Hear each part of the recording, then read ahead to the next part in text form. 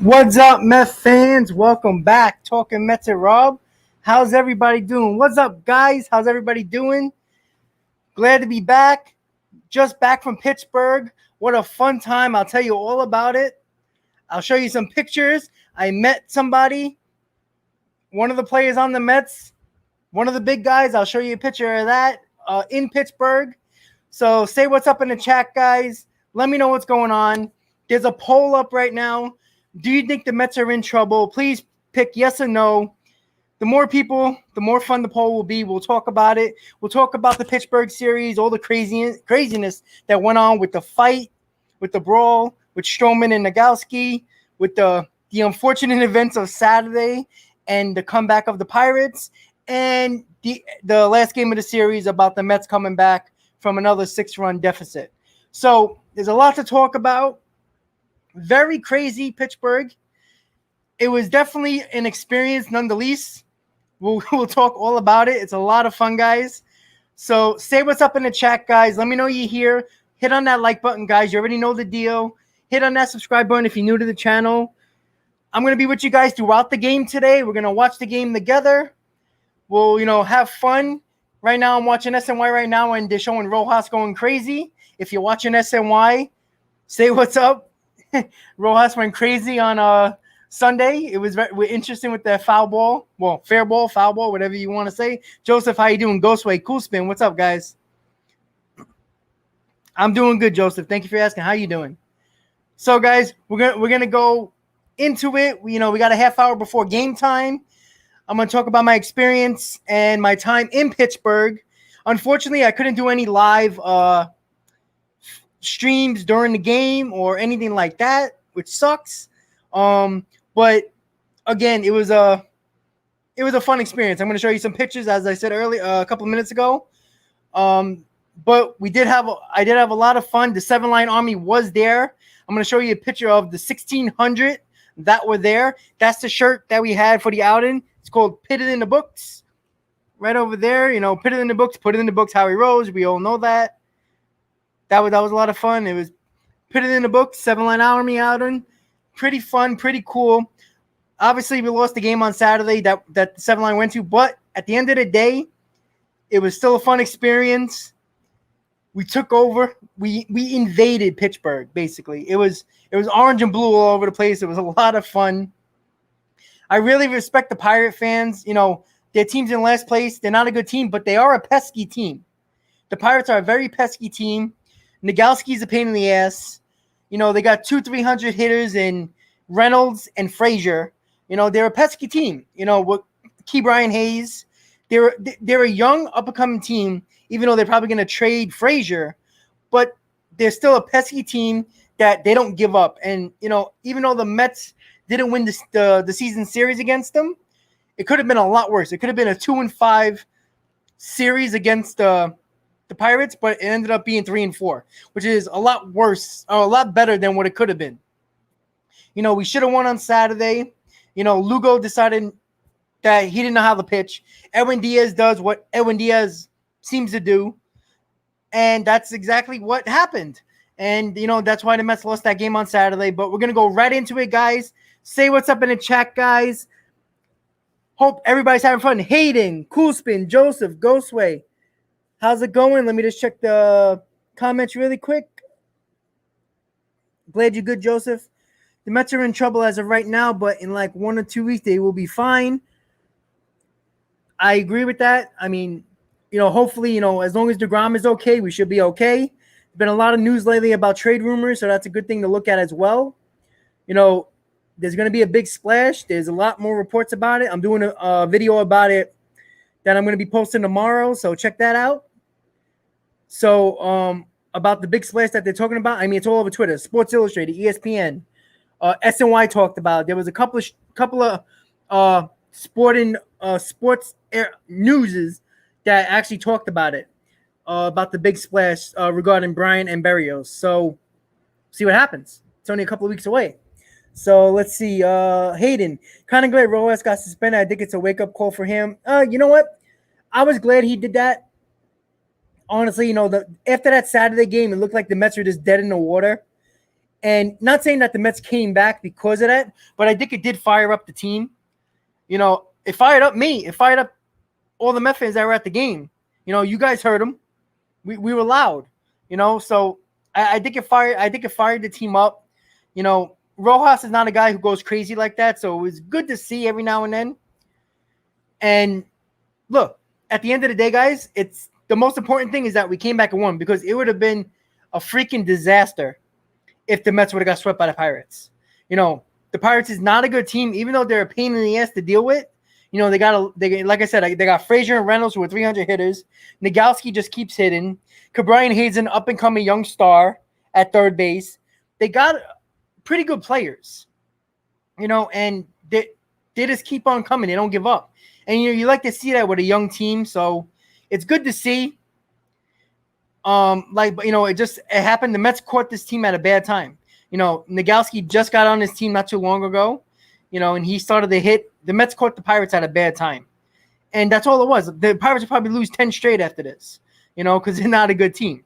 So, unfortunately, the 7-line army was there on Saturday when the Mets blew that 6-run lead, unfortunately. Friday wasn't very interesting regarding hits and runs for the Mets. It was only 3 hits, 1 run. But we all know what happened. I believe it was the 6th inning when Stroman got Nagalski out on a line drive to Pete Alonso to get the 3rd out. Stroman pumped his fist, got a little pumped up. Nagalski says, "You talk shit." Stroman said, "I'm not talking shit." Stroman says, "You shit talker," back and forth, and then we all know what happened. The brawl happened. That was interesting. It got even the fans pumped up. It was actually a lot of fun. I was hoping, fists were thrown, but it's baseball nowadays. Nobody hits each other anymore. Everybody just pushes each other, acting like they're gonna fight. So, we're not gonna have a Runen Odor and Jose Batista, I don't think, again. So, but Friday sucked because we just didn't hit at all. And then Saturday with the 7-line army, 1,600 strong, put it in the books, by the way. It was comfortable 6-0 lead. Lugo comes in, decides just not to have it. I blame, obviously you're going to blame the pitchers. They're on the mound. But, the Mets scored enough runs. Even Nimmo got that insurance run in the top of the 9th to make it a 2-run lead. So Lugo didn't have it. And my biggest problem was he had Loop up in the bullpen when Lugo was starting to struggle and gave up a run or two. There's no reason why. Now, not only do you leave Lugo out there to basically get killed, you leave him in there, making him throw 30-plus pitches, and now he can't pitch for the next 2 days. And then he had Loop ready. He had Loop ready the whole time. I just don't understand that.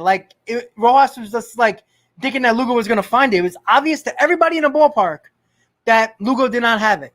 You had to take him out. You waited too long to take Lugo out, and it hurt us. Because I think if he would have took Lugo out, Lupe would have probably came in and took care of business like he's been doing. And the Mets probably would have won that game probably by 3 runs.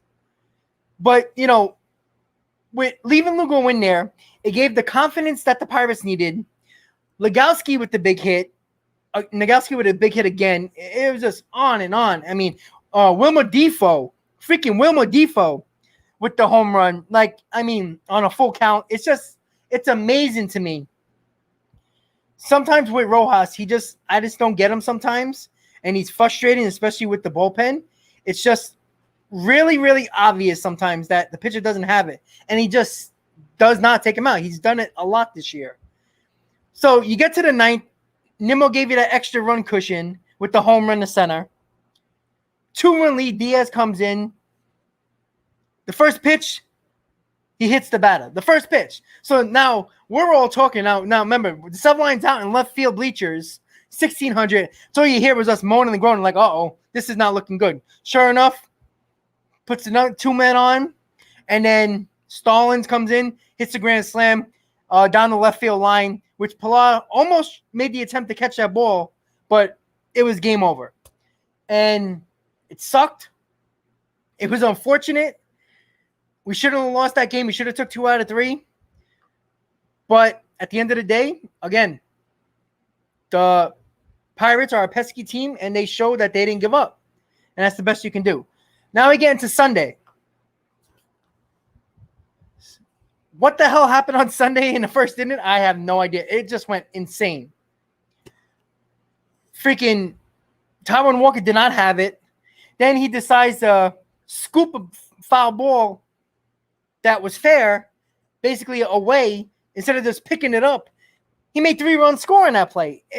Sometimes I wonder like, it's just common sense. Like, just pick up the ball. You don't have to fling it. It made no sense. It cost us 3 runs. I'm going to get to you guys' comments real quick. I'm just going to go over the recap really quick so I can have a chat with you guys and show you a couple of pictures from the Pittsburgh outing. So, it wasn't looking good. 6-0. The Pirate fans are going nuts. Met fans are pissed off. We already had that debacle on Saturday. We're already hungover and pissed off in the Sunday day game. Now we got to sit there and watch this for another 8 innings of us getting swept by the fucking Pirates. But Travis Blankenhorn with the 3-run bomb got us back in the ball game. Then it kept on rolling from there. Mets came back, tied the game, went ahead with the Michael Crawford 2-run homer. May comes in, gets the game, saves the game. Mets win. We take at least 1 game. Thank God. Thank God we won that game, because it would have been a complete disaster of getting swept by the Pirates, especially when the Phillies are starting to come on a little bit, and we only got a 2-game lead right now. So thank God we won that game. All right, guys. So as I said when I first started the stream, I'm going to show you a couple of pictures from my outing. So I'm going to share my screen really quick. So just give me 1 second. Here you go. So here I am. Hello. Give me 1 second. There we go. We got me from PNC Park right there with the great view. 7-Line Army showing the flags. And this is the guy I met. Pete Alonso at PNC Park, baby. That's what I'm talking about. I was walking around the ballpark. He was going into security. Boom. I bumped into him. Talked to him for like a minute. Congratulated him on the home run derby. Had a cool conversation. Luckily, I got him before the crowd started to chase after him. But I did see Pete Alonso. He was really cool. Took a picture. Again, had a conversation with me really quick. Really cool. So that was a cool experience. That was the 7-Line Army right there. 1,600 strong in the left field bleachers. I was obviously taking that picture, but I was sitting at the bottom left of that corner right there where that little kid is. That's where I was sitting. That was the fireworks that they had at the end of the game. Obviously, we were very pissed off, but it was still nice to see. Really nice. The fireworks night. It was really nice with the view. So there you go, guys. That was it right there. A lot of fun. Pretty cool. So that was cool. All right, guys. So let me get to your comments really quick. Let's see. Cool Spin Rob, before you said Nimmo and Davis come back, them on the bench, how you feel about that now? You know what? They made me eat my words, buddy. That's all I have to say. And you know what? I'm okay with that. I don't mind being wrong with stuff like that. You know what I'm saying? Look, I'm shocked what Nimmo offensively, I'm not shocked what Nimmo's doing. I'm shocked with his defense. Maybe that's more analytics. But at the end of the day, it was nice to see that Nimmo came back, started hitting right away. His defense has been really well. And then Davis, look, I don't trust Davis at third base, but there's no mistaking, there's no lying in saying that you can't have Davis in this lineup. He hit 2 bombs on Saturday night, to give the Mets a 4-0 lead. That was great. But, again, I still think that the reason why this team is in first place is because of their pitching and their defense. And that's the problem. Because right now, our pitching's falling apart for the most part. With injuries, not pitching great. Like our best pitcher, and that's why I'm showing it right now, Aaron Loop has been our best pitcher overall. And now, DeGrom's on the 10-day IL. which is not good.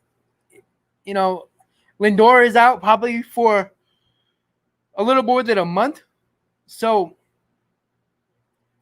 it's a problem. And, we scored runs in this series, especially Saturday and Sunday. You got to win those games. We're not pitching as good. So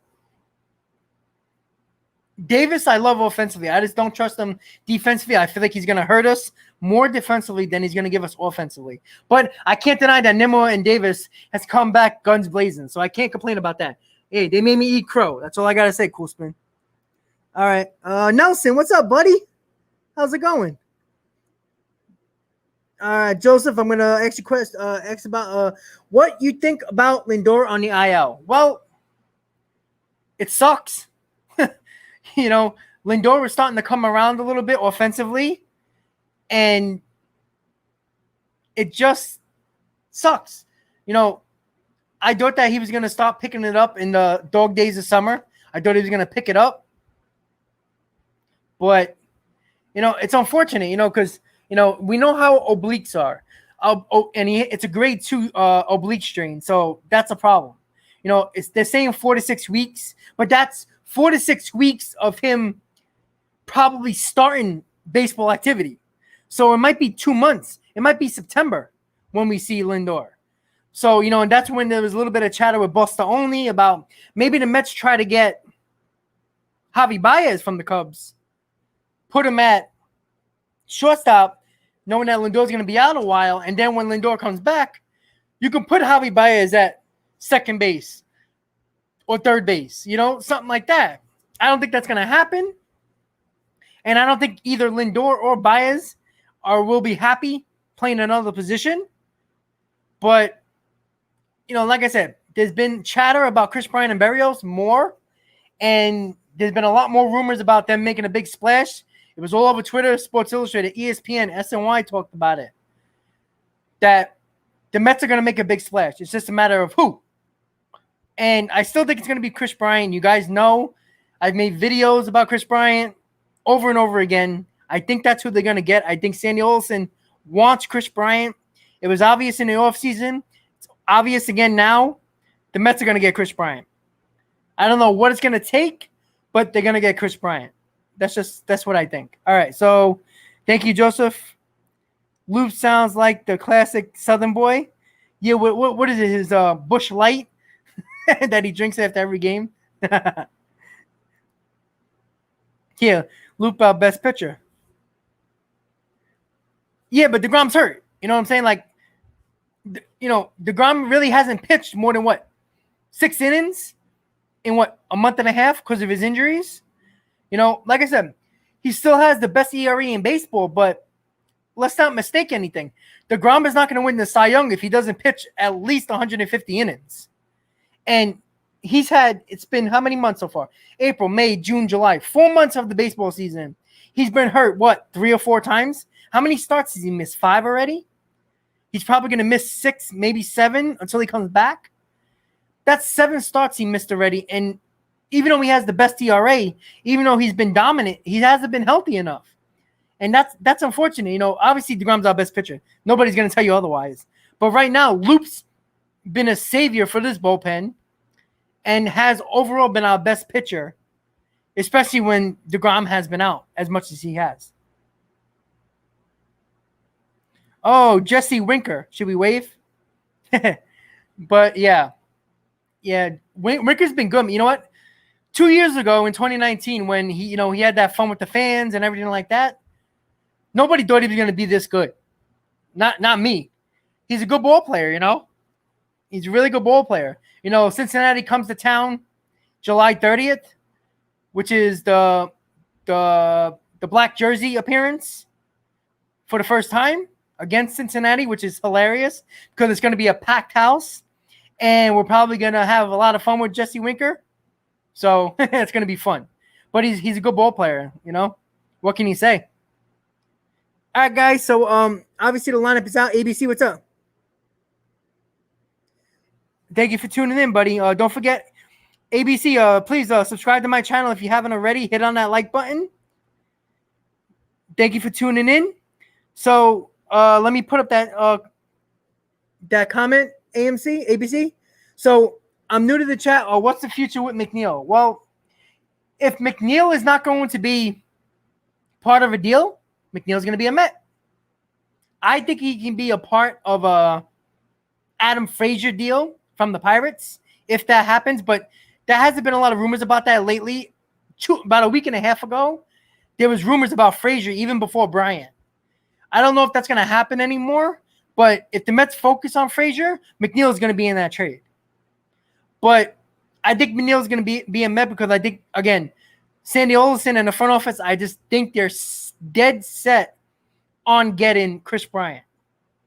You know, maybe Berrios, but Berrios is going to take a lot, especially if he doesn't come with Donaldson. Because as I said in my video that I posted about a week ago about Berrios, if the Mets try to get Berrios by himself, it's going to cost us a Mauricio and another top prospect in our top 10 easily. That's why I think if the Mets can't get Chris Bryant, they would have to pivot and a backup plan probably Donaldson and Berrios, because I don't think the Mets want to give up so many prospects, especially in the top 10, just for Berrios. So taking on Donaldson and his contract will lessen the package going back to the Twins. And that's why I think the only way that deal can happen and the Mets pull off that blockbuster is if Donaldson is in that deal. And I'm not sure if the Mets will be willing to take a 36, 37-year-old $20 million for the next couple of years just to get Berrios for a year and a half. I don't know if that's smart. But ABC, to answer your question, McNeil is probably going to be a Met as long as the Mets don't pivot towards Frazier and get in the basically Frazier is a Met. Frazier is the guy the Mets were expecting McNeil to be and continue to be. And McNeil hasn't shown that over the last year and a half. You know, McNeil, they were expecting him to be a high 300 hitter, get on base for the big boppers behind him. He has not done that. Frazier is a guy that McNeil was supposed to be. And I think that's why it's intriguing to Sandy and the Mets about Adam Frazier. I think it's a long shot because it's been a lot more noise about Bryant and Berrios than Frazier. But again, you never know. You know, it might not just be the Chris Bryant deal that the Mets do. It might be a Berrios. It might be a Frazier also to bolster this lineup because this lineup needs help. You know, but we also need pitching, which is obvious as well. ABC, thank you for tuning in. Don't forget to hit on that subscribe button, buddy. Jay Cruz, what's up, buddy? How's it going? What's up? So if you guys are just tuning in, I showed you a couple of pictures from my Pittsburgh outing. I'll show it again in a second. For everybody who just tuned in, I did meet one of our favorite Mets. I'm going to share my screen really quick, so give me a second. Going to go through the pictures one more time. All right, guys, here we go. All right, so there you go, PNC Park. That was on Sunday, the day game. Then we got the 7-Line Army waving the flag. And then the guy who I saw in front of PNC Park, Mr. Pete Alonso. Cool guy. He was awesome. I ran into him coming around the corner, going into the stadium. He was nice enough to stop, take a picture. He even said to take my mask off, which was awesome. And you know, he talked a little bit about the home run derby really quick. I got him right before the crowd started to go after him. So that was cool. That was a fun experience. He's a really nice guy. He had a big-ass school bag, which looked like a little school kid. But he was really cool, which is awesome. That was the 7-Line Army outing on Saturday, 1,600 strong in the left field bleachers.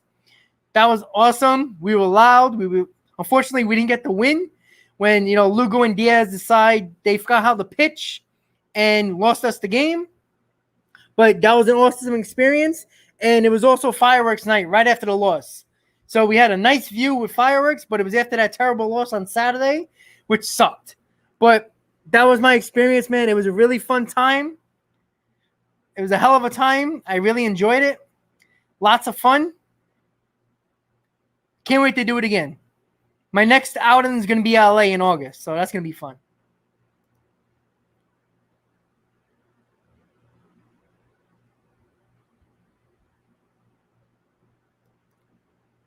Yep, Joseph, correct.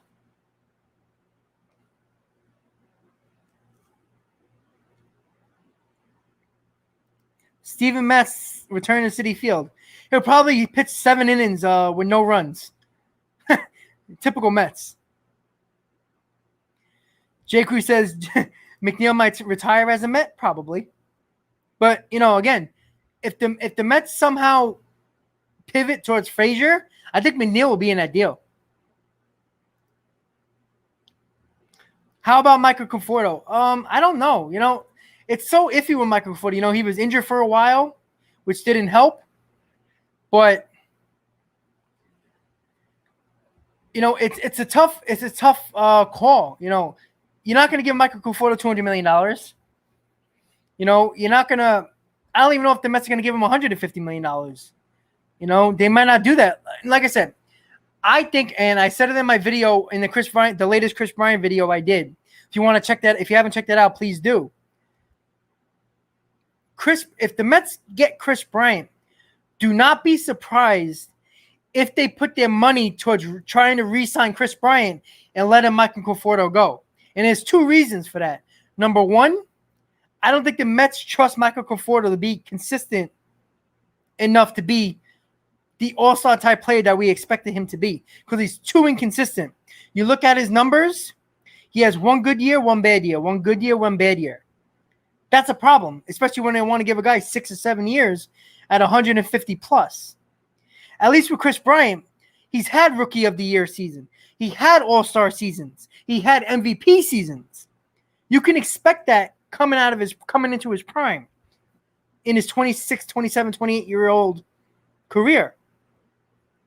You give him a 6-7 year deal at the age of 28, he'll be 34, 35 when that contract ends. So I wouldn't be surprised if the Mets pivot to try to sign Chris Bryant if they trade for him and let Michael Conforto go. Because at the end of the day, Chris Bryant can play many positions. He can play third. He can play first. He can play left, right, and center field in a pinch.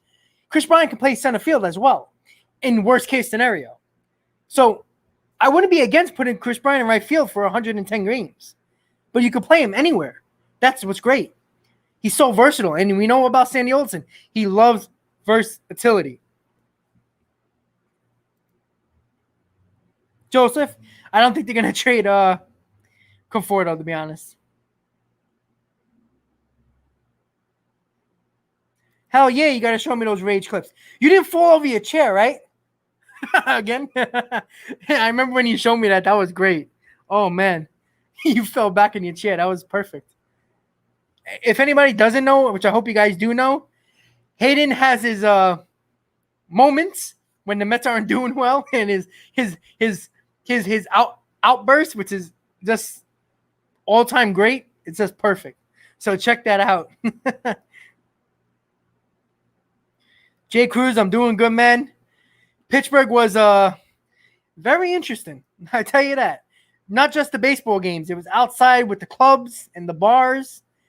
McFadden's in Pittsburgh across the street from PNC Park was on Friday night and Saturday night after the game.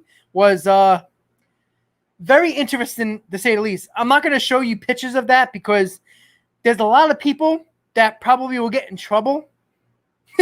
And that goes for women and men. Women on bars dancing, men on bars and dancing.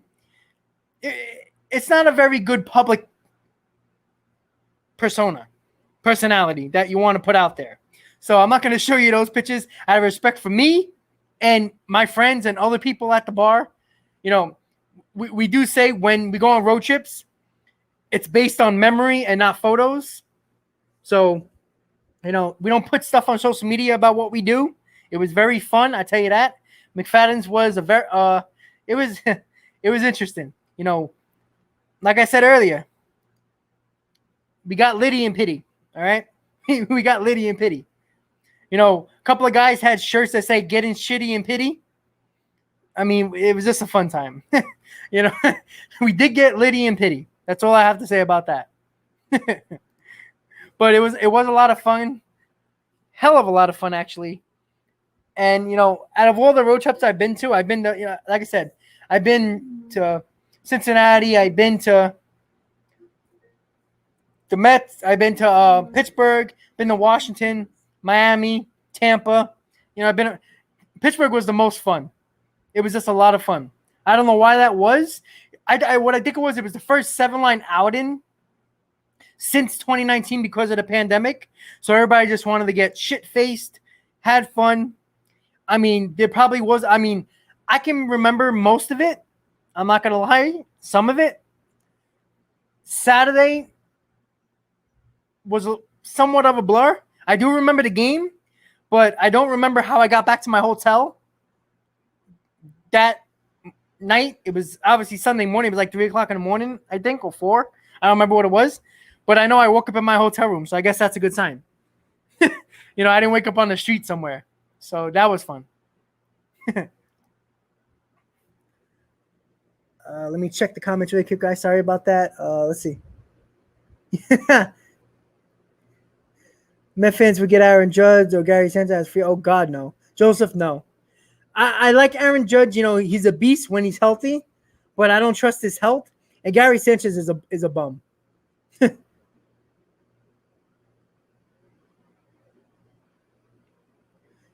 Yeah, you know what, Jay Cruz? You know, with this whole Bauer nonsense about that woman, you need pitching. You do, you know. You know, there's no guarantee you're going to win that division, especially with the Giants being so good and the Padres as well. And you don't want to be a wild card. You don't want to get stuck in that wild card game where one game you could lose. Jay Cruz, you're in Cali, right? You're in California, right? If I'm not mistaken, or you don't live in California, but you're a Dodger fan. I have to remember. I'm curious because I am going to LA in August when they're playing the Mets are playing the Dodgers. So I don't know. Maybe we can talk a little bit. Maybe meet up at a game or something like that.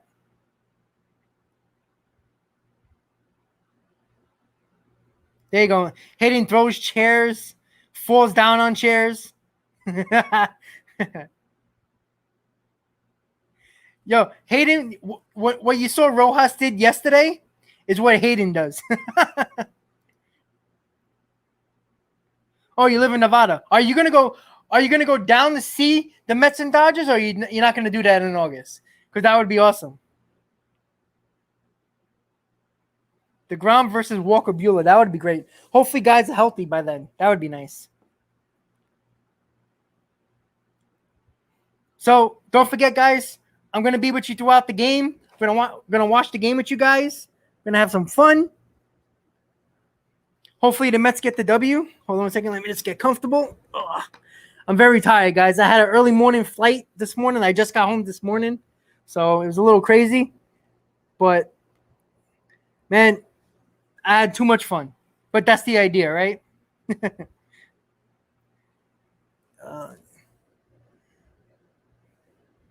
Yeah, Miami is crazy. That's for sure. Oh, you know what? Since I was at the games in Pittsburgh, I didn't even know Gary Thorne was sitting in for Cohen. I didn't even know. Like I'm hearing like the call when what was it? When Davis hit the home runs when I got to the hotel, I'm like, what the hell? I'm like, wait a second, that's not Gary Cohen. And I'm like, oh shit, it's Gary Thorne. And I miss Gary. You know, that brings me back memories from, you know, when I was younger. You know, goodbye home run. The Gary Thorne signature home run call. No, we got the Gary Cohen. It's out of here. Perfect. But Gary Thorne brings me back to my youth, man. Fun stuff. Check the comments really quick, guys. Let me just put up. Obviously, the pitching matchup for tonight is not probably favoring the Mets. It's Jared Eichhoff against Vladimir Gutierrez. So it's probably going to be another bullpen game because I doubt Eichhoff is going to go probably more than 4 innings, unfortunately. So that's not good. The lineup is out. It's a little different. So It's right under, scrolling through your screen. You got Nimmo, Alonso, McNeil, Smith, Davis, Conforto, Nito at catcher, Guillaume playing third base, and then obviously Eichhoff is the pitcher. So that is your lineup. I'm going to keep it down there scrolling for a little while so everybody can see. Don't forget, guys, if you haven't yet, hit on that like button, guys. Really appreciate the support. I will be with you throughout the game. So enjoy. Hopefully the Mets get the W against the Reds. The Reds are a dangerous team. You know, you got Castellanos, who's raking. You got Winker, who's an all-star, who's been raking. So, you know, it's not going to be an easy series for this team. The Mets have been struggling. You know, we got to keep this division lead. Philadelphia has been coming on lately as well. So, just got to get it done. That's it. So, hit on that like button, guys. Hit on that subscribe button, guys. If you want, share out the link, the video link. Let people know what's going on. Maybe they can hang out with us throughout the game. You can complain, guys. You can have fun. Say what's up in the comment. Whatever you want to talk about, throw it up in the comment. We will talk about it.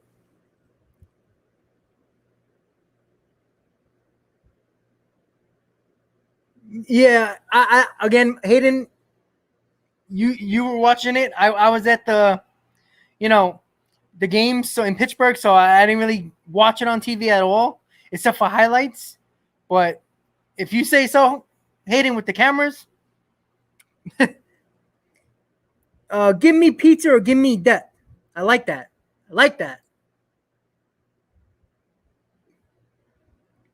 Yeah, I saw that. Oswald. Yeah, I know. That's not good either. Like I said, we're struggling to find pitches right now.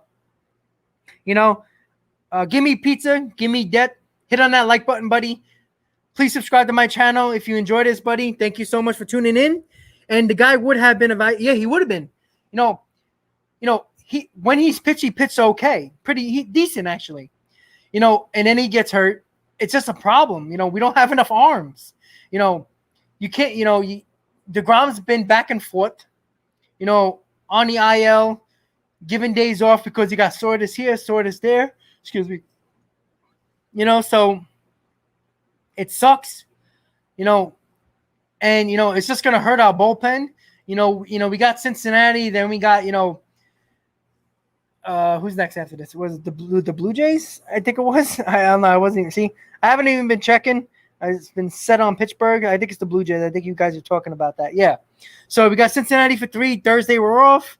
Friday, Saturday, Sunday against Toronto. Like I said, after Thursday we don't have no days off. You know, we're going from at least they're home, so they get to sleep in their own beds. But we get 3 against Toronto at home. We get 5 against Atlanta. The doubleheader on Monday, Tuesday, Wednesday, Thursday against Atlanta. Then we got the Cincinnati series when the Mets go with the black jerseys on July 30th against Cincinnati. So we just have to figure things out because I'm not sure when DeGrom is going to come back because remember, he's retroactive from the 15th, if I'm not mistaken, but he has to feel okay as well. You know, apparently the MRI showed no structural damage, but if he's still feeling the tightness, he can't do his bullpen session. He can't throw. So that's going to take longer for him to be ready and pitch in a game. So, yeah, Oswald is a problem on the IL as well. Now we have to worry about the Eichhoffs of the world. And even Zapucki hurt him, you know, with Tommy John. You know, it's just, it sucks. It really does. That's why I think the Mets are going to make 2 big moves. I don't know if it's going to be Berrios. Maybe they can swing Chris Bryant and Hendricks in a deal. But I think the Mets are going to make 2 big moves. The big blockbuster is either going to be Bryant. I think it's going to be Bryant. I think about 90% sure it's going to be Bryant. I think the Mets are going to do everything they can to get Bryant. Maybe they'll get Hendricks along with him. Or they might get Bryant and figure out a way to get Berrios as well. So we have to wait and see about that. We got about a week and a half, give or take, until the trade deadline. I'm going to do a trade deadline special from like 12 o'clock until 4 o'clock when the trade deadline ends. I think it's a Tuesday, if I'm not mistaken. I'll be with you guys throughout. So we'll talk about all the trades that went down, the trades that are going to happen. So I'm going to be with you guys during that live. So make sure you tune in for that.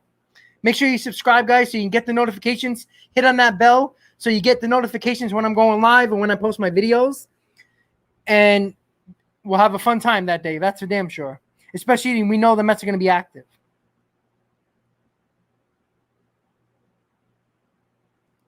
Yeah, and that's true, Koosman. I know that. I seen it I heard it in the highlights. It was great. Who's that Peraza? I love it. Mets Hub, how you doing, buddy? Thank you for tuning in. Let me just pull out that comment at Mets Hub. I think the Mets have good numbers in Great American Ballpark. They do. To hit his ballpark, if I'm not mistaken, I think Pete Alonso has really good numbers. He usually rakes the ball in Great American. So hopefully we score some runs because we're going to need it. I almost decided to go to Cincinnati because obviously if you look at the map, Pittsburgh is right next to Ohio, like very close. I think it's like an hour and a half drive from Pittsburgh to Cincinnati. So I was going to go with a couple of my friends that were driving there, but I decided not to. But that's okay. I spent enough money in Pittsburgh. Yeah, exactly. So Mets Up, thank you for tuning in, buddy.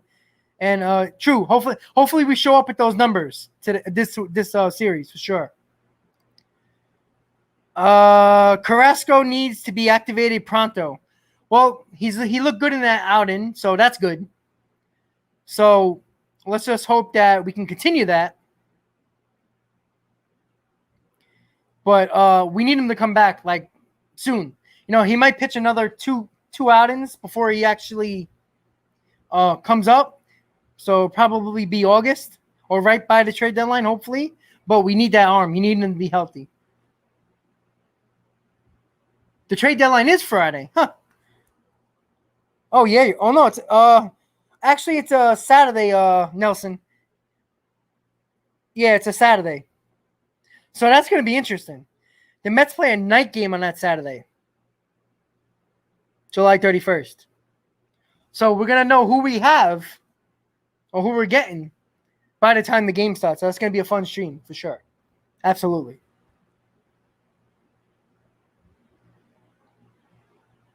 That's right. Pete Alonso did hit his 50th day. That's right. Because then he came back home and got the record. All right. As a rookie. That's right. All right.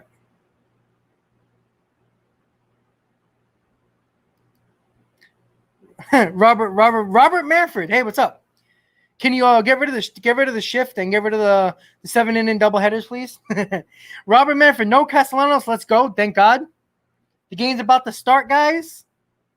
So let's have some fun with that. Let me throw it up right there. Obviously, top of the first, game just started. Nimmo was at the plate.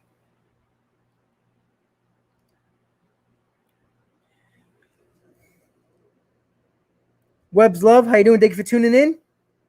Please hit on that like button, guys. You're new to the channel, hit on that subscribe button. Thank you guys for tuning in. I'll be with you throughout the game. So hope you guys enjoy. Let's get this W. Let's go. LFGM. Let's go, baby. Nimmo's at the plate. Top of the first, game just started. I'll update the score, guys. I'll give you a little play-by-play while we're hanging out in the stream.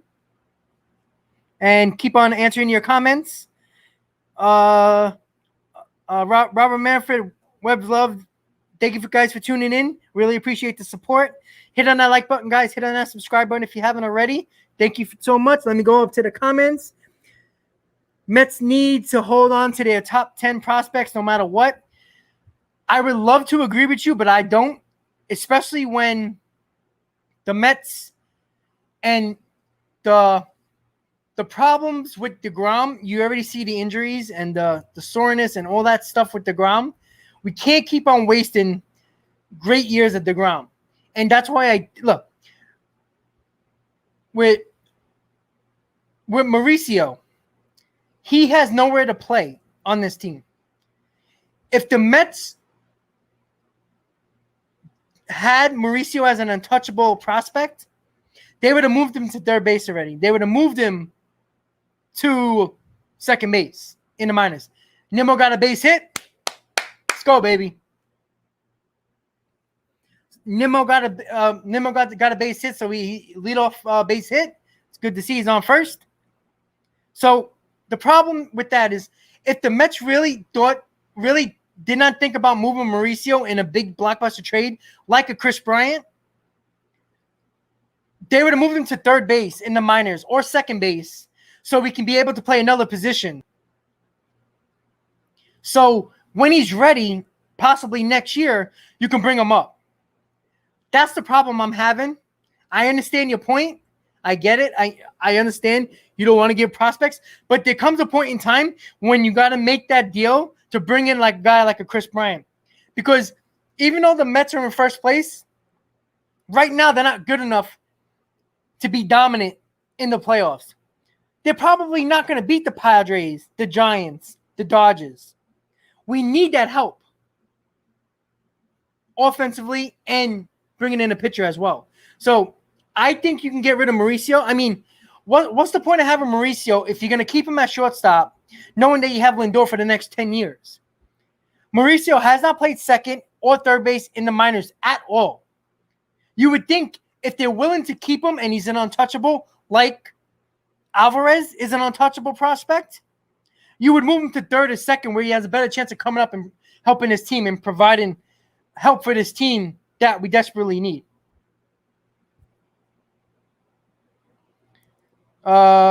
We watching the Reds broadcast. That's cool.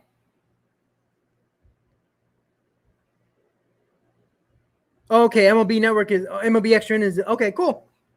Hi, how you doing, baby? What's up? Thank you for tuning in. Hit on that like button. Hit on that subscribe button, guys.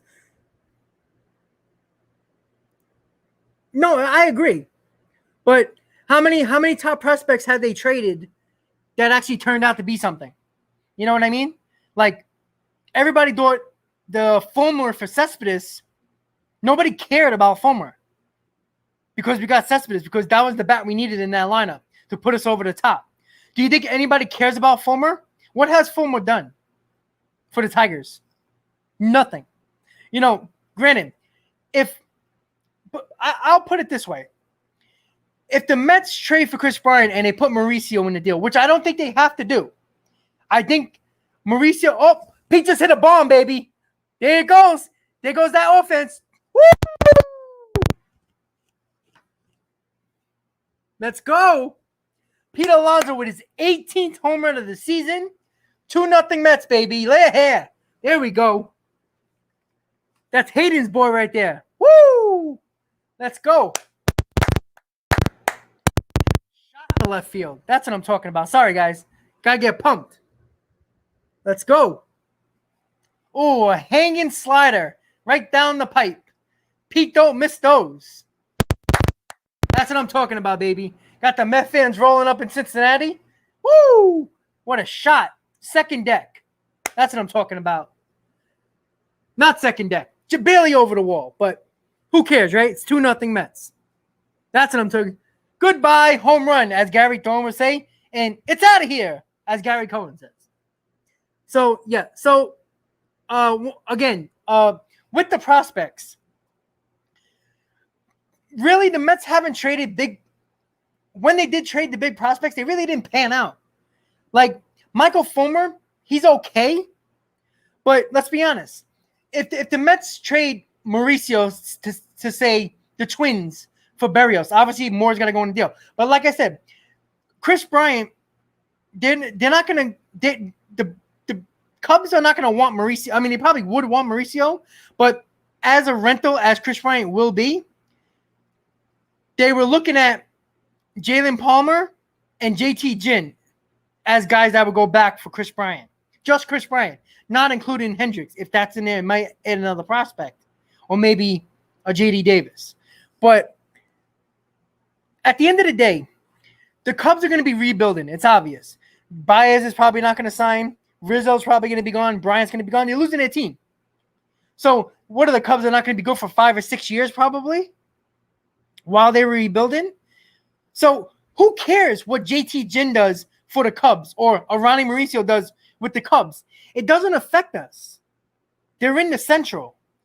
Will they affect us in the playoffs? Yeah, possibly. But they also have to be good to make the playoffs.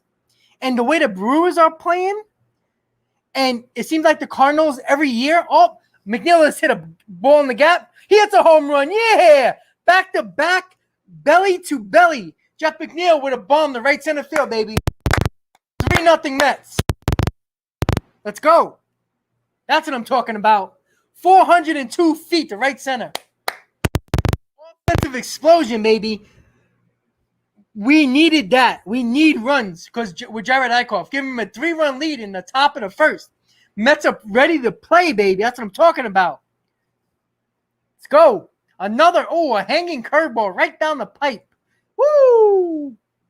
Off the bat, it didn't look like it was going to go over the fence. It looked like it was going to be in the gap, but just got it over the wall for a solo home run. Back to back. Pete Alonso and Jeff McNeil, baby. That's what I'm talking about. You know, I understand we really can't play with what we have because the biggest issue is that I don't know if this Mets team, with pitching wise, I don't know how long they can hold up. And I just feel like I think the smart move is to get Chris Bryant. Because I do think that it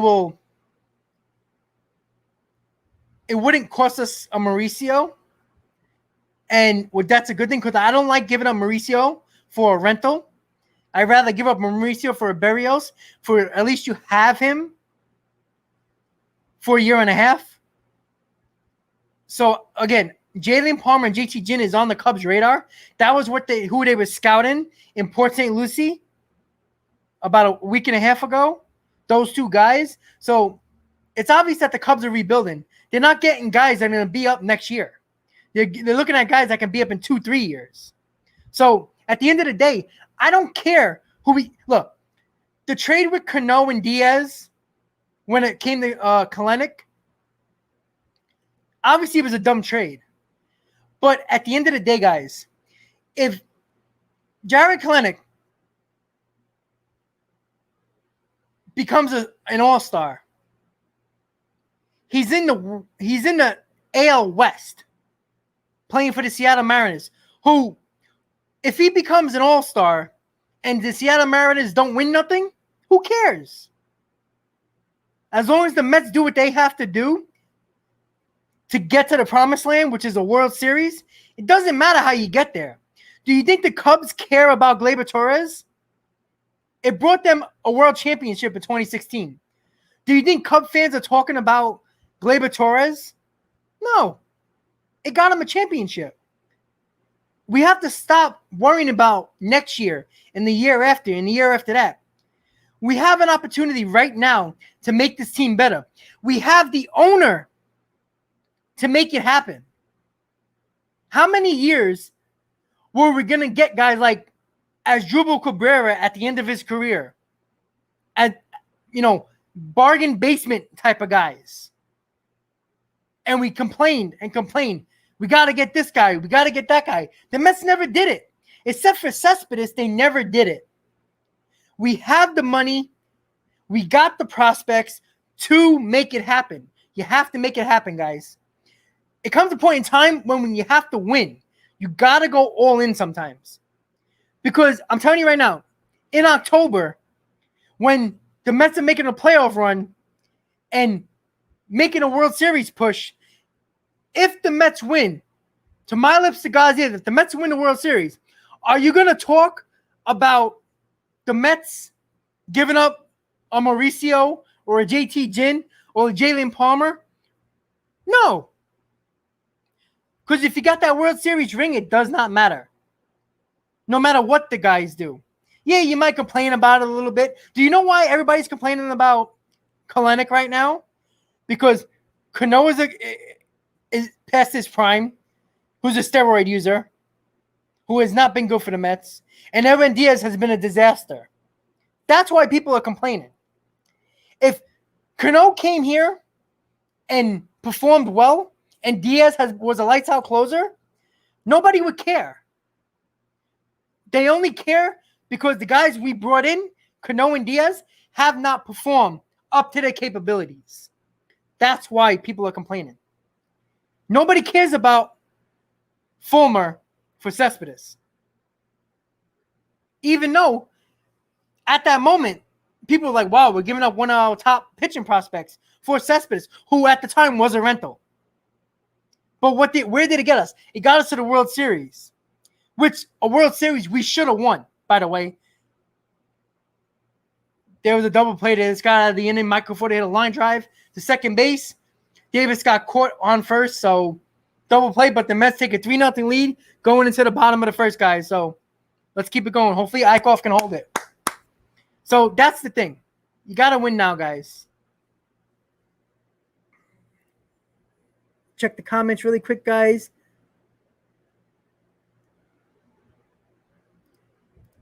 Yeah, I understand. But JT Ginn is not going to – all right, but JT Ginn is in what? St. Lucie? Rookie ball? Single A? Probably get the double A at some point. But I understand. But at the end of the day, we do have Matthew Allen. I know he's having Tommy John, but he's probably – now, again, I like JT Ginn. I did a video about him, about the Mets top prospects and everything like that, but there comes a point in time when you have the opportunity to win your division and get players who can put this team over the top. You got to win. You have to win. How many more years are you going to wait until Jacob deGrom? I don't care what these guys do in the minors. Fulmer had a better ERA than deGrom, Harvey, and Syndergaard. And what has he done for the Tigers? Nothing. So I don't care what they do in the minors. That doesn't affect me. If they don't perform at the big league level, I don't care. Honestly, I don't. You know what I'm saying, guy? I understand what you're talking about. But you still have dominant years of Jacob deGrom. We talked about it when the Wilpons were owners. Why keep on wasting great years of Jacob deGrom and not bringing in guys that can help this team? So you can use the greatness of deGrom in the playoffs. Wouldn't that be nice? Great. He wins another Cy Young, but the Mets don't make the playoffs. Who cares? Yeah, it's a great single performer and accolades for deGrom, and we'll cherish that and respect that and talk about it. But it doesn't get us a division. It doesn't get us a NL pennant. It doesn't get us a World Series. The reason why they haven't been champions since '86 is because of ownership. Because when they needed to spend, they did not spend. That's the problem. But you have to see, but that's the thing, you have to make the playoffs. That's what people are trying to figure out. That's what we're talking about here. Let me just change the score really quick, guys. Sorry about that. Just give me a second.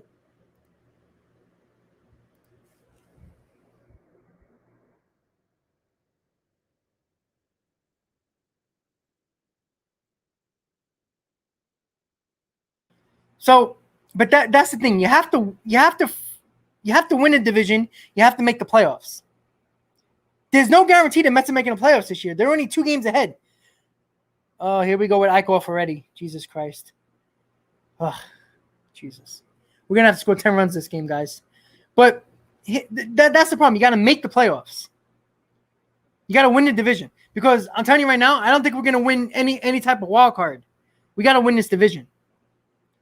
Because the NL West is going to get 3 teams in the playoffs.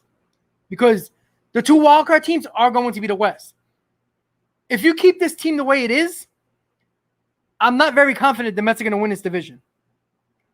Because we're not good enough. The reason why we have been in first place is because the NL East has not been good. Now, they might continue to play poorly. But, again, you have to get guys to help this team out so we can make the playoffs, so we can win a division and do what we have to do.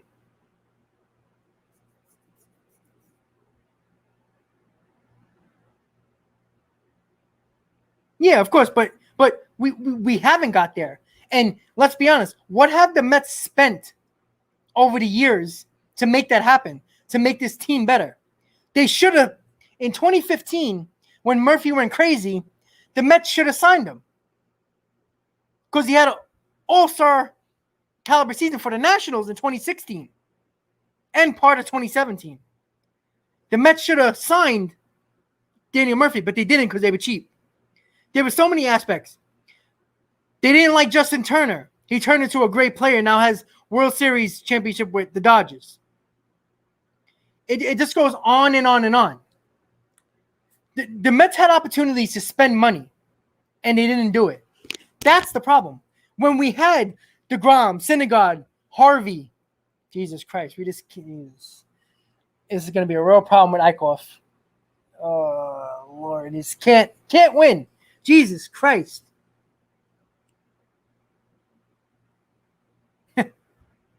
So, Webbs, do you want to keep this team the way it is? Because this is what you're going to get. You're going to get terrible pitching by guys who shouldn't be in the majors, like an Eichhoff.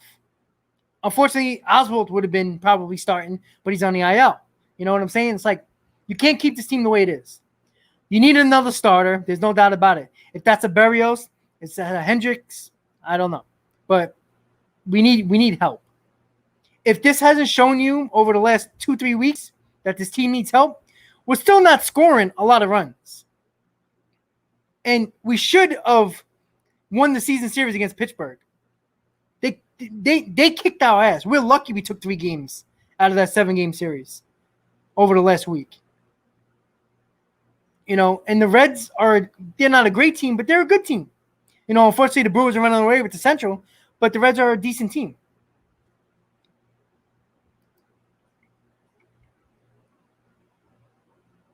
Oh, boy. That's not good. Come on, Michael. Okay. Oh, foul ball. Oof.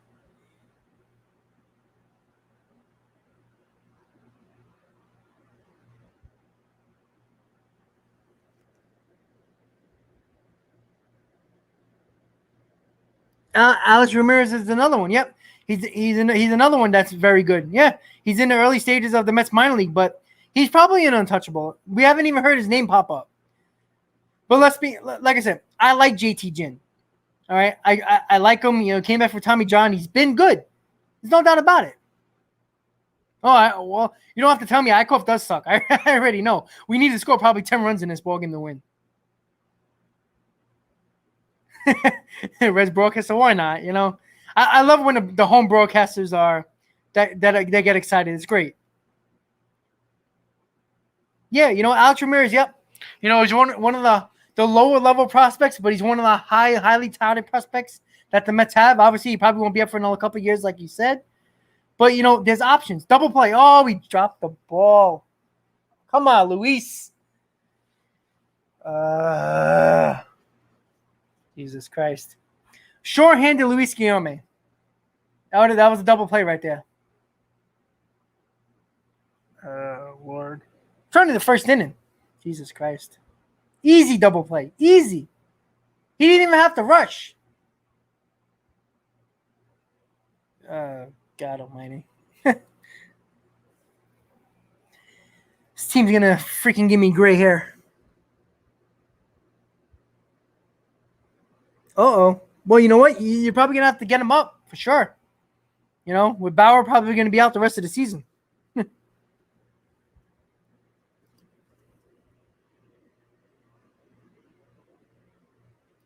Yeah, they're only gold if you know, like I said, I understand. I get what you're saying, but you really have to you have to make the team better. I mean, do you care about this year or you care about 3 years? 3 years, DeGrom can break down, and now we have no rotation. Because I doubt the Mets are going to sign Syndergaard. Who are you going to rely on? Marcus Stroman? Eichhoff's a freaking joke. He just hit Votto in the freaking ankle. Bases loaded now. Jesus Christ.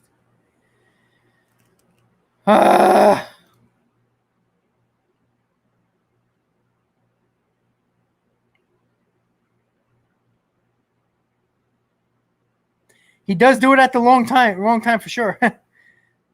Boy. Oh, it's going to be a long night, guys. Long night with this Mets team. God.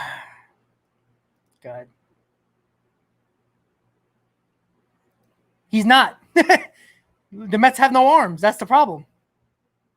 All right, cool, Spin. I'll talk to you later, buddy. I'll be with you until the game's over if you want to pop back up. Lordy Lord. What is it? Who's up right now? Winker, right? Or no? I don't even know. Who's up? No, it's not Winker. No, Naquin. Okay. Tyler Naquin. Lord. Never ends. Oh, boy. Can't make this up, guys. Can't make it up. Really can't make it up. Oh, shit. That's a blue pit. That's going to drive in 2 runs. Tie game. I don't even have a fucking out yet. My God.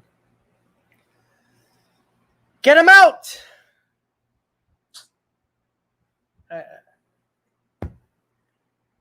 Fucking 3-run lead's gone already. My Lord. You know, we used our bullpen a lot yesterday. You know, eight in the third innings after Walker didn't have it. Now we're going to have to use our bullpen probably for 8.5 innings again. Lordy Lord. Can't make this shit up, guys. Can't make it up. Thomas, how you doing, buddy?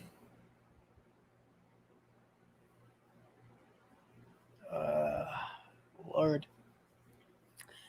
Don't forget, guys, please hit on that like button. Hit on that subscribe button if you want to have fun or be tortured by the Mets. Let's be tortured together. I just can't believe it, guys. Lord. Cincinnati ties the game in the bottom of the first. They got second and third. Still nobody out. Jared Eichhoff is looking like an all-star right now. He already has he's thrown 16 pitches. He already got 3 runs, no outs, by the way. Second and third, no outs. 2-0 count to Suarez. And all right, Davis. Easy. We got an out. Hey! All right. Jesus Christ, Davis scared me by double clutching. Mets starters, 9 runs allowed in first inning in the last 2 games. Nice. That's what we want. Lord. Can't make it up, guys. Can't make it up. Cannot make it up. Oh, Lord. Just don't get it, guys. I just don't get it. Finally got it out. Excuse me. I don't get it, guys. I really don't. Well, I think 10 runs is gonna win it for us. Maybe. Who knows anymore? You know, we like to give up 6 runs leads. This guy's fucking terrible. Sorry if I'm cursing, guys, but I'm pissed off. You guys are too, probably.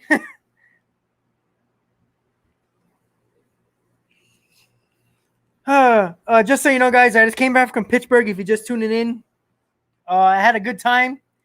That was the 7-line army. If you know about the Mets, you know about the 7-line army. That was the outing that we had. It's called Pitting in the Books as a slogan. That was the T-shirt right behind me. It's a fun time in Pittsburgh. Unfortunately, we lost when we were there on Saturday, even though I went to every game. But that 6-run lead that we had, that we decided Lugo and Diaz forgot how to pitch. That's not good. Come on, Dom. Come on, Dom. Oof. All right, so Cincinnati took the lead on a sac fly. Dominic Sale was close. That was almost a 3-run bomb. Jesus Christ.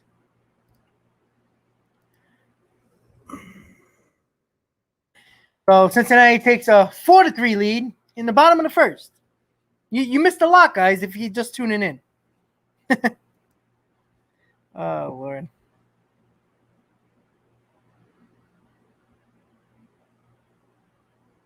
Have a good night, buddy. Thanks for tuning in, buddy. Have a good night. Thanks for the chat, man. We had some good back and forth. I love it.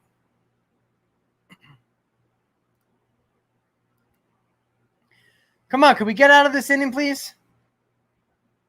Ugh, guys. Lord.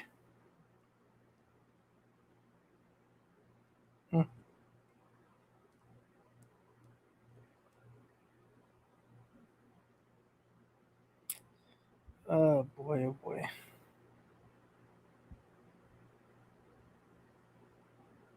Sorry, guys. I'm just looking at a couple of texts. I'll be with you guys a while, so.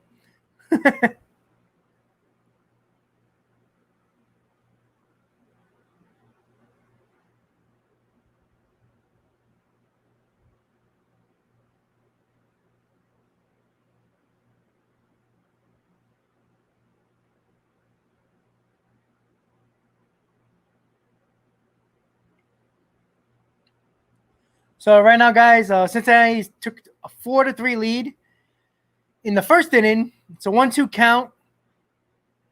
Guy on third, 2 outs. So hopefully get out of this inning. We're just losing by 1 run. All right, he struck him out. All right, so after 1, Cincinnati 4, the Mets 3. So the Mets got to score a lot more runs this game. That's for damn sure. Oh, Lord. It's going to be a long night, everybody. A long night. Ah, Lord.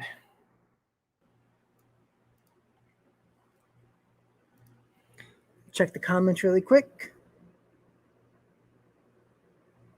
Yeah, like I said, if Guillaume makes that double play, maybe he'll give up 2 runs. But it was an easy double play. That would have been 2 outs with a guy on third. That's it. We would have been okay. Yeah, Thomas, I know. It's amazing. Like, the Mets usually struggle in June, and they had a pretty good June. July has been the problem, unfortunately. Thomas, hopefully I'll see. Are you going to be with the 7-Line Army? Because I bought tickets, so we're going to have some fun in LA, baby, in August. Hopefully I'll see you then. Keep on coming back to my channel, Thomas. Make sure you subscribe, so you can tell me if you're going to go. Maybe we can. I'll give you my email so you can let me know if you're going to be at the games. We can meet up, have a beer, have some fun.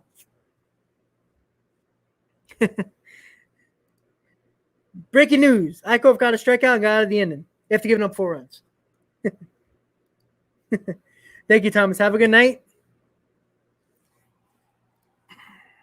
Oh, boy.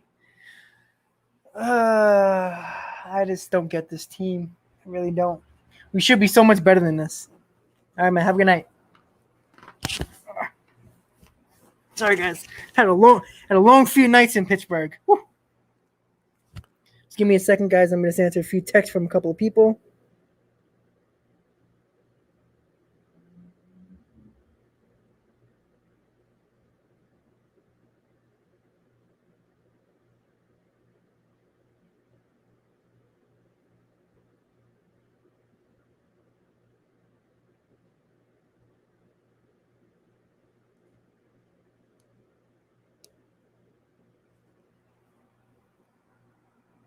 All right, guys. So we're going to the top of the second right now.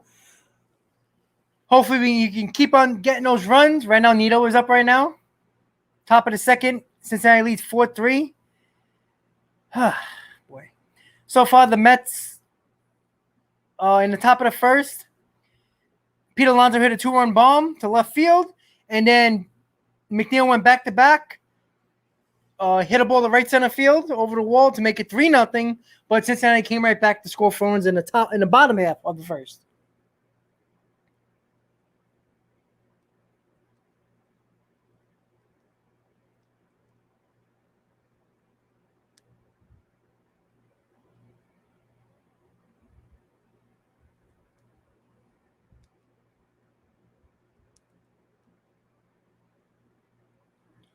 Sorry, I'm getting yelled at by my girlfriend. So.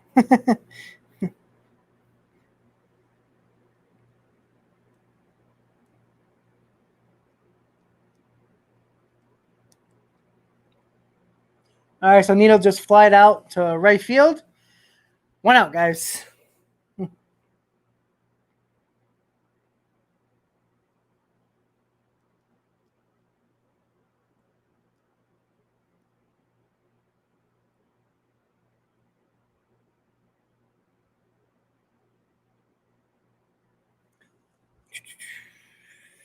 What's up, guys? If you're just tuning in, hit on that like button, hit on that subscribe button. We'll be with you until the end of the game. That might be probably sometime around midnight, the way this game's going.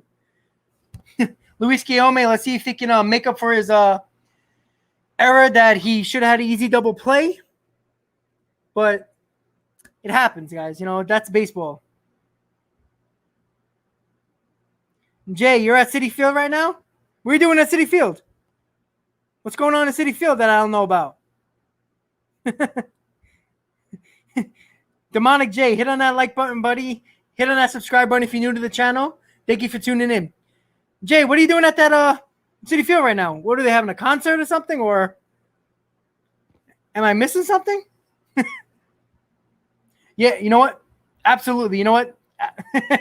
I was just thinking the same thing. Typical Mets will make this guy look like like Cy Young.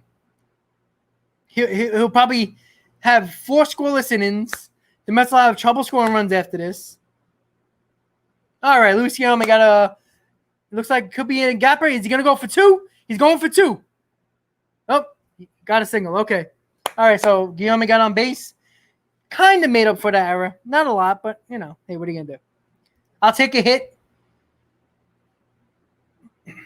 Right now, it's the pitcher spot. I don't know if Eichhoff is gonna come back out and bat. He might. Might have to save the bullpen a little bit. We'll see. I got the TV on mute, you know, since I'm talking to you guys. But let's just see. Oh, Eichhoff is up at the plate. So, again, the Mets don't have a choice. We had to use a lot of our guys yesterday over the Pittsburgh series. I don't think it's a bad idea. Oh, shit. Fair ball, double play. Oh, my God. Lord. My Lord. Well, that wasn't a good bunt. Okay. Well, got no runs in that inning. That sucks. Boy. Oh, this is going to be interesting. This is not good, guys. Not good. At least you got the top of the order coming back up. Score some runs. No, you were right.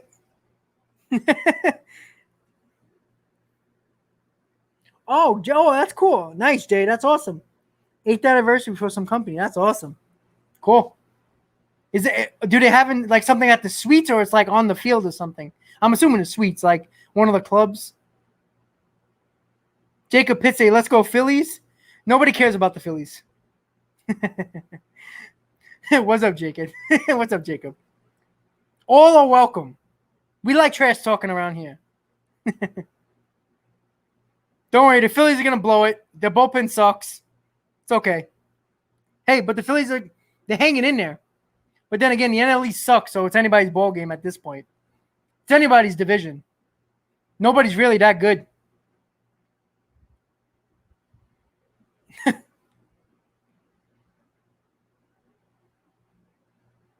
Jacob, since you're on the stream, we gotta have some trash talk.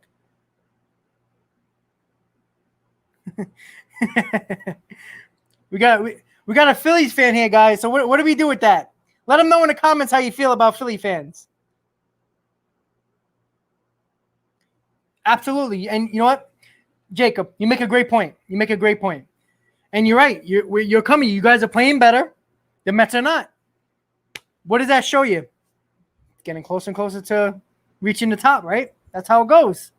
You know, a big stretch by the Phillies, a bad stretch by the Mets, and you end up where we are right now, you know? You're right. One of the easiest schedules, you know, but again, what does that tell you? You know, the Phillies can easily lose like the Mets lost the Pirates. You know, it's it's just that simple. You know.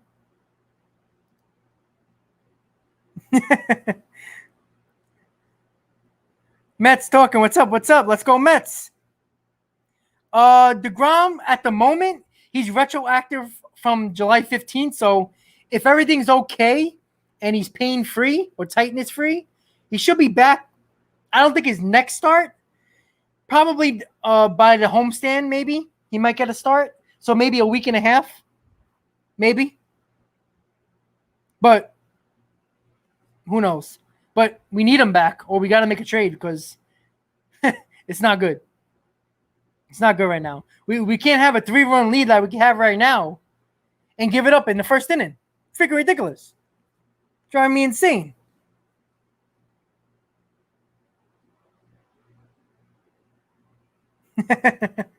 We got the back and forth going, guys. Isn't your team like 100 games under 500? No, they're not anymore. I think they're like, what, 2 games? 3 games over 500 now, if I'm not mistaken? All I know, they're 2 games out of the division. So, well, you know what? The Braves just see. This is why I like the Braves and what they do in their ownership group. They know they're having issues. You know, with the Acuna injury, they could easily just gave up. They got Jock Peterson and they got Voit from the Diamondbacks. They making moves. They got in front of it and they're making moves. Oh, there goes my jersey. There we go.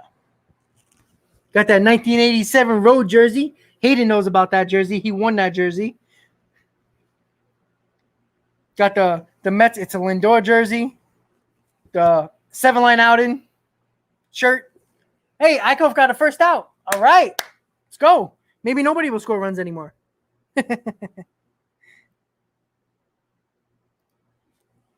Phillies ain't going to sell. They got too much money invested. No matter how bad they might be. If they end up bad. But like I said, at this point, I think it's the Mets or the Phillies division to lose. Because, you know, the Phillies are somewhat, for the most part, healthy. And they are playing better. And as Jacob said, they have one of the easiest schedules in the second half, which, you know, could be a good thing. You know, on paper, it looks good. But they do have to play the game, right? We know baseball is the one sport where anything can happen. Honestly. Like, a really good football team is probably not going to lose to a really bad football team. Same thing in hockey and same thing in basketball. You know?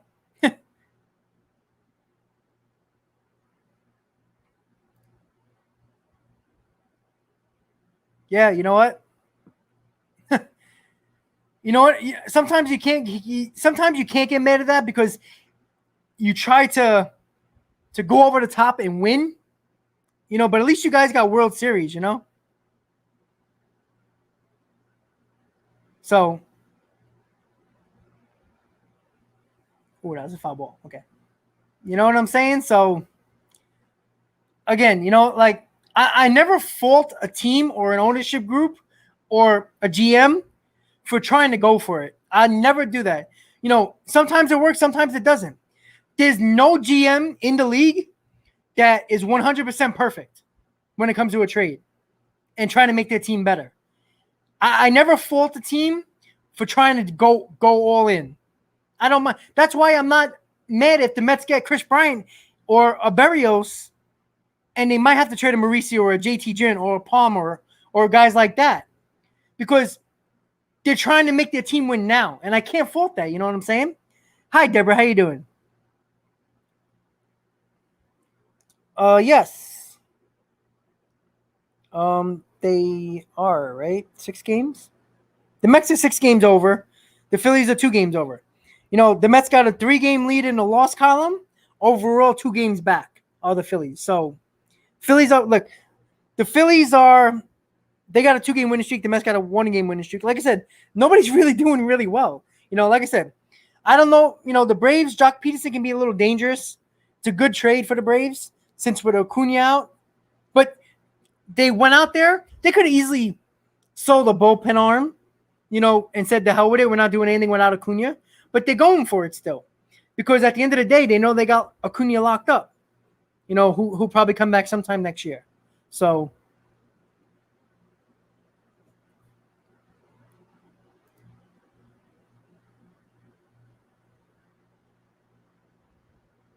let me pull up that. It'll get interesting in August. Our first time all season playing with all of our starters only happened 2 weeks ago. Like I said, my biggest problem with the Mets, I know it was, prior ownership group with the Wilpons. The Mets should have signed Zach Wheeler. It was a bad decision not to sign him. The Phillies he's your best pitcher. I said it from the beginning. Wheeler's better than Nola. And Wheeler's dealing. I love Wheeler. I always liked Wheeler. The Mets, and then lose him to a team in your division. It's just not smart. The Phillies got a gem, man. You're gonna have great years of Wheeler.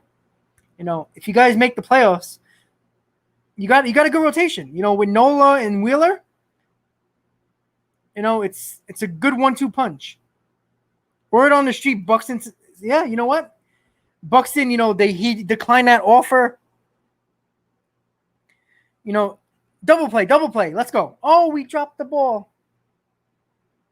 Wait, what happened? They caught it? What happened? What the hell's going on?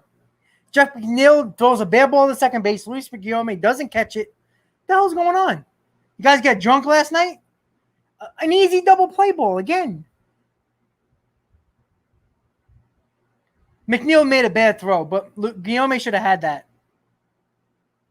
But, oh, my God, guys.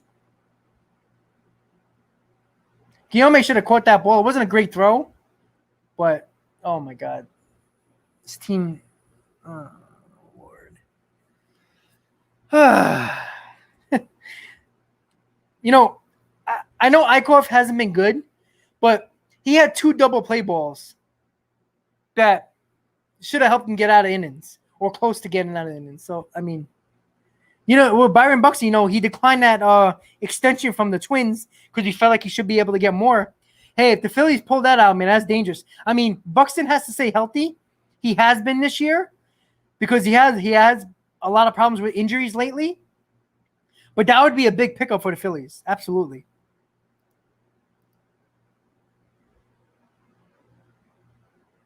You know what? Good for the Red Sox. Fuck the Yankees. I think we all can agree on that, right? Fuck the Yankees. Oh, the Nationals? Well, I'm not really worried about the Nationals. They seem like they're gone. I'd rather see VR at shortstop. Luis Guillaume, he's just not good.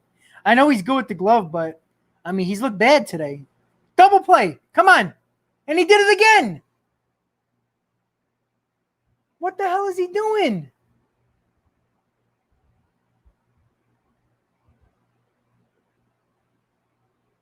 I don't know what's going on with Guillaume today. That's 3 errors.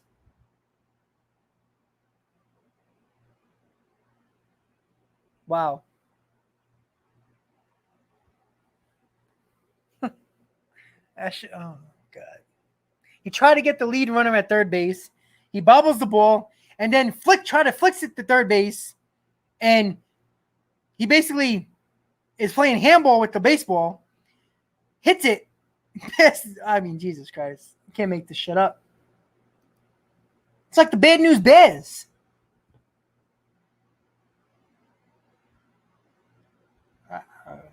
You know what? Eichhoff is not pitching terrible. That's 3 double play balls already the Mets could have turned to help Eichhoff out, and they didn't do that. Now, it might have not been a double play. Guillaume was trying to get the lead runner. Maybe he would have just got the second out, and it would have been first and second, but you can't make this shit up. Really can't. Oh, my God. Let me change the score for you guys. I know you guys are watching it, but I'm lost for words, guys. Christ.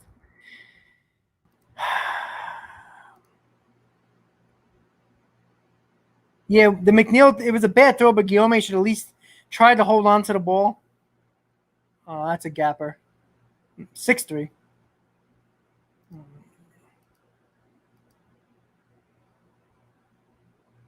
Wow.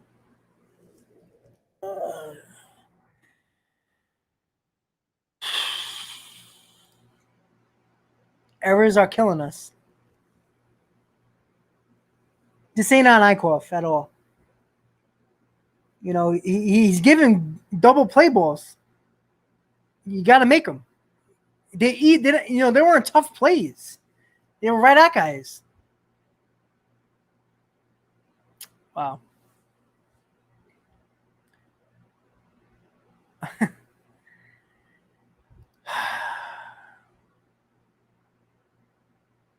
Wow. 4 errors in 2 innings. It must be something with the Mets in the NL Central. But we can beat the Brewers. I Lord. Can't make this shit up. Really can't. Oh God. Sorry guys, I'm just putting my plugging in my laptop.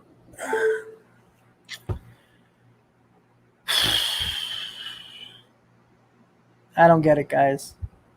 Bad defense. Oh God.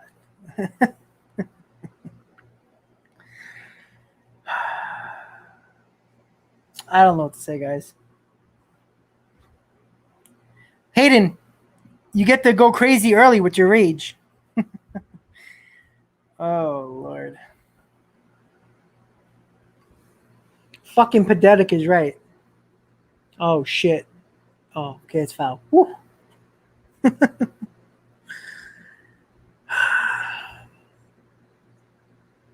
I don't know. I would take Guillaume out and put VR in. You know, I know you're hurting your bench early on in the game, but he's cost us at least 4 runs. He messed up at the very least 2 double play balls, probably 3. Like I said in the beginning of the stream, guys, the Mets have been winning with pitching and defense. Now our pitching's falling apart. Last week it was our bullpen. This week it's our starters. Now our defense is lost right now. I don't get it. Oh, Jesus Christ. Look at this shit.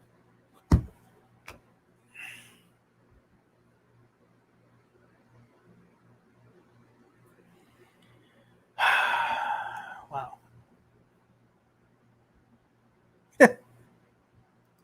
7-3 Cincinnati. You know, you can't do nothing about that. No, he threw a good pitch. Hit him where they ain't, right? That's the slogan? Hit him where they ain't.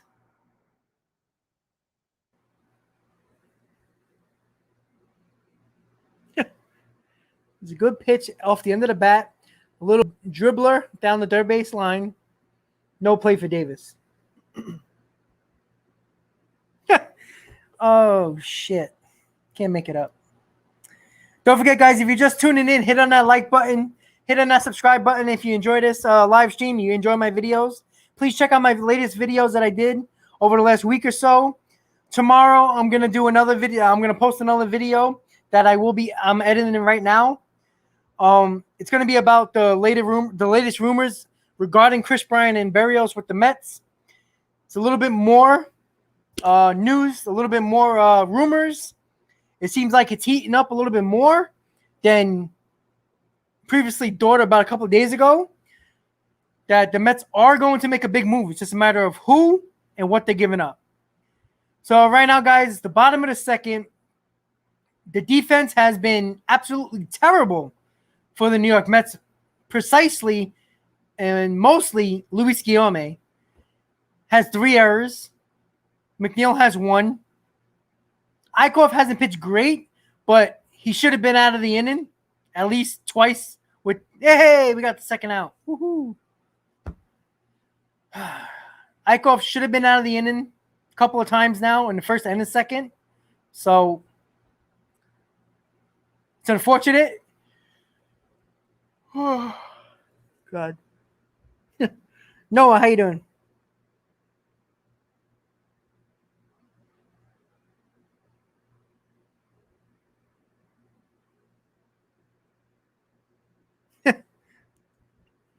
Yeah, Noah, you know? Oh, Lord. I don't. I'm a loss for words, guys. I just, the one guy on this team that you don't expect to make errors like that is Luis Guillaume. You know, you put him in because of the Lindor injury for defense, basically, not for offense, for defense specifically, and he's failed in that department. His best asset is defense, and he's just been bad. Yeah, you gotta believe. Yeah, it shouldn't be. Oh boy, come on, Dom. Okay, got it in. After the end of two, it's the Cincinnati Reds 7 and the Mets 3. Going to the top of the third. Mets top of the order coming up.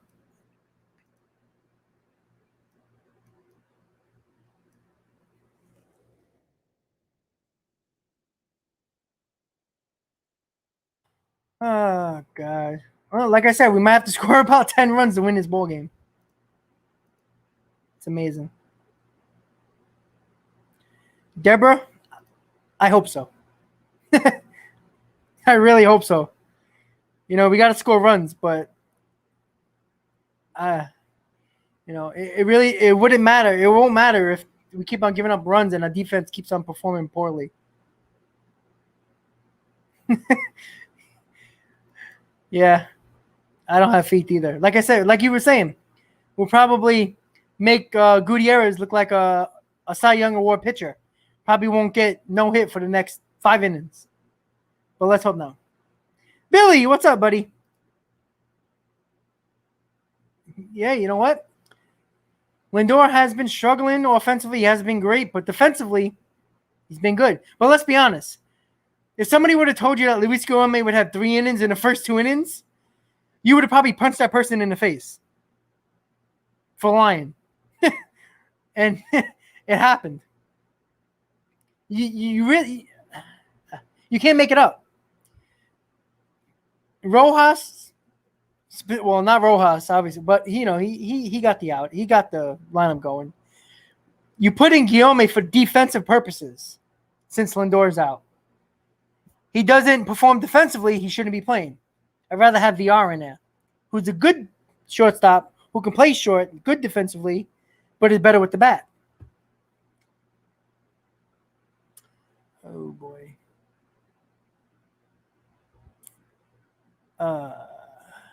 Lord. Well, let's score some runs, boys. Let's go. Get back in this ball game.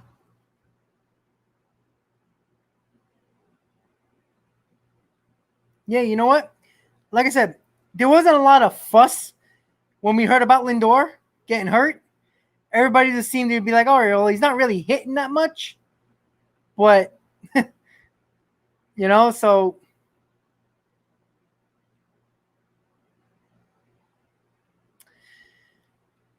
we're going to miss him defensively.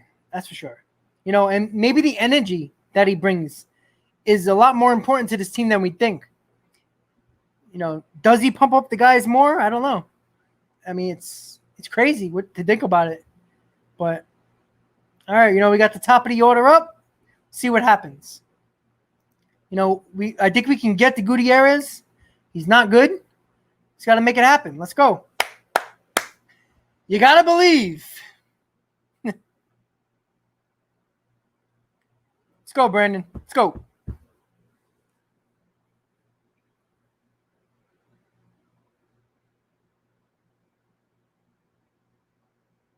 Ball 3. All right. Let's go. We need some runners, baby. Let's go. Don't forget, guys, please, if you're new to the channel, hit on that subscribe button. Hit on that like button if you haven't already, guys. I really appreciate the support you guys have been giving me. Hanging out with me during this debacle of a Mets game right now. But the game ain't over. We got a long way to go.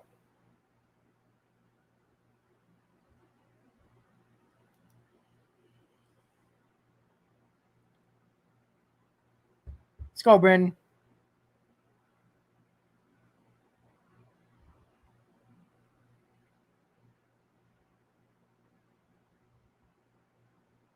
Got a long way to go, boys. Ladies and gentlemen, sorry. That's it. It's got to get base runners, baby. Got to get base runners. Let's go, Brandon. Ball 4. All right, here we go. Here we go. Start it off again. Come on, Pete. You got another one? Take another 2-run homer.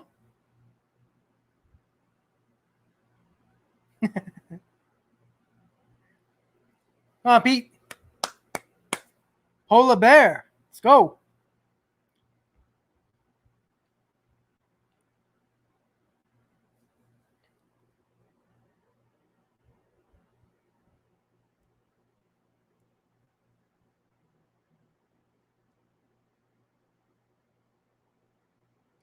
Come on, Pete. Let's go.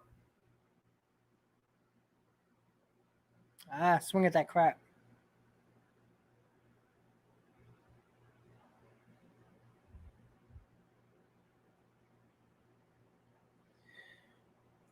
Just so you guys know, when I was in Pittsburgh, if you just tuning in, I did meet Pete Alonso outside the PNC Park. It's pretty cool. Cool guy. Let me see. Let's see. Oh, here we go. I'm not gonna pull it up on it, but I don't know if you guys can see. As you can see, let's see if I can get it out of the light here. There we go. Pete Alonso by PNC Park. It's pretty cool. Freaking awesome, actually. Really awesome.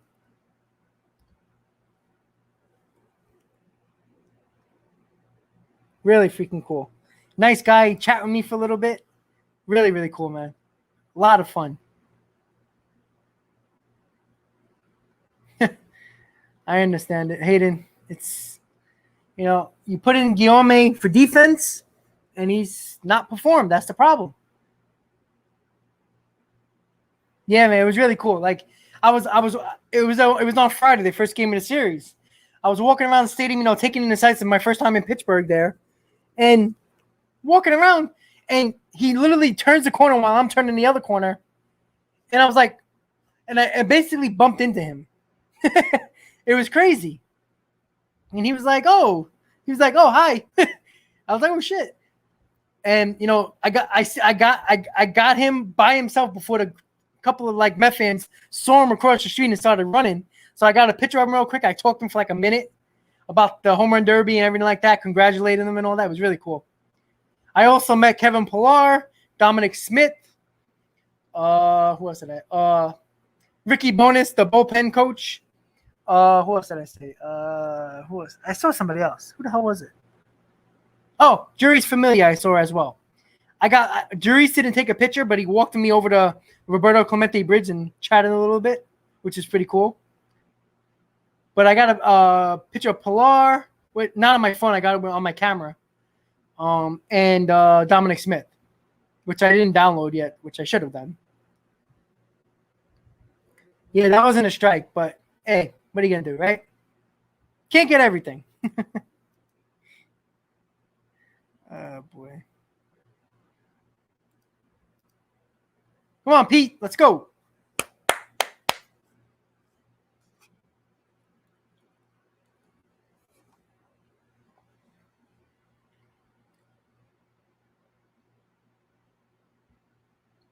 Pete, come on. Swing at that crap. See, like we were saying, we're going to make him look like Cy Young here. Damn it. It's amazing how Pete was completely on selfish-wise. Balance-wise, his first at-bat. And this at-bat, he was completely off balance. Oh, boy, oh, boy, oh, boy.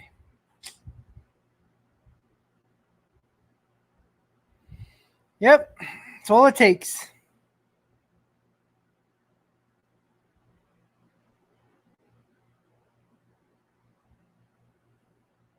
Yeah, you see? That's a good stat. This is why, no matter who's at third base, VR, Davis, Guillorme, no matter who you put out there, Chris Bryant is better. He will only make us better. Defensively and offensively. Not only can he play third, he could play right field. He could play center in worst case scenario. He could play left. And he could play first. He's so versatile. It's just, you got to get him. You got to get him. You got to help this team out. That defensive stat is amazing. It's a great stat, Deborah. Great stat. Thank you for putting it up there. Come on, Jeff. Goodbye. Get out. Get out. Shit. Tip of the warning track. Son of a bitch.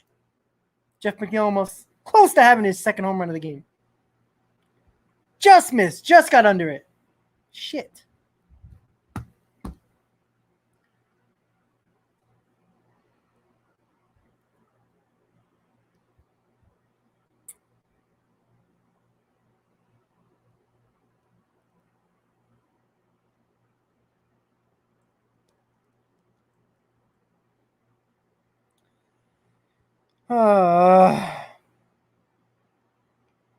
So frustrating, guys. Come on, Dom. Let's go. Let's get some runs.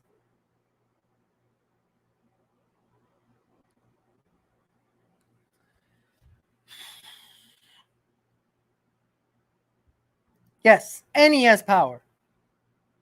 And that's the thing. Like, this team is right behind. Like, we're going back and forth with Pittsburgh as being the worst offensive team in the league by runs scored. I mean, it's been 4 months of the season so far, 3.5, give or take. And the Mets are one of the worst teams in the league in scoring runs. That's a problem. It doesn't seem like it's getting better. It's getting worse. You got to help this team out. Come on, Dom. Let's get this ball game going, baby. Sorry, guys. Trying to get comfortable over here. Going to be with you guys for a while. Oh, Lord.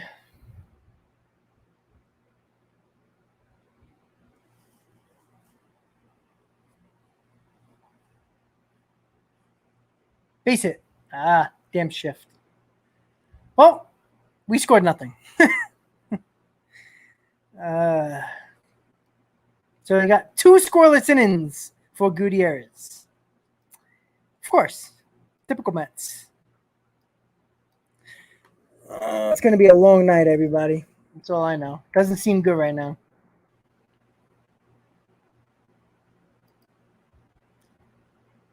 Oh, boy. So freaking frustrating. Sorry if my connection's going in and out, guys. But hopefully you guys can do whatever. It should be good right now. Yeah, he did. Just missed it. Got a little bit under it. He had his golf swing going there.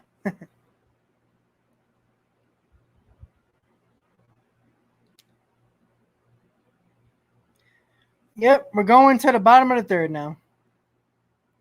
I like Dom Smith. He's okay. You know, he's not great defensively. He's okay.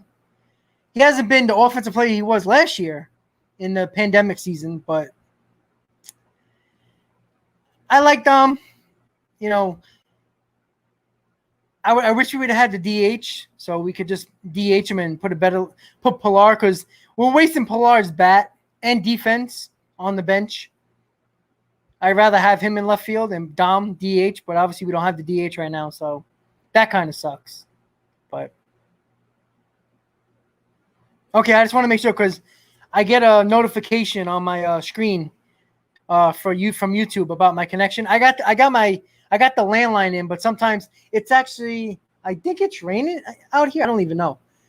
I hear the wind by me, so I don't know if it's kind of bad. I don't know if the connection's going in and out, but I guess it's okay. I'm not sure. I just want it because I see the connection logo pop up that it's like tweaking on like 2 or 3 bars, usually 4. So, but as long as it's good on your end, that's all I care about. But yeah, so when it comes to the Mets and what they need the off. Look, they need everything now. They need another starting pitcher. It never hurts to have more bullpen, and we need a bat in this lineup. And is that no? All right, that should be one out. That's good. Michael Conforto. All right, one out. All right. So I will be doing a video tomorrow about Kris Bryant and Berrios starting to pick up steam yet again. Like I said, where there's smoke, there's fire. So I'm thinking, and I'll repeat this in the video tomorrow and go over a little bit more details about it. I'll show you the tweets and everything like that, like I usually do in my videos. When I hear a rumor, I try to avoid not showing a source that I find. You know, whoever it is on Twitter, is it ESPN, Sports Illustrated, SNY, or news column guys, you know, beat writers and stuff like that. I will show my sources, obviously, or what I find, so we can actually look at SoCal, what's up, baby? So that's what I'm thinking. So I'm gonna go over it, all of that, and like I said, I'm 90% sure the Mets gonna do everything they can to at the very least get Kris Bryant. I think that's the trade. So it's gotta wait and see. So hopefully you guys check out that video tomorrow that I'll post. And if you haven't checked out my videos, the Berrios video, the Bryant video, and the Adam Frazier video, check that out when you get a chance, guys. Really appreciate all that support, man. SoCal, yo, what's up, Rob? Hope all is well with you after the Reds sweep Mets. Are they buyers? I think they're going to be buyers no matter what. I don't think Cohen's going to go down without swing. He ain't going to go down without a fight. It's the way Cohen is. Business world, and now owning the team, I don't think he's going to be probably worrying. That's a foul ball. Okay. Whew. Looked like a double off the bat. But, yeah, I think that we're going to be buyers no matter what, even if we happen to struggle a little bit. I think the Mets are going to be buyers, and like I said, I think they're going to get Kris Bryant. Is that going to include a Kyle Hendricks? Maybe. Or, you know, they might go crazy and get Berrios and Bryant. Who knows? It's endless possibilities with this team now without new owner. Jacob says, ring the bell. I'm assuming the Phillies got on the board. Let me check.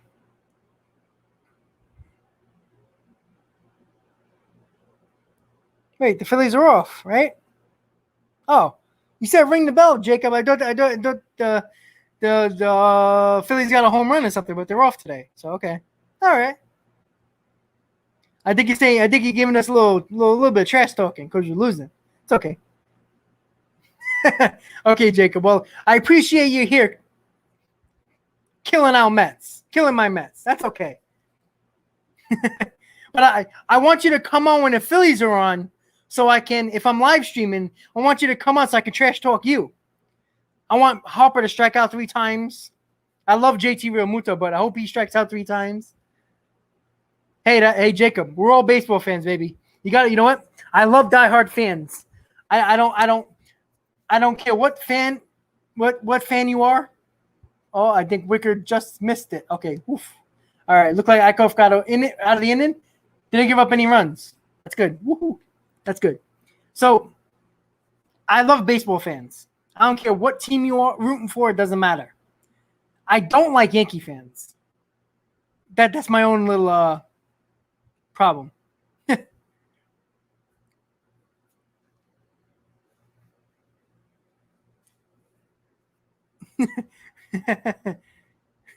That's a good point, Jake. It's already broken. That's a good one. That was a good comeback. I got to give you that. That was a good one.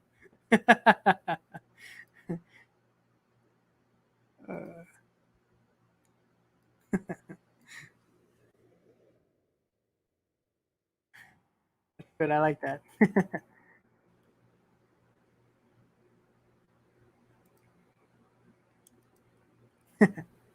Yeah. So, like I said, baseball fans are baseball fans. I love diehards, especially like when I was in Pittsburgh over the weekend.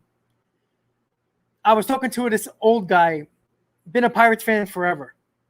He was around during the 71, 79 World Series victory and all that, World Series champs and all that. And he was saying, he goes, we have a beautiful ballpark. One of the best stadiums I've been to. I love that ballpark. With the view, the three bridges, the Roberto Clemente Bridge, the surrounding areas, just beautiful. All the statues they have, the Hannes Wagner statue, the Roberto Clemente statue. There was a couple other statues that I don't remember who they were, but you get the idea. You understand what I'm saying. And he was saying, you got a beautiful ballpark, you got a beautiful surrounding area, you got sports fans in Pittsburgh who are crazy fans with the Steelers and the Penguins. Yet the owners, and he was saying, the owner is like the Wilpons, but he says they're worse than the Wilpons. It's crazy. It's sad. Not every team's going to be big, going to be good all the time, but when you have an owner who owns a team and doesn't put money into their team, it's a joke. It sucks. It takes all that diehard fan. It kills you inside. It freaking kills you. But as I said, I love baseball fans. Doesn't matter what fan you are. You're a Philly fan. It's all good. We trash talk each other. That's it. It's good, harm, fun. We're not being racist, sexist, whatever you want to call it. We're just having good old hard-nosed Broad Street bullies trash talking, right? Yeah. Got to catch you in Broad Street talking some trash. But that's what it is. Look, there's nothing more fun than going back and forth trash talking, respectfully, trash talking back and forth. It's great. People get out of hand sometimes. You can't do nothing about that. But having a respectful conversation and trash talking, it's the best thing. Get a Let's Go Mets chant, Let's Go Phillies chant back and forth. Hell yeah, that's great. It's what sports is all about. Die-hard fans. And that's what we are. Nobody's going to be sitting on a live stream for 4 hours or talking and staying on a channel, staying on a live stream for 4 hours talking if you're not a diehard of a sports team. You're not. We do this because we love it. And that's the best part.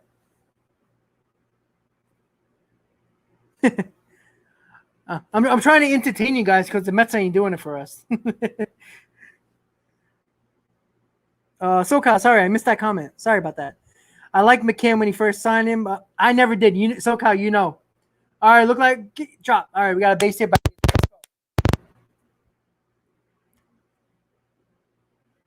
I'm telling you, I look. You just said it. Obviously, SoCal, you've been with me from the very beginning. I said it when we signed him. I didn't mind it, but when you have the best catcher in baseball, in JT Realmuto, on the free agent market, and it only costs money, you don't give a James McCann, who's never been a starter for any team, who is DFA'd by the Tigers, who is a backup to Yasmani Grandal of the White Sox. He was a backup. The only reason why he played was because he was hurt. He was never an everyday starter, and the Mets were willing to give him a 4-year, $40 million contract for a guy who's never really shown that he can play every day and be productive offensively. Defensively, he's good. McCann, he's got a great arm. But he is nowhere near in the league with JT Realmuto. It's obvious. That's an obvious answer. I'm telling you, we dropped the ball on that. And I said that from the very beginning. So, Kyle, you were one of them who said, nah, James McCann's going to be fine. Great. But James McCann would be a fine pickup if this offense was doing what they were supposed to be doing. That's the problem. But, again, JT Realmuto would have fit perfectly on this team. He's really good with the pitchers. He's got a great arm behind the plate. He's great defensively. He's better than McCann defensively. Offensively, he's one of the best catchers in the game. And the Mets dropped the ball, absolutely. Come on, Mike. Let's see. I played for a long time, then completely ripped my shoulder. Ouch. Oof. Was it a rotator cuff? Oh, shit. That's awesome, man. Oh, you know what? I had a similar story. So I'm from New York, obviously. Well, I wouldn't say obviously, but I'm from New York. I played baseball at a small high school in Queens, New York. I think Mike might have hit a home run. Get out, baby. Yeah. Yes. 2-run homer, Michael Conforto, baby. Back in this ball game. 7-5, Cincinnati, baby. Oh, Michael Conforto's getting hot, baby. That's Michael Conforto in a nutshell. Streaky Michael Conforto. We'll take it. Let's go. It's only the 4th inning. Woo! Gotta believe. Okay, sorry. Let's go back to the story. You know, they're killing me sometimes, you know, trying to say a story here and now they're scoring runs. Hey, I'll take the story if it shuts me up. Get some runs? Oh, that was a good pitch, too. He turned on that ball. City Field, I would have probably been out to the warning track, but that was a shot.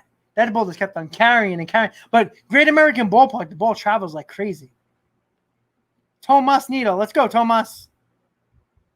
So like I was saying, guys. So I have a similar story to Jacob.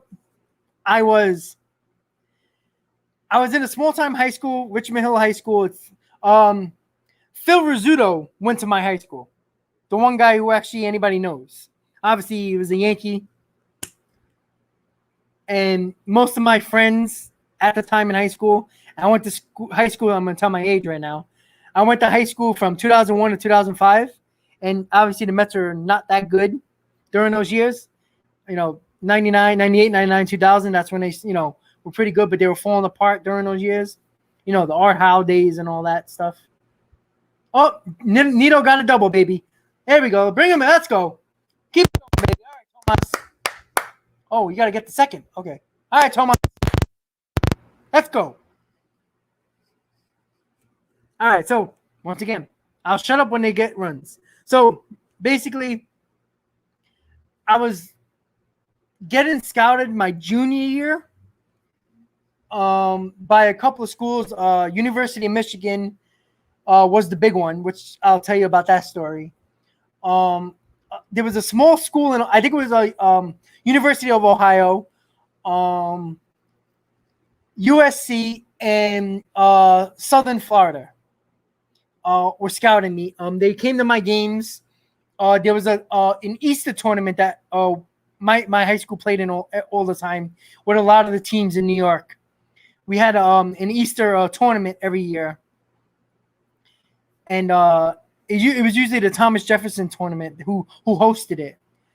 And that's when a lot of the scouts came out to, you know, to check us out, a lot of the players. And during my junior year, the University of Michigan was a big part, and they were scouting me a lot. And they really wanted me, and I kept on saying, and I was a Wolverines fan. I loved the football team. I followed the college, the universities, sports teams, and everything like that. So it was a dream come true that they wanted me, and that's where I wanted to go, if possible. And my junior year in high school, they were ready to, you know, add me to their list of scholarships, and saying, you know, we really want you, you know, keep your grades up. Senior year, we'll talk to you. Great. Junior year, I basically told them, if they want me, I want to go. I want to go to the University of Michigan. Oh, come on, go. One in track. Shit. All right. Nito, he's tagging? Nope. All right. So, senior year, I'm all ready to go. The scout comes down to see me in New York for it was a regular exhibition game, scrimmage game, whatever you want to call it. And excuse me. And they get down the exhibition game. I was talking to the scout. You know, he's saying, hey, you know, we still want you. I basically gave him my acceptance. I applied to the school. They gave me all the information I needed. He gave me a whole bunch of Michigan Wolverines gear, which was really cool. Oh, a bunt. Perfect bunt by Eichhoff. He gets a base hit. Hits it between shortstop and third base. First and third. Nobody out. One out. Let's go. Nimmo can hit a home run. We take the lead. That was a great bunt. So, sorry, guys. Lots happening right now. So here we go. So I get a whole bunch of Michigan Wolverines gear they sent me. I basically said that I'm going to go there. I got the cap and everything like that. Haven't really signed the paper. I got accepted by the school itself. I'm ready to get a scholarship. In the middle of the year, they offered me a scholarship to go to the University of Michigan. Full scholarship, 4 years. I was a third baseman, by the way. I'm a left-handed batter. You know, I didn't hit a lot of home runs. I think I hit 2, but I batted like 420. I got a lot of RBIs. I was a really good ball player. I wasn't great, but I was really good. Come on, Brandon, run. Oof, shit. So it was the second to last game of the season. Our team already was going to make the playoffs. And I'm off. I hit a ball in the gap. Running. I'm going for a triple. I slid feet first into third base. The bag did not give. I tore my ACL, in my left knee. Tore my ACL. That was it. I was never the same. They took away my scholarship because they used it for somebody else because it was a sports scholarship. I was so pissed off and so depressed about it. I didn't even go. Even though I got accepted by the school, they were willing to give me 1 year of the scholarship without playing. And I would have had to figure out scholarships or loans and stuff like that. So I didn't go. I went to a community college in Queens. I went to community college to a 4-year college, and that was it. That was how my baseball career ended. Kind of sucks, but shit happens, right? Yeah, that wasn't a good play by Nimmo. It wasn't a good at all. So we got second and third, 2 outs, 7-5 Cincinnati. Pete Alonso up. Let's get some runs, baby. Let's go.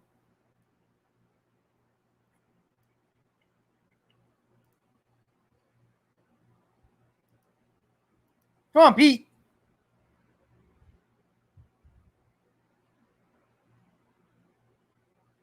Come on, Pete.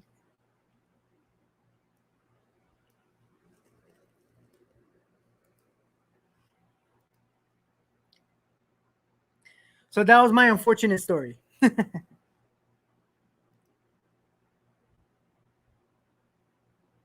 Oh, wow. That's awesome, Jacob. Joey Wendell. Yeah. Tampa Bay. Pretty good, too. Pesky hitter, man. When I went to Tampa to see the Mets and the Rays, that guy killed us. That's awesome. That's freaking awesome. Let's go, Pete. Hang in there. Let's go. Sorry, guys. Press the mute button on accident. Let's go. Come on, Pete.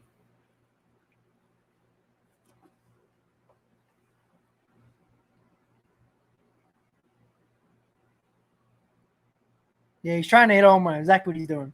Base hit scores 2. Tie game. There it goes. It's going to blue, baby. Come on, run. Get him in. That's 2 runs. Oh, you got to send him. I know it's Eichhoff, but all right. 7-6. Let's go, baby. There we go. Let's go.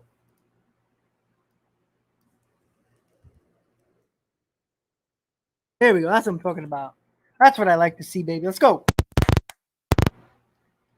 Blue hit by Pete. That was a good pitch, too. He reached out and get that. Just got it off the end of the bat. Woohoo. I don't know. I think he could have. He might have been. Eichhoff would have been dead at the plate. That's all right. Come on, Jeff. 10 more feet. That ball's over the wall. Come on, Jeff.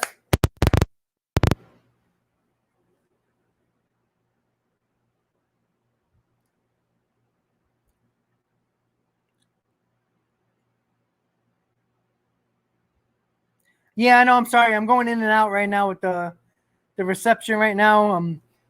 The weather's kind of bad, and my landline, it's just not, the Ethernet cable and the landline is not doing perfect right now. I think it's just the shitty weather that's messing with my Wi-Fi. Sorry, guys.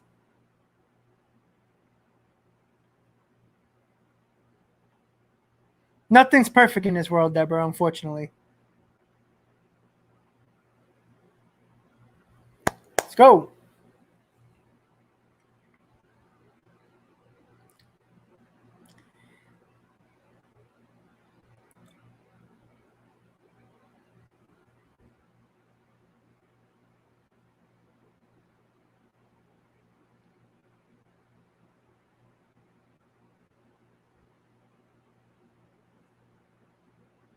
Thank you, Deborah. I really appreciate it. I'm sorry about that. You know, we can't control this Wi-Fi sometimes. You know what I'm saying?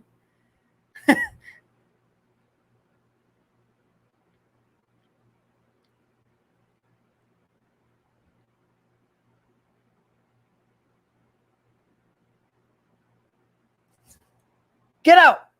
Get out! Oh, just missed it again. Ah, shit. Again to the warning track.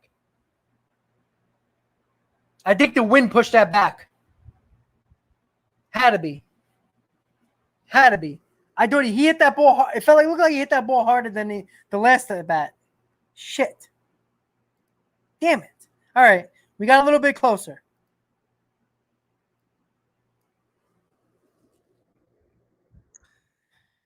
Oh, boy. All right. So going to the bottom of the fourth, Mets are still losing by 1, 7-6 Cincinnati. Bottom of the fourth coming up. Don't forget, guys, if you haven't already, hit on that like button. New to the channel, please subscribe to the channel. Look out for my other videos. If you want to check out my videos that I did prior over the last couple of weeks, Berrios, Bryant, Frazier, check those out. Actually got a lot of views with those videos. They're very popular. So keep on making them more popular, guys. It's all because of you guys, and I love it. You know, I actually think McNeil hit that. I thought that ball was gone when he hit it. It did. It looked like he got all of that ball. But I don't know if the wind's blowing in from right field because he hit that ball harder than he did the last at bat. Like I said, I think 10 runs might win this ball game. I think I said that in the beginning of the game.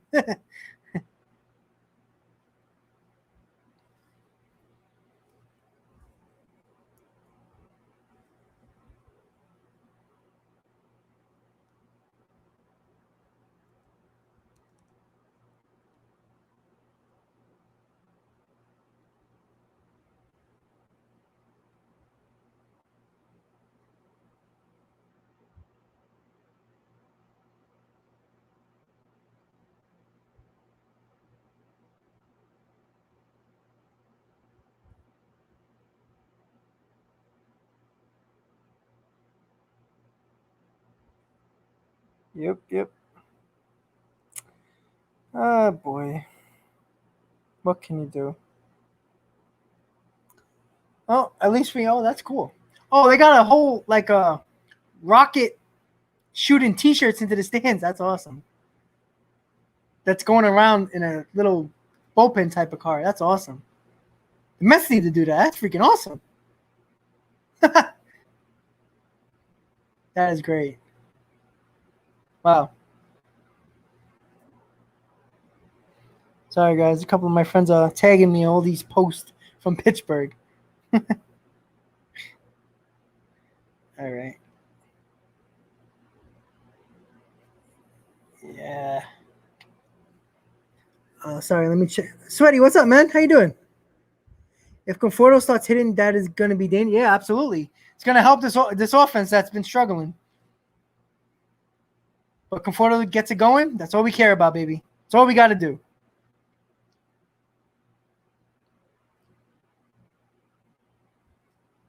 Hey, for one thing, at least Eichhoff is giving us innings. We need it. He hasn't been great, but his defense hasn't helped us a lot. So.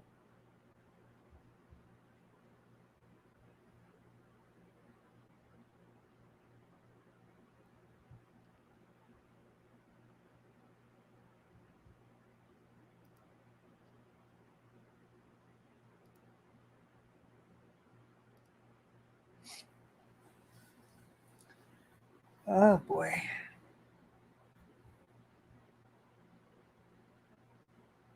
Oh, where was that pitch? Oh, like a curveball right over the plate. Jesus.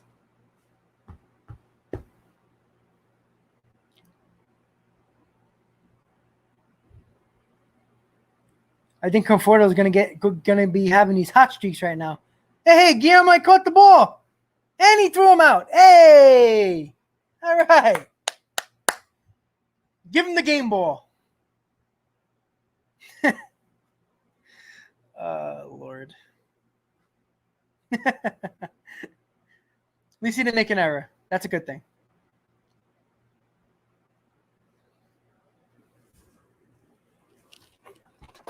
Sorry, guys. Let's get some more drink.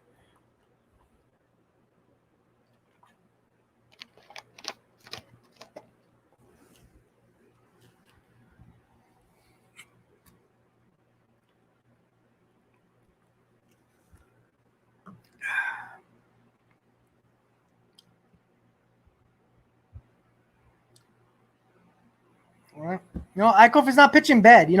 I know he gave up 7 runs. I mean, they're not all earned, but he had a chance to have 3 double plays, probably maybe 3 or 4 runs, maybe. But defense hurt him. Ooh, that was close. Let's go, Jared. Let's go. Keep it to 7. Yeah, I know. You know what? I have it on mute, so I don't hear it. But I bet they did. Cheer for again. Why not, right? You finally made a play. It's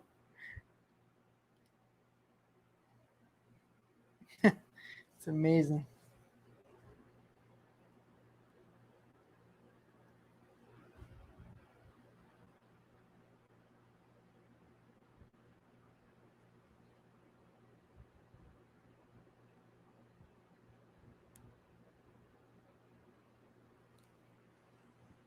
Let's go. Check him out. Oh, good pitch. I always like Joey Votto.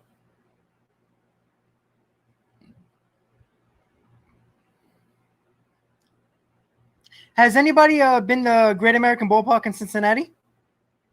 I haven't been there. I don't know if it looks like a nice stadium. All right. Right to Pete. All right, 2 outs. There we go.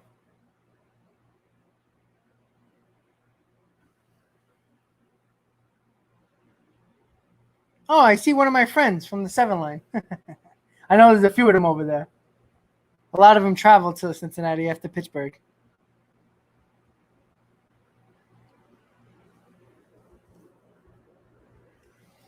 Let's go, Jerry. Let's go. At least give us 4 innings. I'll take it.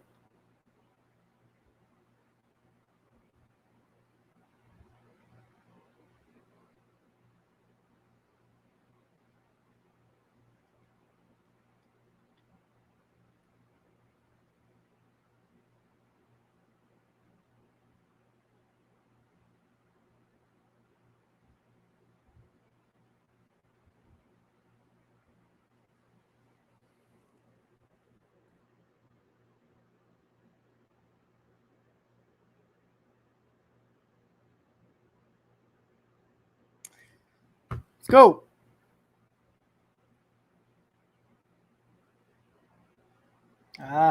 Shit. Pitch count continuing to go up. Damn it.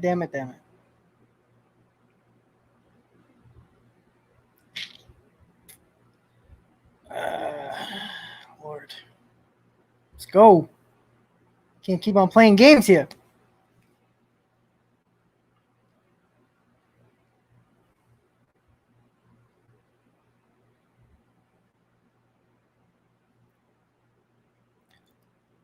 So if you guys had a choice, while Eichhoff is coming out of the game, gonna have to have at least 5 innings with this bullpen yet again. Need more innings out of the bullpen.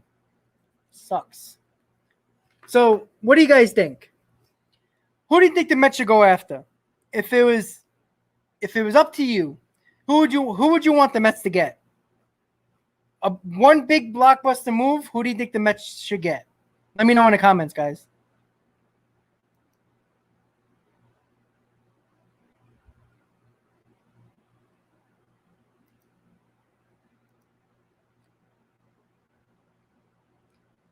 I truly think they need at least a mid-level starting pitcher. Don't have to be a great starter. Obviously, I would love Berrios, but I would probably want Kyle Hendricks. I wouldn't mind him because I think Carrasco is going to be back by the end of the month. Everything's looking good with him. But I want Chris Bryant. No doubt about it. I think it's a smart move. It's a gutsy move. It helps this team tremendously, defensively and definitely offensively. That's exactly what this team needs. And I think if we can pull up a decent arm in the bullpen, I think we'll be okay. So, Bryant, Hendricks, bullpen arm. I'll be happy with the Mets trade deadline moves. All right, Deborah. Don't take too long now. Chris Bryant, absolutely.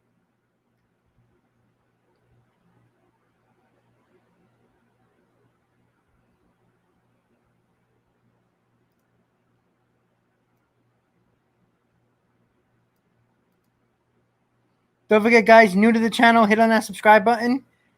Hit on that like button, guys, if you haven't already. Really appreciate the support, guys, hanging in there for a very long Met game. It's, 13 runs have scored already in 4 innings. Nobody's played good defense. Nobody's pitched well. We got a rough schedule coming up. We got the Reds for 2 more, the hot Toronto Blue Jays, the Braves, which is going to be a 5-game series because of a doubleheader. And then you got the Reds coming, but at least we're going to be home for Toronto, the Braves, and the Reds. Long, nice homestand. I believe it's 11-game homestand. Yenzi Diaz is going to be the long man, it seems. He's got a great arm, but he has control issues, which is a problem. So he's got a great arm, but control issues, that's going to be an issue. Oh, what's up, baby? How's it going?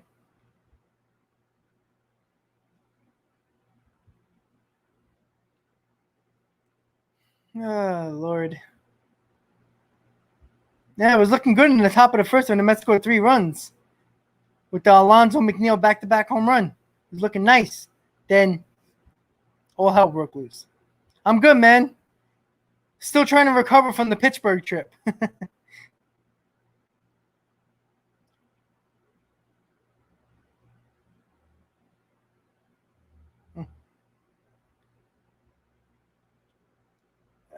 So Yenzi Diaz is not throwing strikes right now. That's not good.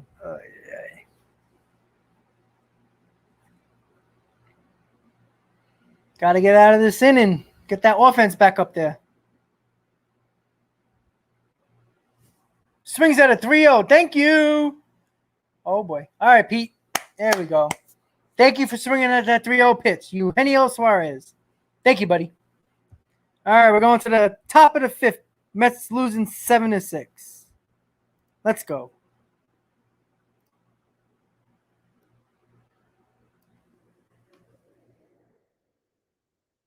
That's what I'm talking about. Gotta get that offense right back on there.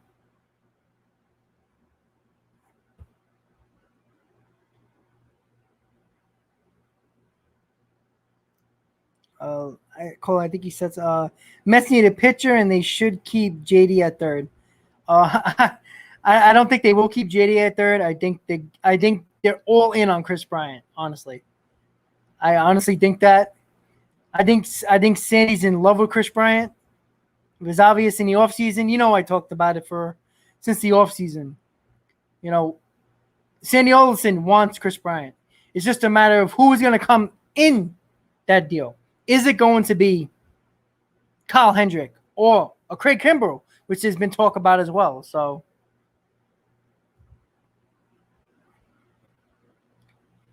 I really think the Mets are going to get Chris Bryant. I think it's the Mets deal to win.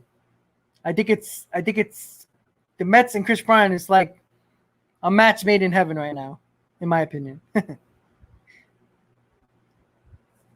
It just seems too obvious. It's just a matter of who you're going to give up.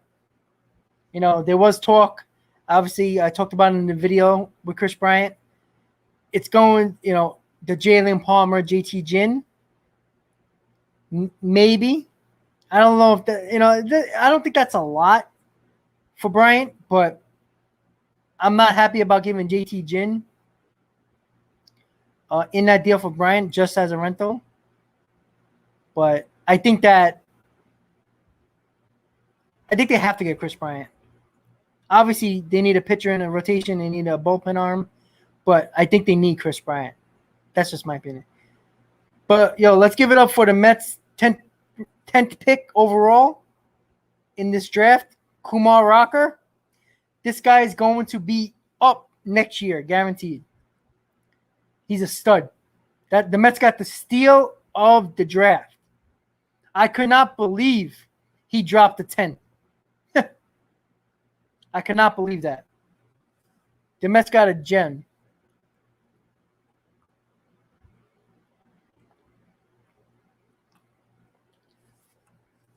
I think he's going to be better than Jack Leiter, Kumar Rocker. I think Kumar Rocker is going to be better than Jack Leiter. 10th overall pick, 6'5", 245. This kid's it's amazing. The guy's a beast. Let's go, Dom. New pitcher in now. Gutierrez out of the game. Alanis is the new pitcher for Cincinnati in the top of the 5th. Mets still trail 7-6. Come on, Dom. This guy got a good arm. He looks wild, though. So, guys, continue to say what's up in the chat. Let me know what you think about the latest trade rumors about Berrios and Bryant. Who do you want? Let me know. What type of deal will you be willing to, or package you will be? Dom just tied the game, baby. Woo! That's a bomb. Yeah, baby. Dominic Smith with the solo home run. Tie game. Dom bomb. 7-7. Now it's a ball game. All over again. Yes. What a shot. Woo-hoo. That was a no-doubter, baby. That's what I'm talking about. Beautiful hanger. Woo! Hanging curve. Oh, what was that? A hanging changeup. Dom hit that to Pittsburgh. Let's go, baby. That's what I'm talking about. Woo! Woo-hoo! Let's go, JD. By the way, guys, how great was it hearing Gary Thorne call the game during the Pirate series? Man, that brought back memories of my youth. Let's go, JD. Untie this ball game, baby. Let's go.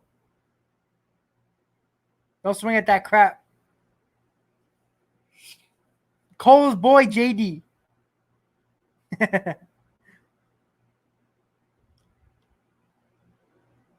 Well, 14 runs in 5 innings. I don't think. Do you think anybody took the over?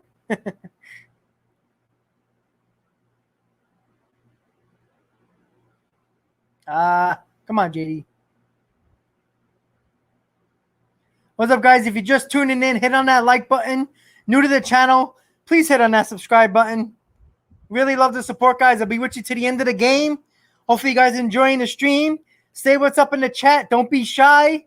If you're not a Mets fan, still don't be shy. But we will have some trash talking.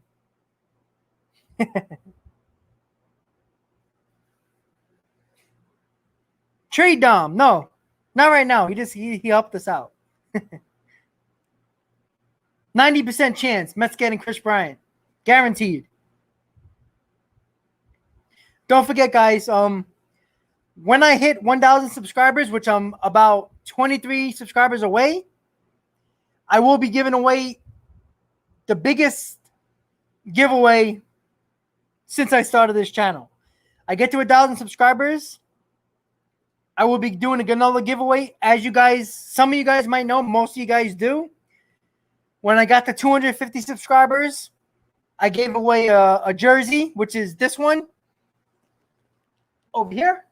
The 1987 Mets road jersey that they only wore for 1 year. J.D. Davis has struck out. That was the first jersey, and then I gave a limited edition Jeff McNeil Flying Squirrel bobblehead for my 500 subscriber mark. Cool Spin won it. Mets Talk with Hayden won the jersey. So, excuse me. When I hit 1,000 subscribers, I still haven't decided what I'm going to do as a free giveaway. It might be a jacket, and I'm not sure yet. But I'm going to figure it out, and then we'll go from there. So don't forget, guys, if you're a subscriber of the channel, you'll have a chance to win. Obviously, if you look back on the other two giveaways, I make you write a comment underneath that video. You have to like the video, and you have to be a subscriber. If you do those three things, you have a chance to win. And then I do a raffle wheel, and whoever wins, I send you the giveaway. So please subscribe to the channel if you haven't. You have a chance to win a free giveaway when I hit 1,000 subscribers. So that's a cool thing I do with you guys because it's a support. You know, I know a lot of people with their channels, they just want the support and they don't do anything for their supporters and their subscribers. I try to do that. You know, it's nothing crazy. It's a jersey. You know, a bobblehead is pretty cool. You know, I try to do some good things, you know, give some Mets stuff away to you guys, you know. Yes, Cole, it was a helicopter.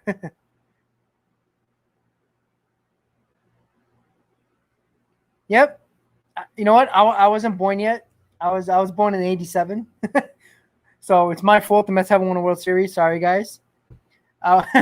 So I was born in '87. So I missed. I haven't seen a World Series, unfortunately.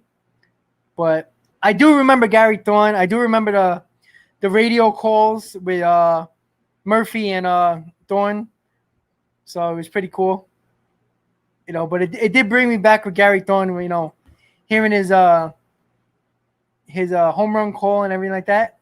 It's pretty cool. But it did bring back memories for sure over the weekend.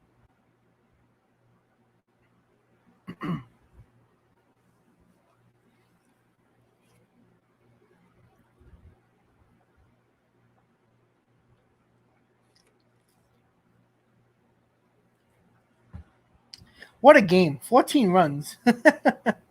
That's amazing. Oh, that's crazy. You're going to Vegas in August. I'm going to LA in August. I was just in Vegas in June. Fun times. Can't remember half of it. That's right? You're not supposed to remember stuff in Vegas.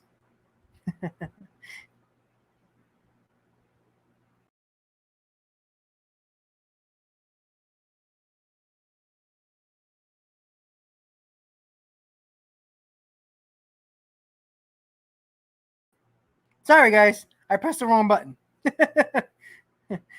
Yes, I did see the World Series in 2015. Obviously, they lost. I haven't seen them win yet. Keyword yet. I'd like to. That'd be nice. I seen the Yankees win too much. I did see 2000 when we lost to the Yankees, unfortunately. I was, wow. Holy Christ. I was 13 years old when the Mets made the World Series in 2000. My dad took me to the game, the Timo Perez game, when Todd Zeile hit the game one. When Todd Zeile hit the ball at the top of the wall, Timo Perez decided not to run and got out at the plate. I remember that vividly. I was in the upper deck in left field. Oh boy. That sucked.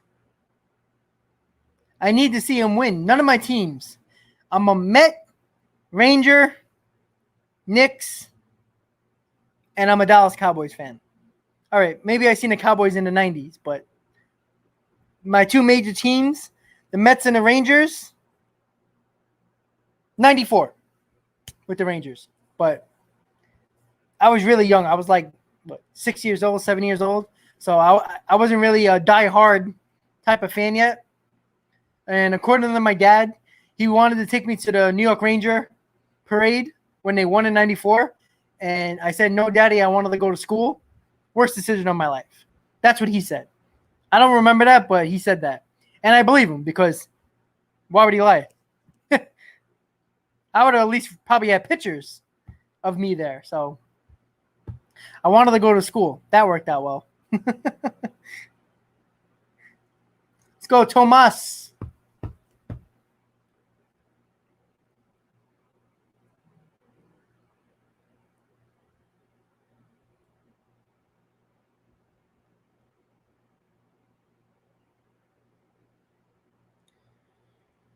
Oh, boy.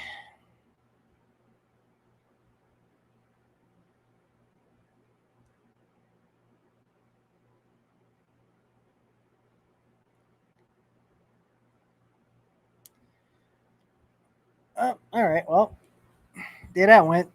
Going to the bottom of the fifth.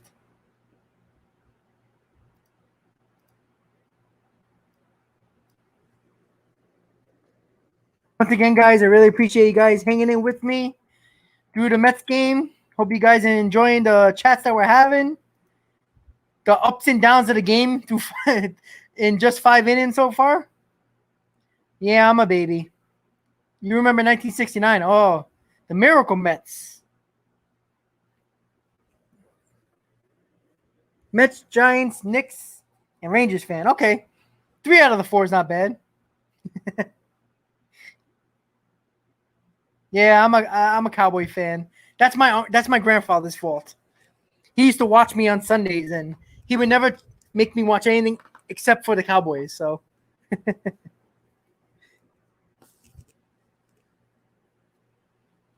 yep.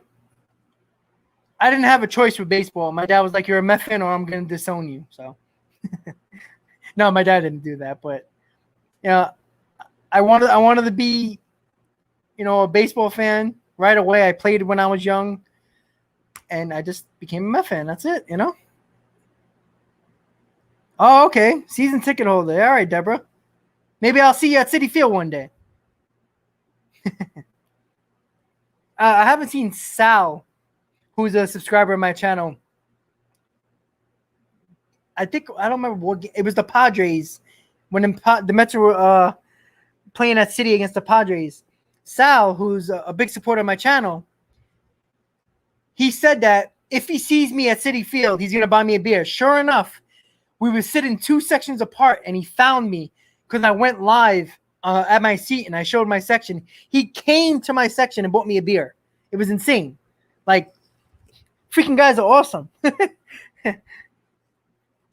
Like, honestly, when I decided to start this channel in, I think it was the end of November or December of 2020, never thought it would be the community that I got for this channel. And then I started the fantasy baseball league with my channel. It's great. It's cool. Yeah, it was pretty cool. All right, guys, we're going to the bottom of the fifth.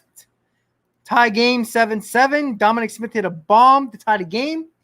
Yenzi Diaz is still in, which makes sense. Needs some length.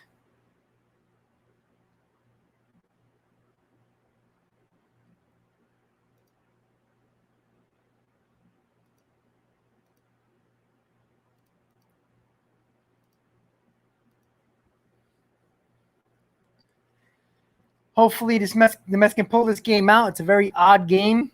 Luis Guillaume, who is usually really good with the glove, has been struggling defensively. Cost us a couple of runs with 3 errors in, 2 innings? It's crazy. That's why you got to love baseball. Anything can happen. I'll tell you that.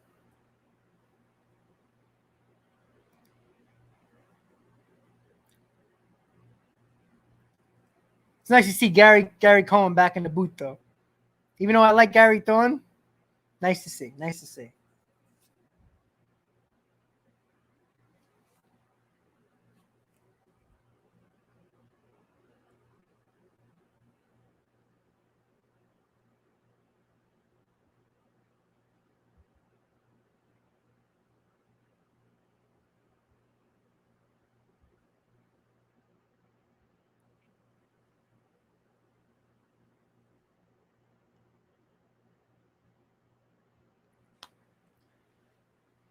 All right, so we got a 1-2 count. Bottom of the fifth, 7-7. Nice long game. We all like long games. It's already a 2-hour game in the fifth inning. Been with you guys for over 2.5 hours. Not bad. Oh, strike 3. Outside corner. That's what I'm talking about.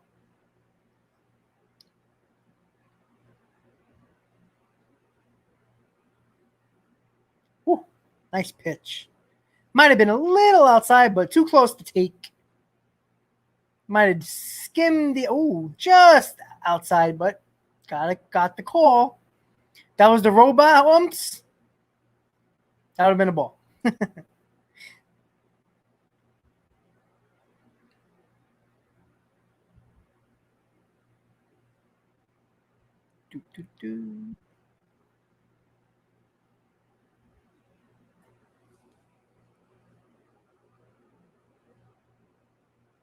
See if we can get out of this inning nice and clean. No runs. Get our offense right back up there. Offense been killing it.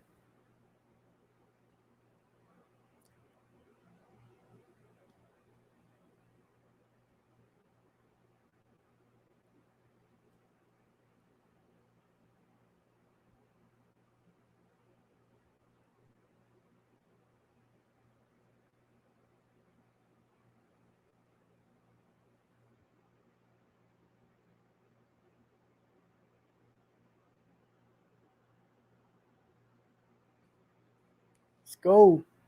Yenzi, let's go.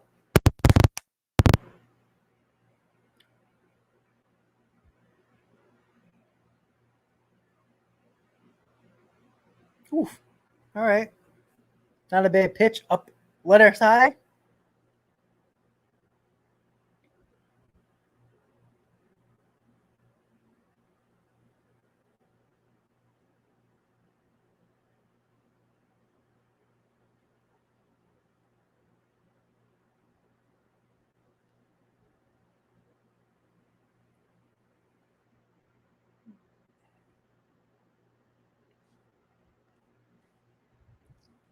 Let's go. Let's go. Let's go.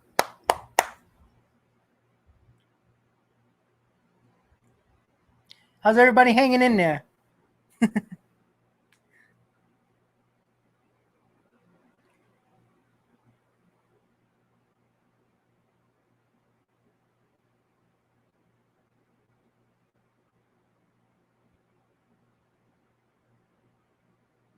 Up the middle. Shit. We don't play the shift, and now he hits it up the middle. Damn it. Well. What can you do?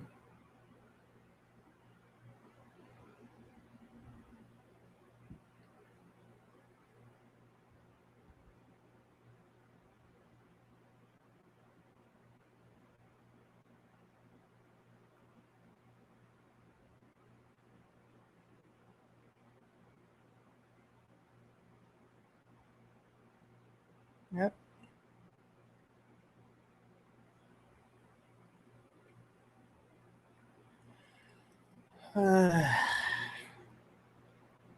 Look like the pitcher's probably going to bunt them over. Hopefully, we get the out. Maybe get the lead runner. Let's hope.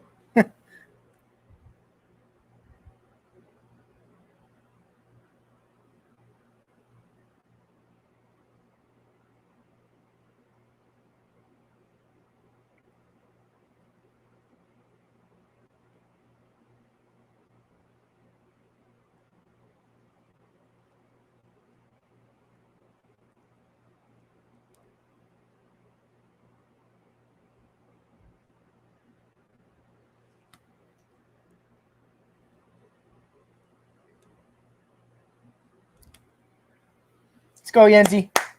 Get out of this inning. Let's go. Come on.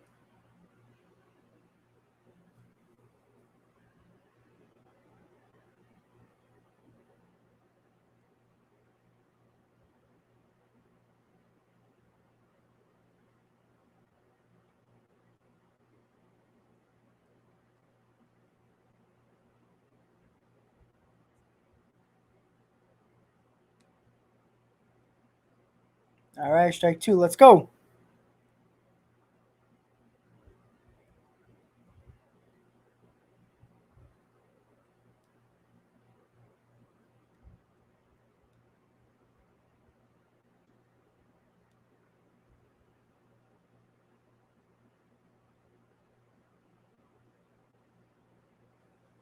Let's go. Got him. There we go. There we go. Let's get out of it, baby.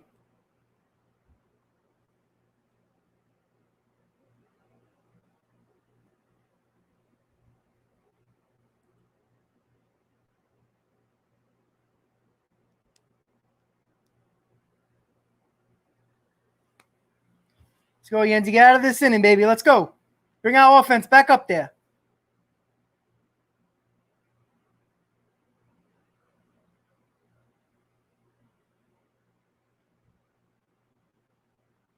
Oh, sorry, guys. Let me check your comments out. Sorry about that.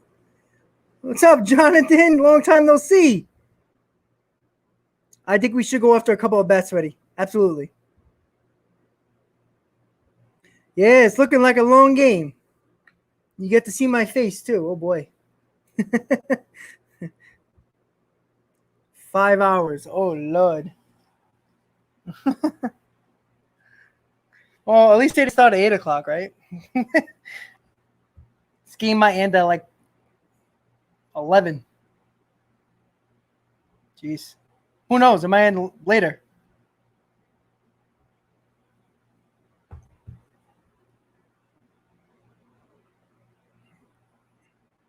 What's up, Jonathan? How's that fantasy treating you?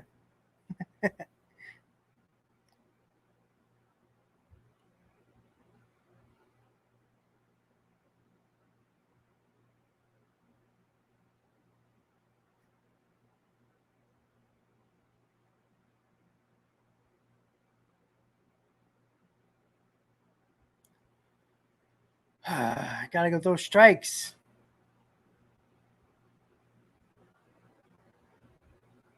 You know, Jonathan, the only reason why Eichhoff's on his team because we have no more arms. We brought up Zapucki, got hurt. Peterson, hurt. You know, it's Oswald, hurt. You know, all the guys that can fill these spots, they're all hurt. You have no arms. Oh, Jesus. Diaz is, Jesus, losing it. Very wild. He got a great arm. He's just wild too much.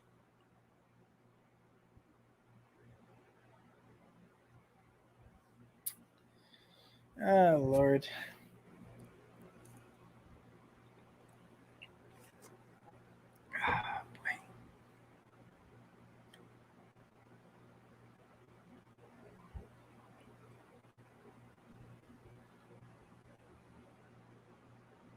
Well, hey, listen, Fernando, you already know. He talked a big game. You know, he's backing it up right now. You know. Yeah, he's running away for sure. But you know, he's still got to get through the playoffs.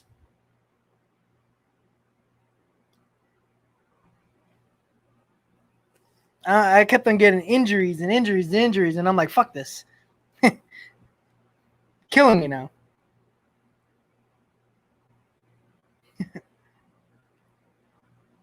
Let's go, Yenzi. Winker's up.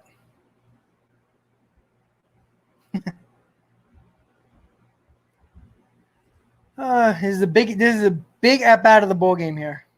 Big part of the game right here. Got to get this out. Diaz is all over the place with his pitches now. Shit. Let's go.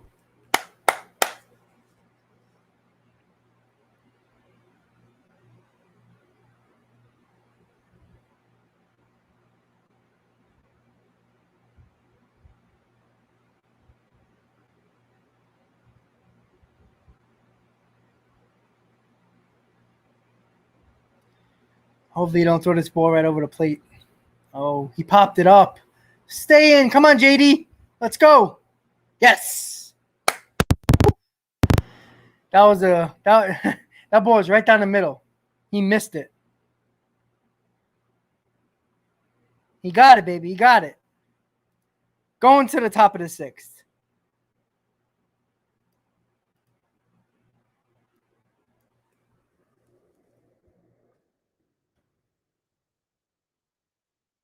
Let's go. Let's go.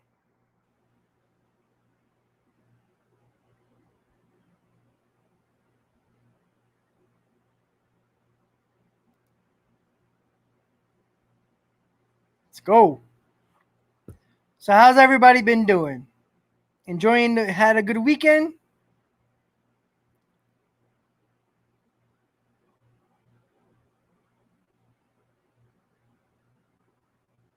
Yeah, Neil, we're in this game. Hell yeah. I don't know how, but we're in it. No, nobody's played good. Both teams suck.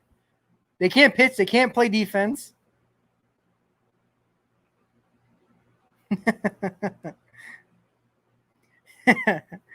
Yep, 7-7 after 5.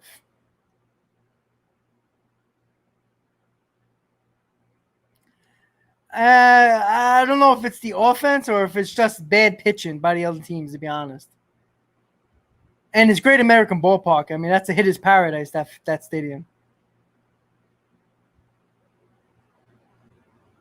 Yeah, I think it's just bad defense, bad pitching all around.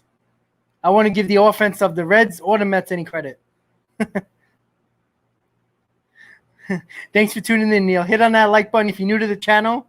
Hit on that subscribe button, Neil. Thank you for tuning in. Yeah, absolutely with Conforto's home run.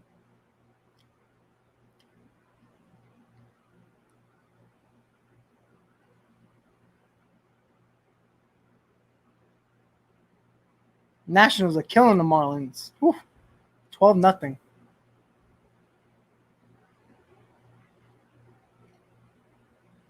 John Lester just hit a home run. Wow. Oh.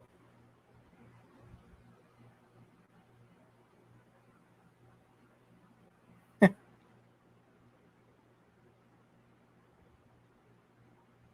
all good, Neil. It's what I'm here for, to help people out that can't. I'm way behind? I figured that.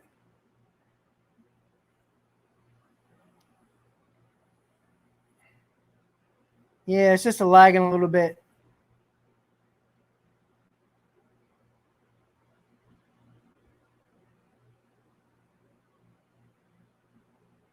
Yeah, I was noticing. I was just checking it out now on my phone.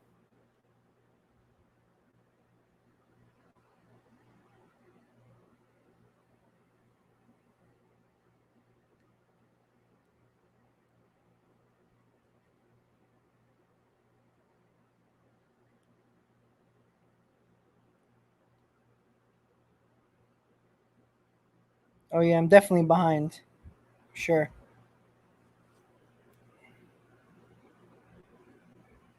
Well, right now it's showing that it looks like I'm back. I'm checking myself. It's weird looking at myself like that. It's weird. But should be up to date at the moment.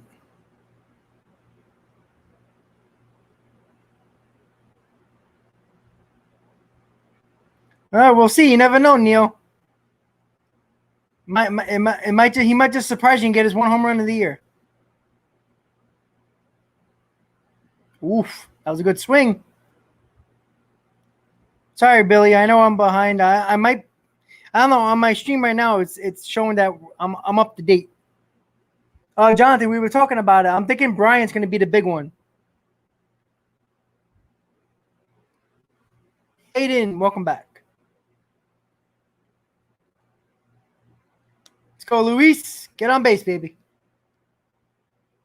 And we'll probably get a pinch hitter for Yenzi Diaz. Ball four, baby. All right. Probably pinch hitting for Diaz. Probably Pilar. Maybe VR. We'll see.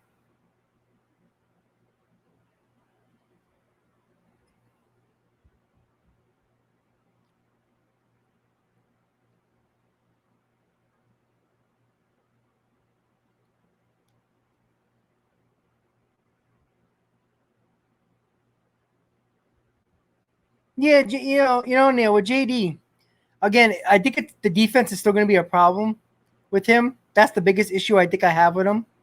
Offensively, he's a beast. That's not the problem. But you can't have him hurt you defensively, especially with the pitches that VR's at the plate. He's pinching it for Yanzi Diaz. So I think that, but you can't worry about JD Davis if you can get Chris Bryant. I mean, Chris Bryant's a better player, obviously, all around better player. So I wouldn't mind. Like I said, if we weren't thinking about trading for Chris Bryant or something like that, I would deal with JD Davis, but you can't pass up an opportunity to get one of the best third basemen in baseball, offensively and defensively, and can play multiple positions: first base, right field, center field, left field. He can play every 5 positions on the field. Like, you can't get that everywhere. And then he can hit. That's perfect.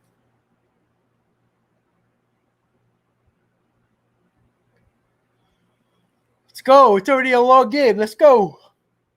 Let's go.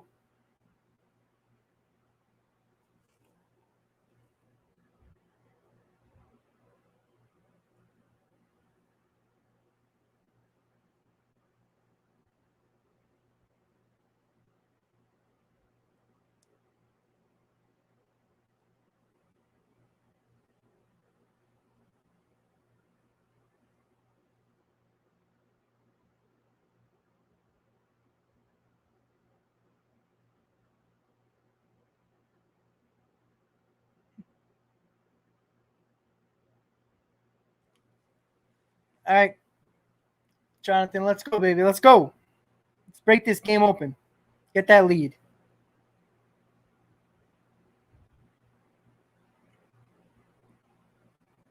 Deborah, about the DH.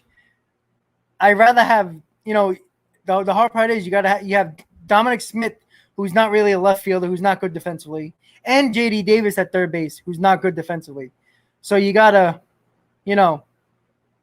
figure out who's gonna be a DH. I'd rather have again, I think Chris Bryant, when it comes to that trade, I have a feeling that JD Davis would be a part of that deal with prospects. So that kind of fixes the issue.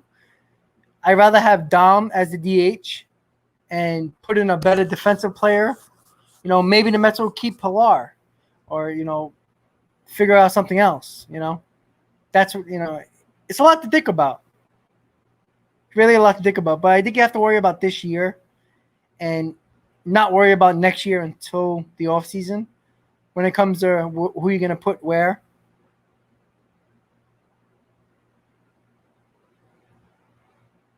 Come on, Jonathan. I doubt it with Giancarlo Stanton because he has a no trade clause. So if Stanton doesn't want to go anywhere, the Yankees can't trade him. So yeah, I know, Neil. He didn't get.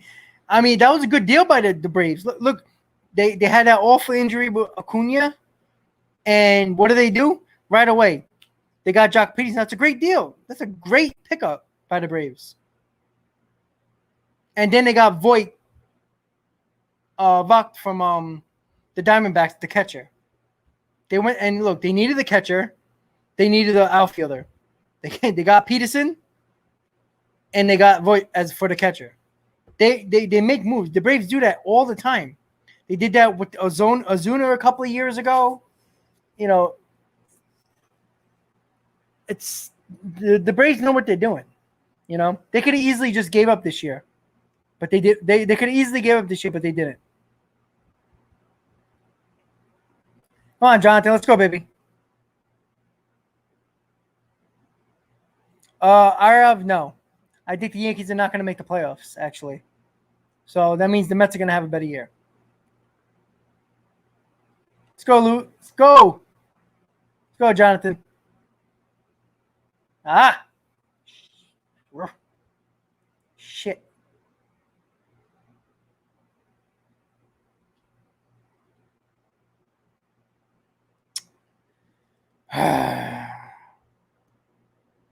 Terrible at that. Terrible, terrible, terrible.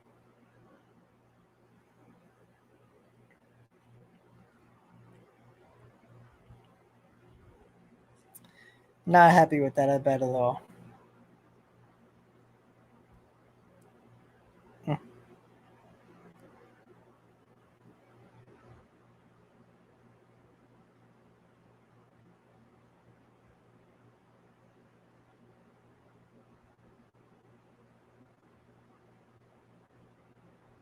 Sorry, guys. I'm just sharing the stream on Twitter.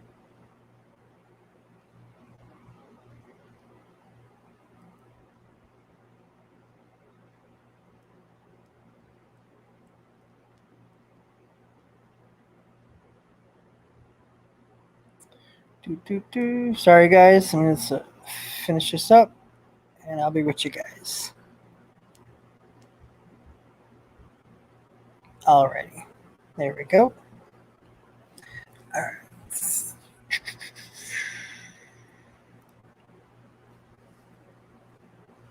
Not a good at bat, man. That was a bad at bat by Villar. Did not like that at all.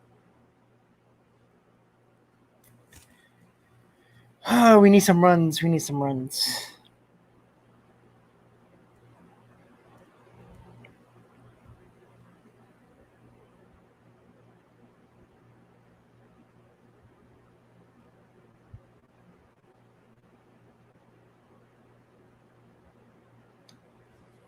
Check the comments really quick, guys.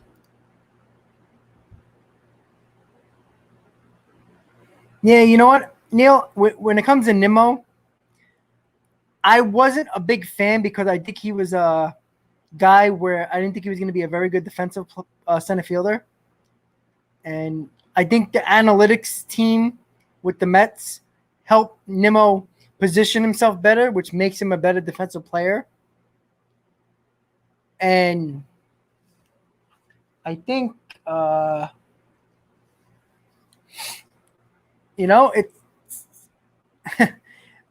shocked by Nimmo and his progress in defensively because we know he can hit. He's a good on-base guy. Hey, former Met Brad Brock.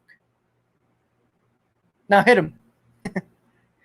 So, yeah, I mean, Nimmo's becoming my favorite player now, too. Like, I was a little down on him defensively. You know, he was injured a lot the last couple of years. So, let's go, Brandon. So, you know what? Nimmo shocked me, and I'm very proud of it because, homegrown Met, we were thinking about Jackie Bradley Jr. in the offseason. Just think of that. That would have been a bad move if the Mets did that. And I wanted Jackie Bradley Jr., so, hey, I'm happy to eat some crow, man. If Nimmo, okay. Oof. So, if Nimmo shuts me up, I'll be happy. This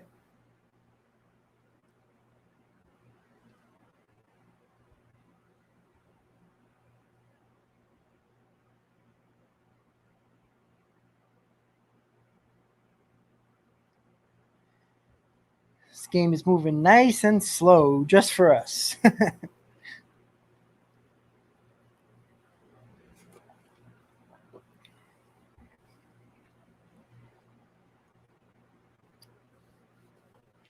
go, Brandon. Base it.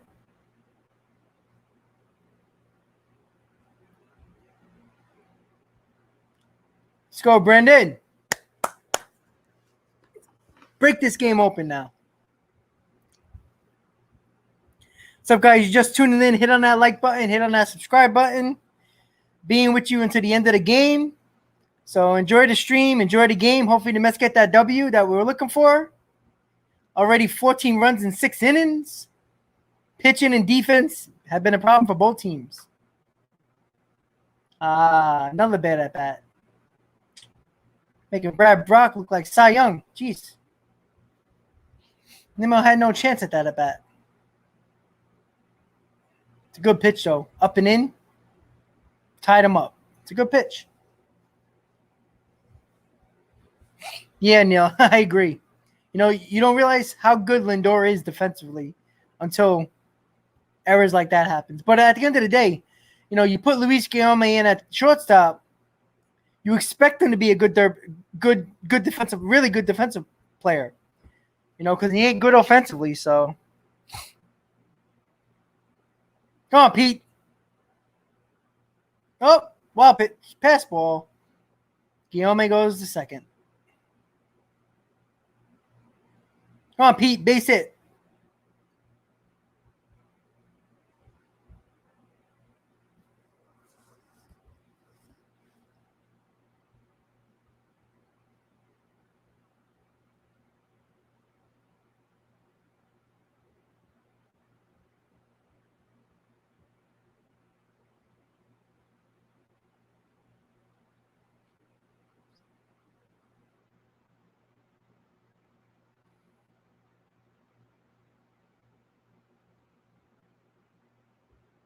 Ah.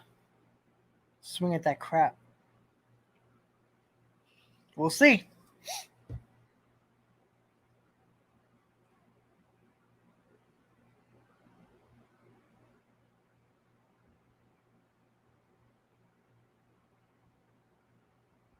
Let's go, Pete.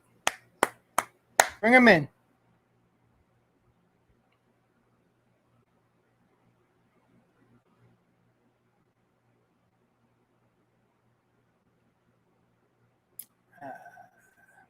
Come on. Brad Brock's throwing some nice pitches, man. Nice outside corner pitch. Good pitch. Hey, Fernando, you decided to join me? I'm mad because we had 2 at-bats by VR and Nimmo. They look like they never hit a baseball before.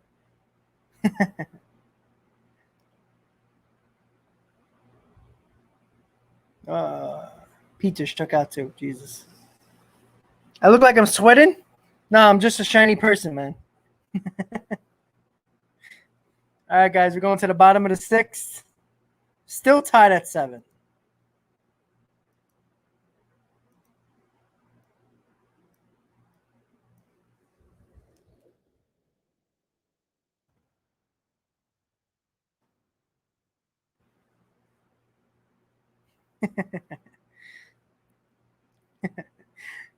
What's up, Fernando? How you doing?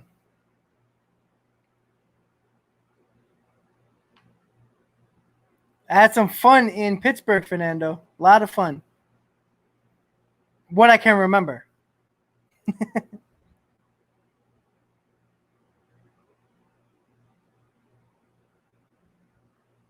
He got that spider tech. Got that sticky. That sticky icky.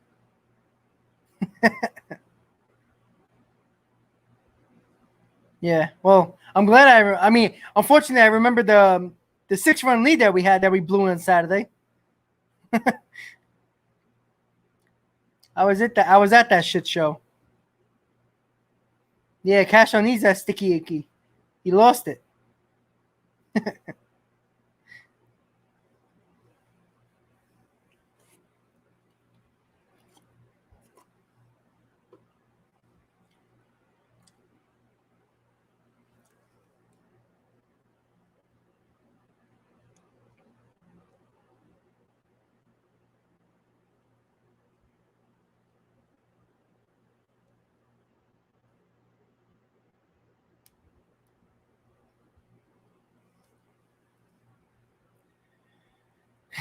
Yeah, I know, Fernando. DeGrom's been hurt how many times this year already? 4 or 5? Missing starts, IL twice. He's using the wrong sticky substance. So the probables for tomorrow, no idea who's pitching for the Mets, and Marcus Stroman to end the series for against the Reds. So got Wade Miley and Jeff Hoffman for the Reds. I don't know, man.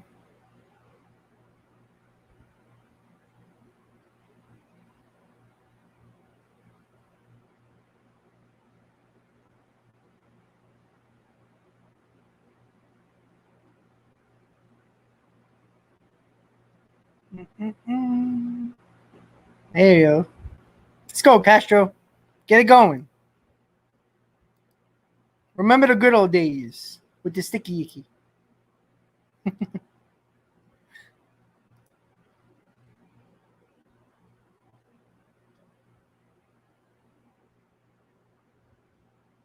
Yeah, Neil. You know what?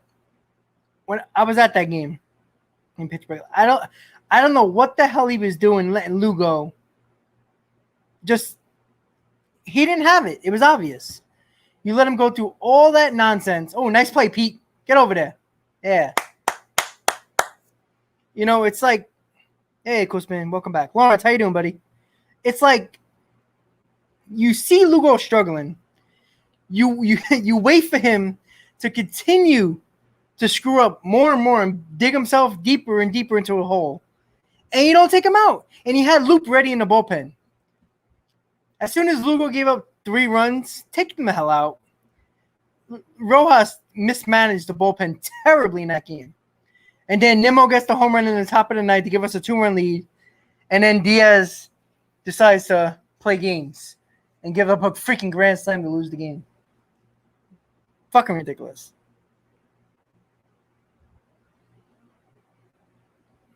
I'd rather take Billy Wagner than freaking Diaz.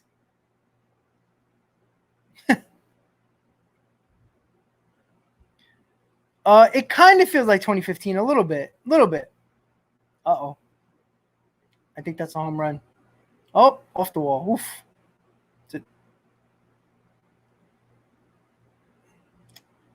Votto just missed the home run. Oof.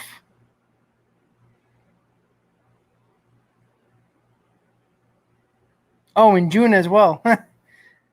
Yeah. Rojas and bullpens are not they don't go hand in hand. Well, Votto almost untied this game. Another 1.5 feet, that ball would have been over the fence. So we got lucky there. Castro's been terrible lately, man.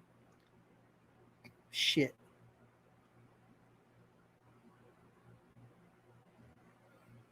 Yo, he's chilling, collecting that $20 million this year on the bench.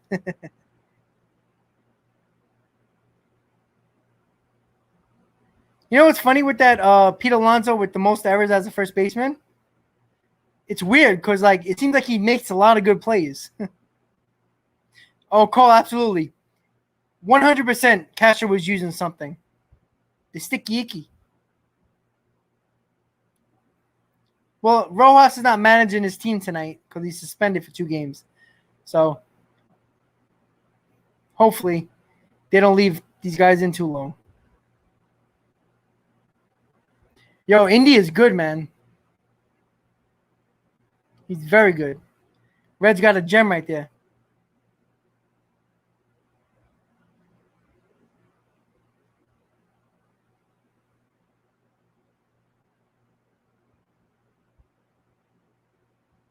Let's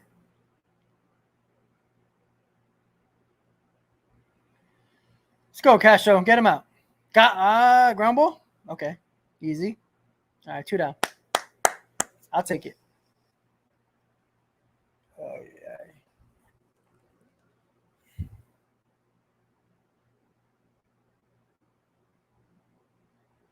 yeah. Lawrence, I don't think they're going to be – I don't think the Yankees are going to be sellers, but I don't think they make them playoffs either, so.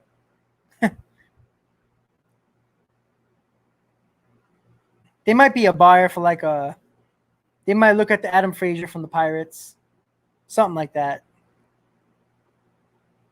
Maybe an outfielder. Maybe try to get Buxton from the Twins. There you go. Oh, shit, that's gone. Oh, pop-up. Woof. I don't know. The way he hit that ball, I was like, uh-oh. All right, we got out of it. There we go. Still tied after 6.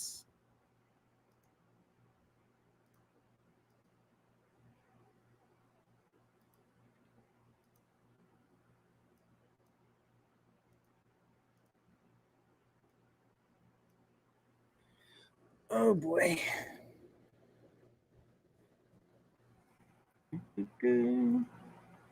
Oh, yo, Fernando. I forgot to tell you, I got Liddy and Pity.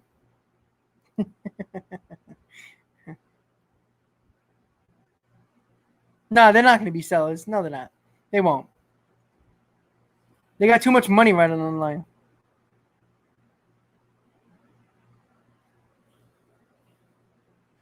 Got Liddy and Pity. We got Shitty and Pity. All that fun stuff. I was telling everybody I met Pete Alonso. I showed the picture earlier. around PNC Park. Took a picture, talked for like a minute. Pretty cool.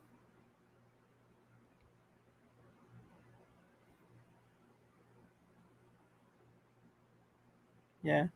And Castro got out of it. That's what can't complain. He got out of it. Maybe he's trying to figure it out a little bit without the sticky icky.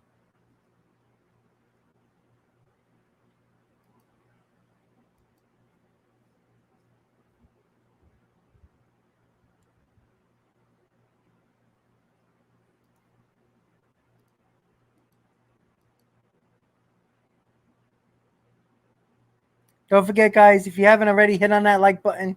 Hit on that subscribe button, everybody. Going to the top of the seventh. Mets still tied 7-7. Hopefully the Mets can figure it out, get some runs, get this W with this long-ass game.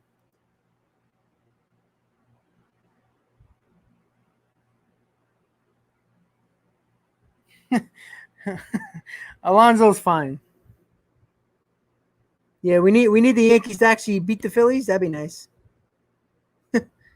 Even though the Phillies are playing good. I mean, the Yankees have been playing good, and the Phillies have been playing good. Wow. The Nationals are winning 18-0 against the Marlins. Jesus Christ.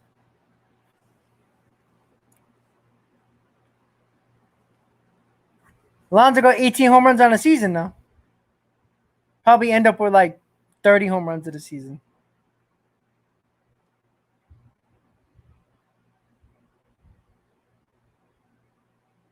Oh, it's going to be a tough matchup, man. Amir Garrett is up. The flamethrowing lefty.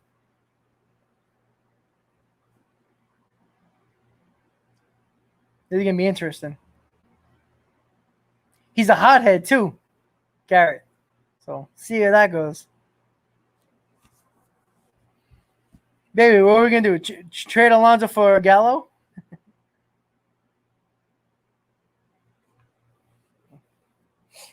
He left a hanger for Jeff McNeil. Should have crushed that ball.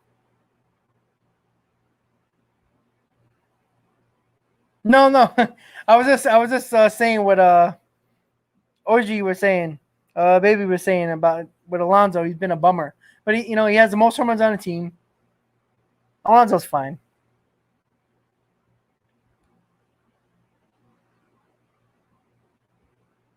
No rebuild. No, we're not at no rebuild stage right now. No, they're not gonna fire Aaron Boone either, Lawrence. They're just gonna ride the wave.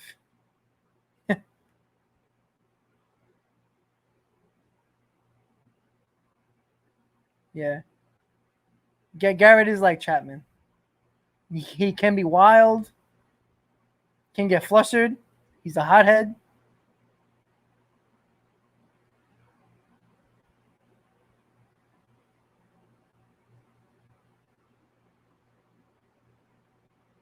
Yes, there's no rebuild.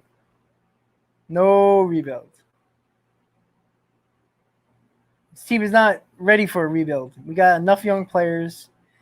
You can't waste years of DeGrom anymore. You got to get it going. You got to get it going. Got to get guys in here to win this division and be a dominant team in the playoffs. Wow. McNeil looked terrible in that at bat.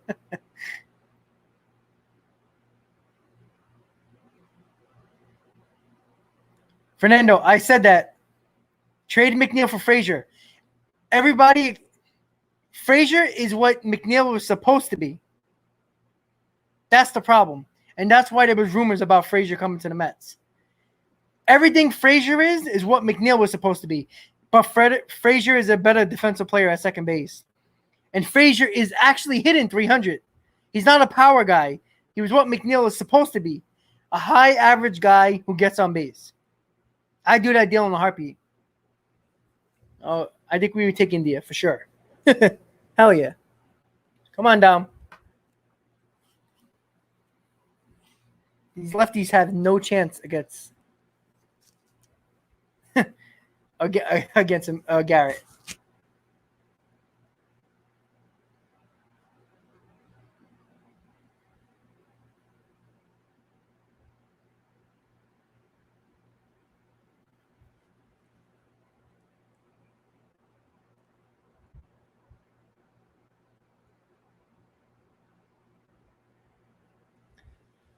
Let's go, Dom.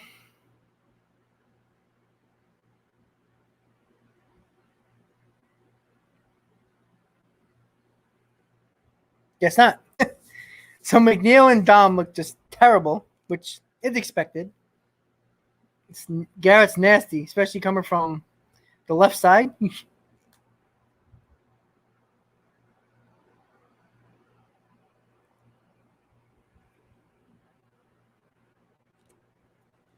Oh boy.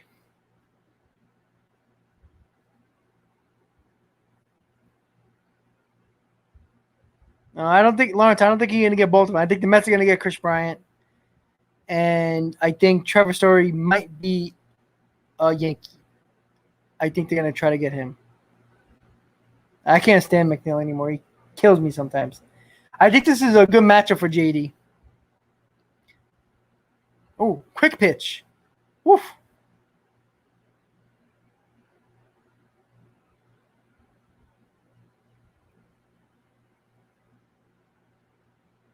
The Mets are making him look like Cy Young, man. Making him look like he has a 1 ERA.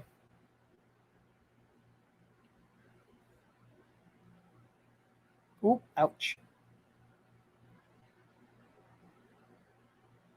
Well, yeah, I know. I saw that, Fernando. That would be a big pickup for the Red Sox to get Rizzo. Oh, that didn't end so well. That was a quick inning. That sucked.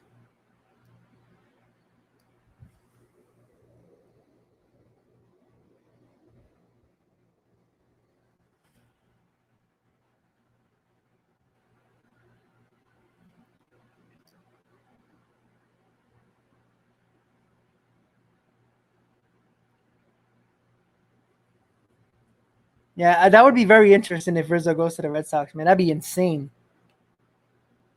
That would put the Red Sox over the top for sure. They have no problem winning that division. They'll have a little fight with the Rays, but I think the Red Sox are going to win the division. I think the Rays are going to be the second team from the wild card. I don't think the Yankees are making the playoffs. I don't think they're that good. Yeah, the Cubs are definitely blowing it up. I wouldn't be surprised.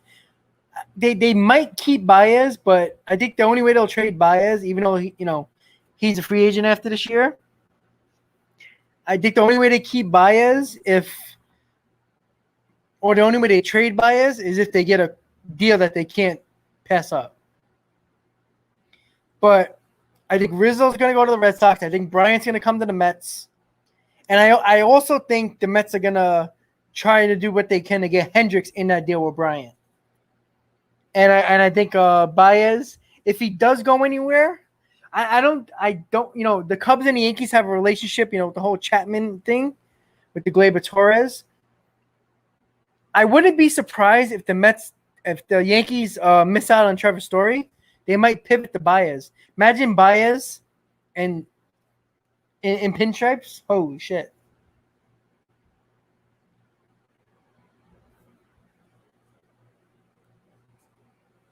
Yeah, it wasn't pretty, man, with the Pirates. It was we caught the Pirates at a bad time. The Pirates are actually playing well. And Nagowski, I never want to hear that freaking name again. I freaking hate that guy. All right, we got one out.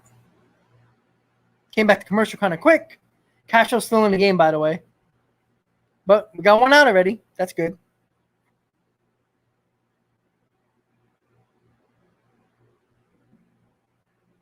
All right, Billy. Have a good night, buddy. Thanks for tuning in. Always appreciate the support.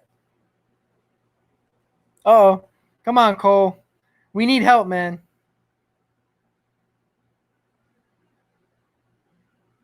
Yeah, man. Nagowski. You know what's funny? I don't even know whose fault. I mean, I guess you could say it was Nagowski's fault, but both of them just don't shut up. Stroman and Nagowski.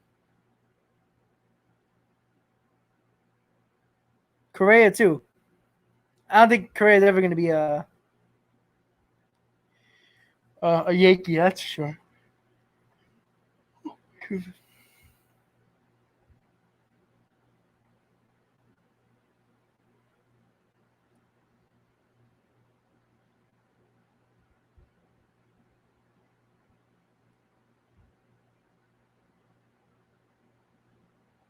No, I don't trust. I don't trust Davis enough defensively to trust him. He's a great bat, but he's not a Chris Bryant type of bat.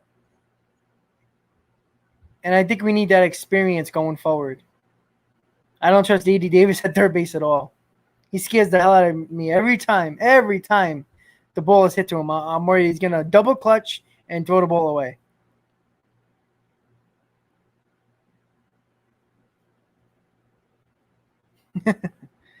Yeah, I don't think the Mets are okay at all. I think this team needs help. We need a bullpen arm. We need another bat in this lineup, and we need another rotation arm. Because I don't believe Syndergaard's going to come back. I feel like Carrasco's finally on his way back at the end of this month, but I still think we need like a 3 or 4 type of pitcher.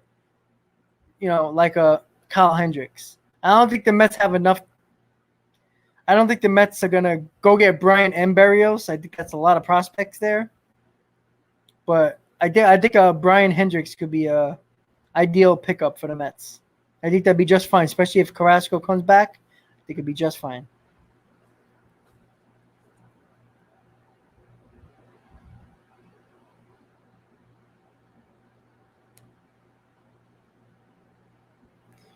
Oh, boy. I'm a little surprised they're leaving Castro in this, though.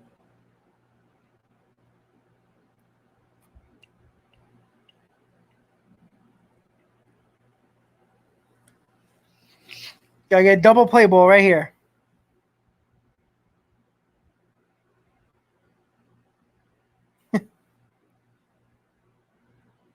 Uh-oh. Lugo's up. I trust Lugo, though. I just think he just didn't have it. And Rojas left him out there to dry, so.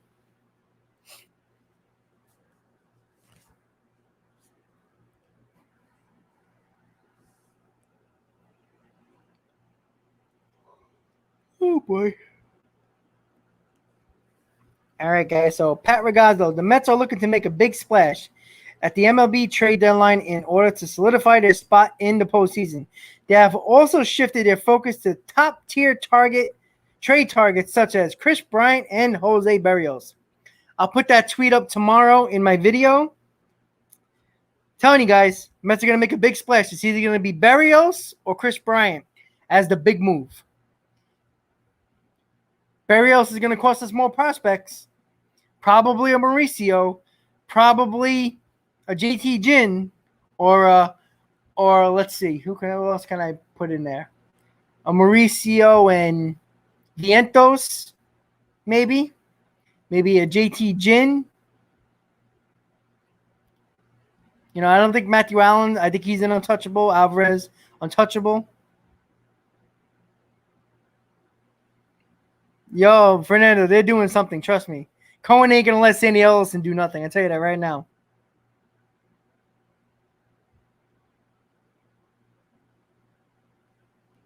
Yo, you take one for the team. You stick your elbow, your tongue, whatever you got to stick out to win a ball game. Umpire don't see it that way. You're good to go. You win that ball game.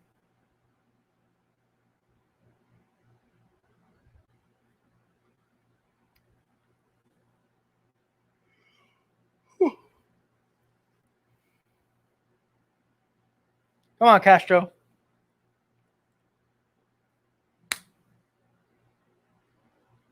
You know, he should put that sticky icky in his hair. They don't check the hair. They check the cap, the belt, and the glove.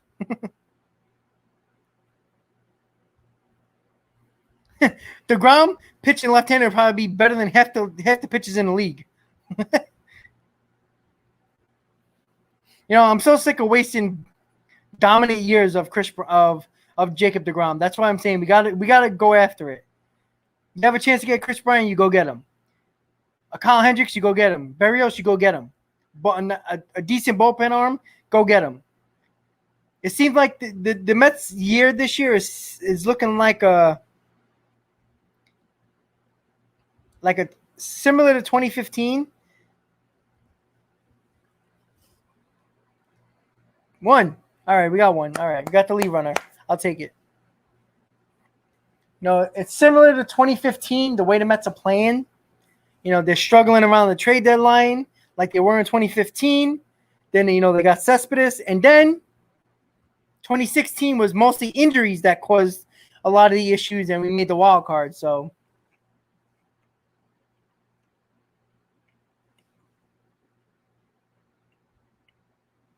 I hope DeGrom can come back, man. It's going to be a trouble. I'm doing a double switch right now.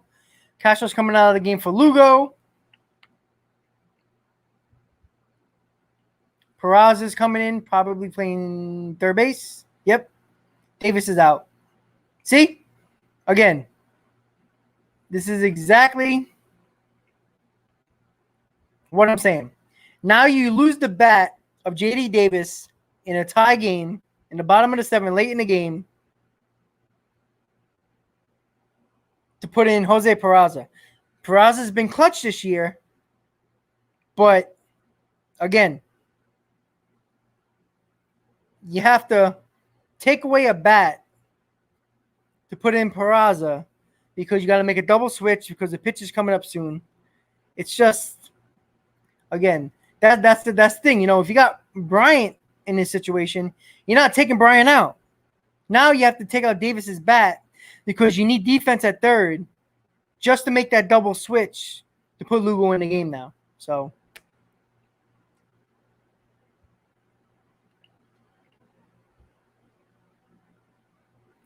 I don't think the Mets are going to fall out in the second half. If the Mets make the right moves at the deadline, they're going to be okay. They figured it out all this time with all these injuries. We got most of our guys back, about 95% of them, 90%. I think we'll be okay. You just have to get guys in here to help out. You see, Cole, that's the problem. That's what I'm saying. J.D. Davis hurts this team more than he helps this team for the most part. Again, you have to take out his bat late in games, no matter if it's a tie game, 1-run lead, 1-run deficit. You got to take him out for defensive purposes because the Mets don't trust him enough defensively. And look what happens. Now you lose his bat for the next couple of innings. He'll probably come up sometime in the 8th inning, possibly the 9th. Sucks. Peraza's been clutch. He's batting like 200, but he's been clutch. No, well, you know what? That Guillaume 3 errors is a fluke. I bet if somebody bet the over 3 errors on Luis Guillaume, if there's a bet for that, they'll make a lot of money. What is that? Probably like plus like 20,000.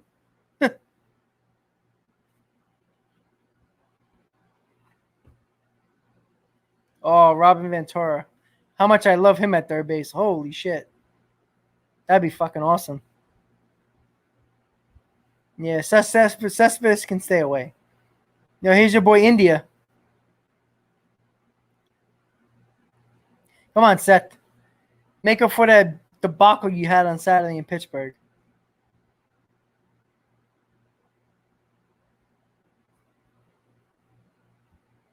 Ooh. You know what I noticed? Lugo is not throwing hard. He's throwing 93, 94. That worries me. He's like 96, 97. That's worrisome. I don't know if he's injured or hurting or tired. He has those dead-on periods. Yeah, he's only throwing 93, 94. Lugo has not been looking good.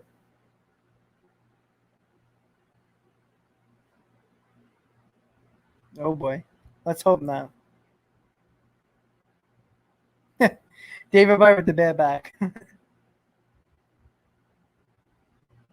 Yeah, Seth's not throwing hard. 93, 94 on his fastball. That's scary. He might have a dead arm right now. It's possible. I don't even think he's overthrown. Oh, Jesus Christ.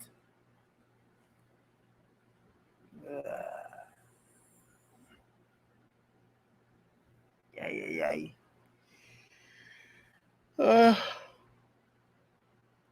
Come on, Seth. Dude. Oh, shit.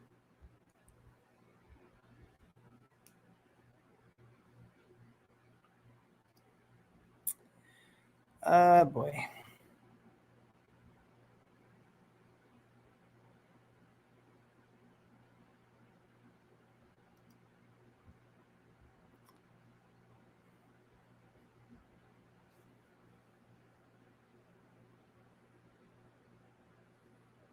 Yeah, but a lot of these players they're not speaking up right now. Like I don't know. I think Lugo. I think Lugo should get a couple of days off. I think his arm is dead. Like, look, all right, he just threw a 95 here. He picked it up a little bit, but the ball was right over the plate.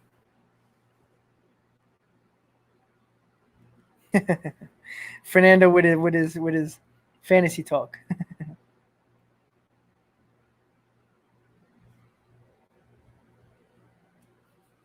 Nah, we don't need Cisco right now. We got Nito and McCann. He should be fine. Come on, Seth. Got this in.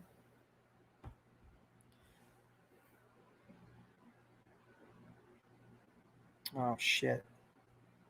Fuck. That might be 2 runs.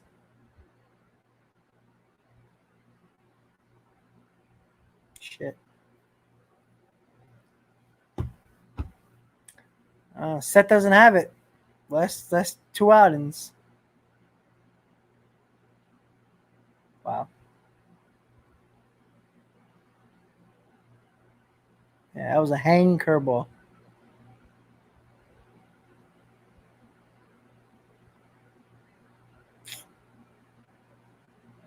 Fuck. Not good, guys. Not good. Ross is gonna keep. Not Ross. Strauss is gonna keep him in there right now. Yep, of course he is. It's like Saturday all over again. Lugo doesn't have it. You can tell. He's got to have a dead arm. If he's not injured, he has a dead arm.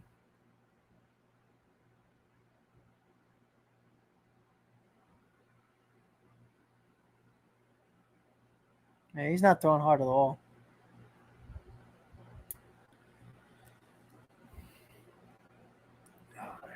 If you can't trust Lugo right now, we don't have many options.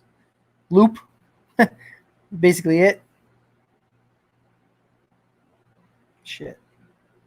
And even Seth Lugo's location is off. That's rare. Usually Seth Lugo, even if he's not throwing too hard, usually his location's like pinpoint. The last 2 outings here in Pittsburgh, not good. That's a nice pitch. 95 on the black.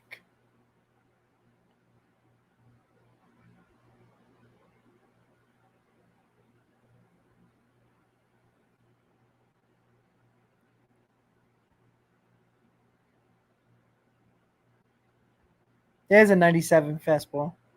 Not even close, though.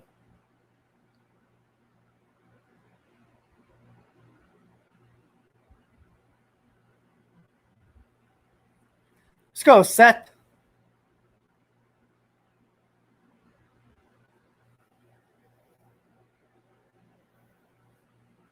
All right, he's getting it up there now. 96, 97. It's a good pitch. Can't walk this guy here.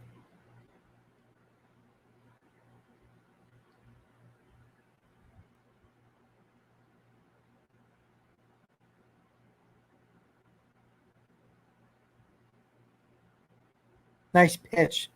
Easy. Oof. Woohoo. Thank God Alonso picked that ball. Oof. Peraza made a bad throw. Oof. All right. Going to the top of the 8th. Still tied at. Not tied. Reds lead 8-7.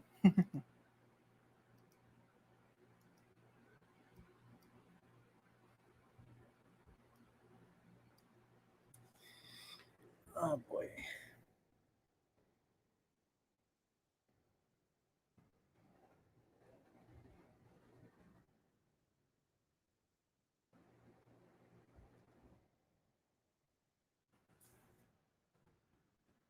Terrible, terrible, terrible. You need some fucking runs.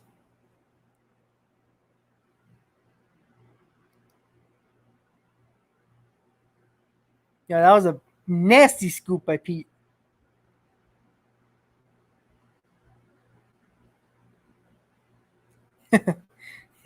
Jose Peraza.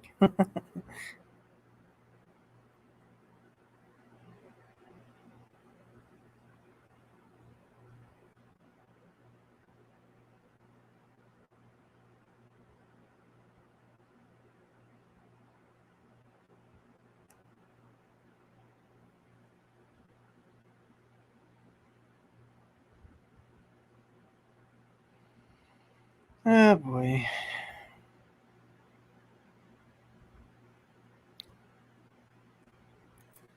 Da, da, da.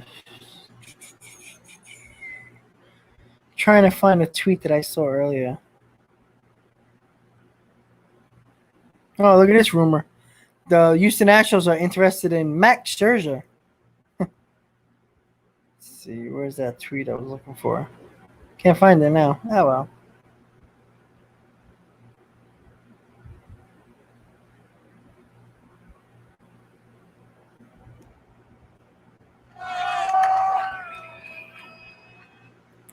Yeah. Shit. Yeah. There's something wrong with Lugo.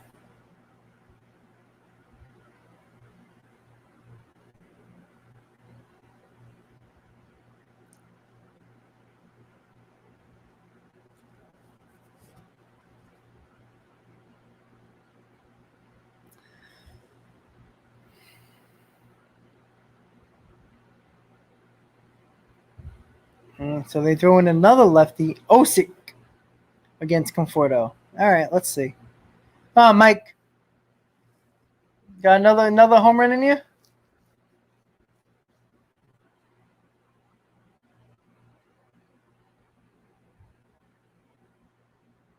Yeah, definitely. Yeah, that's why you hit the cutoff, man. Good fundies. You cut it. Look, if he missed the cutoff, man, that second run would have scored.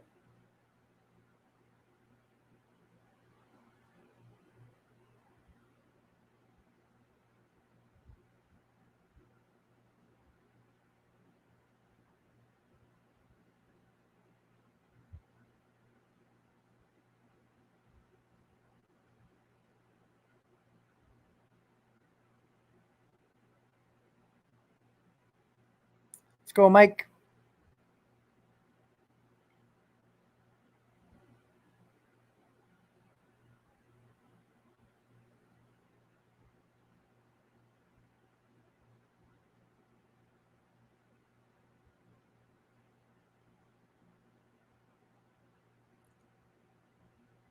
Ah, get out, get out, get out, get out, get out. Oof. Okay. Oof.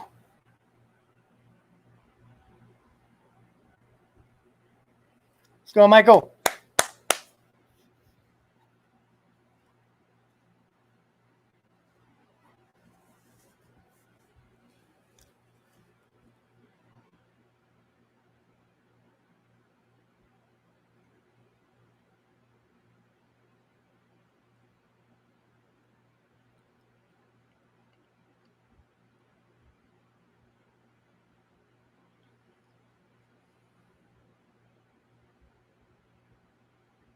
Yep. If the Mets lose, Philly be a game and a half out. Not good. All right, full count. Come on, Mike. Stay in there.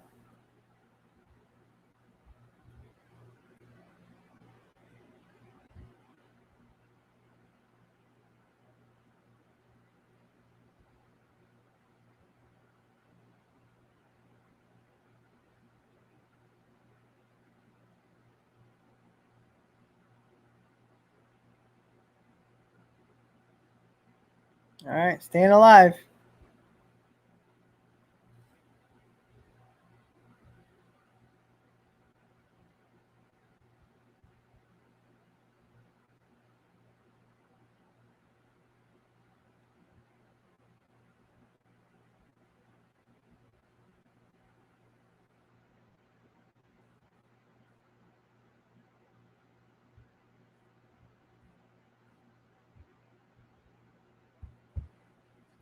Let's go, Mike. That's a base hit. Yeah. All right. There we go. Here we go. Let's go.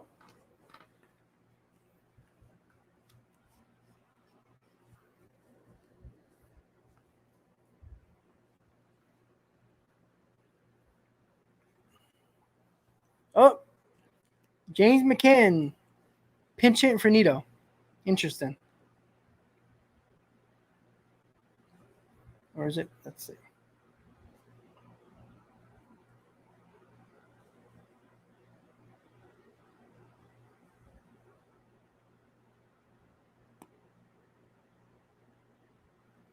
That's odd.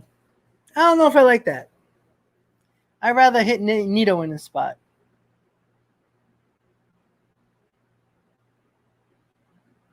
I don't like that move. I think Nito hit well today. McCann's a double play waiting to happen. Like, I don't know if they're looking for power, home run here. I don't get that. Jesus Christ. That's a bad move.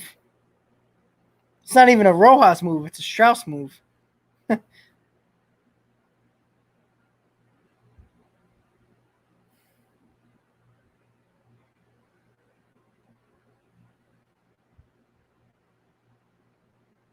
Oh, there it goes. He got it. Woo! Yeah. Yo. That was the best move ever. I don't know why you guys were complaining. Let's go. Yeah. Woo. What a move. Let's go. I told you guys don't listen. Yeah, baby. Let's go. Hey, what did I just say? They're looking for a home run here. I was waiting for a double play. Woohoo! Hit him, Mets fans, baby. Woo! Yeah. Woo! Fucking go. Woohoo!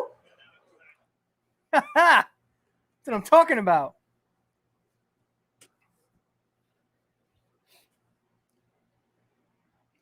JT who? Seriously. If anybody would have put money down right now before that at bat, we all would have put money down on a double play. No joke. We all know that. We all would have put down. We would have lost some money in that bet.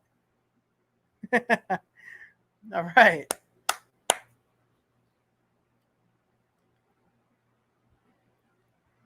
So now who are we going to put in the 8th? Loop? And Guillaume with the base hit. Let's go, guys. We need more runs because, Diaz might be coming back soon. We know that's going to be fun. Another hit. Another hit.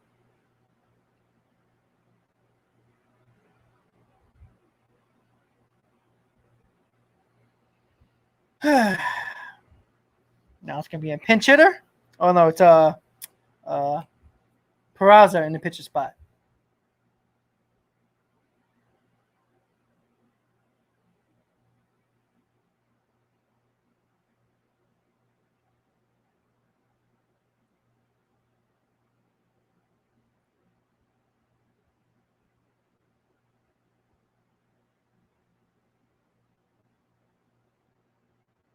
Come on, Drake.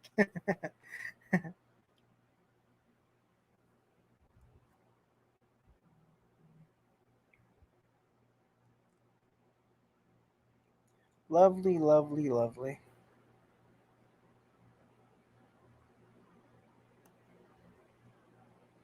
Let's go.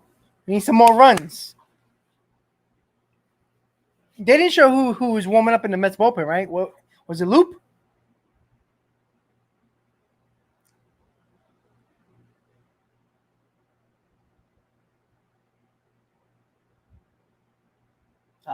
Come on, Jose.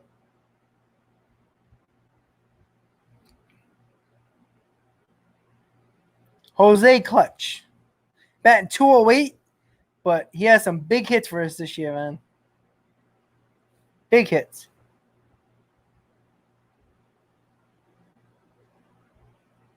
Yeah, Cole, honestly, I didn't think it was a good move. I thought it was just a double play waiting to happen, but hey, it was a good call. Let's go, Peraza. Let's go. Oh, drop. He ain't catching that. Shit, he caught it. He ran a long way for that ball.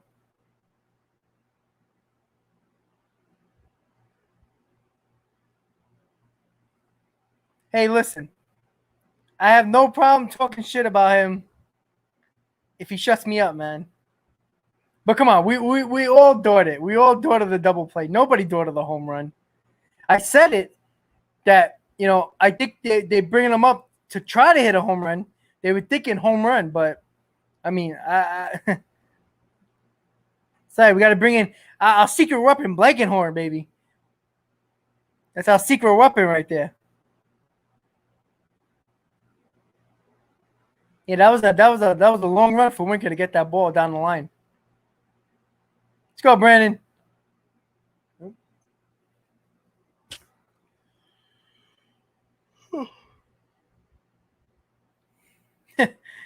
Out of all people, Nimmo will get the double play.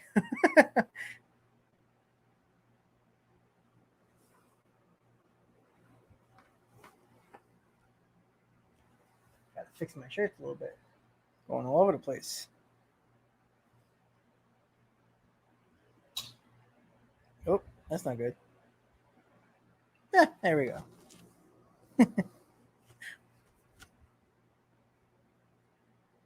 Let's go, Brandon.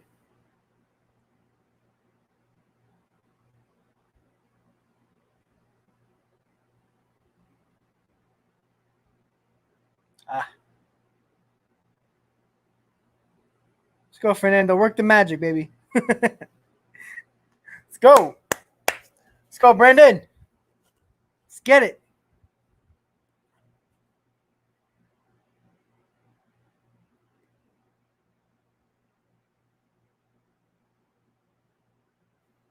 What's up, guys? If you're just tuning in, hit on that like button. If you're new to the channel, hit on that subscribe button. Mets took the lead with a 2-run home run by James McCann pinch hitting.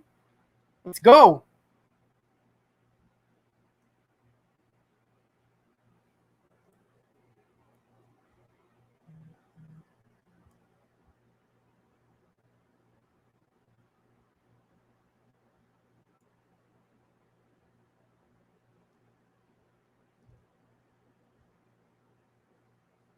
Let's go. Let's go, Brandon.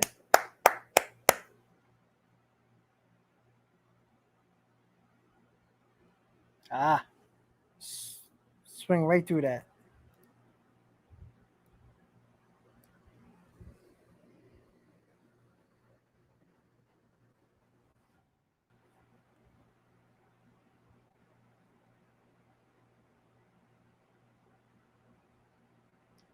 Let's go, Brandon. Base it, baby. Let's go.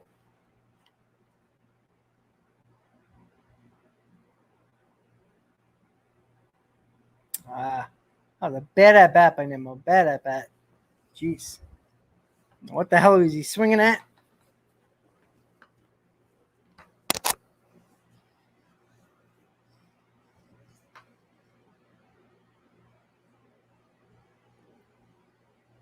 Let's go. Let's go, Pete.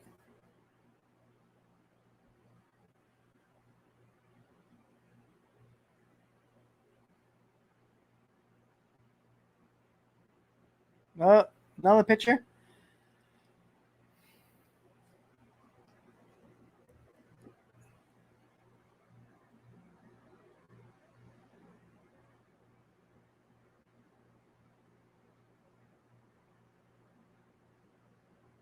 No, the pitcher.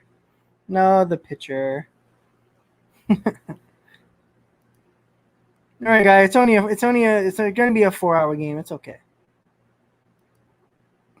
We got nothing better to do, right? So don't forget, guys. I'm going to be posting a video tomorrow about more rumors about Chris Bryant and Jose Barrios. Things are starting to heat up a little bit more. There was a lot of tweets over the last 24 hours about it. I'll talk about that tomorrow. If you haven't checked out my other videos about Barrios, Bryant, Frazier, please check that out if you haven't already. And on July 31st, during the trade deadline, I'm going to be live during the deadline, like around 12 o'clock, from 12 to 4 until the end of the 4 o'clock hour. when the deadline ends. We'll talk about what's going on, all the latest news, what's been happening, who's made the trades, what did the Mets do, what did other teams do, how can this affect the NL East, and so on and so forth. So look out for that in about a week and a half. Thank you guys for tuning in. We're having fun today. It's a long game, probably be 4+ hours. Thank you guys for tuning in and hanging in there.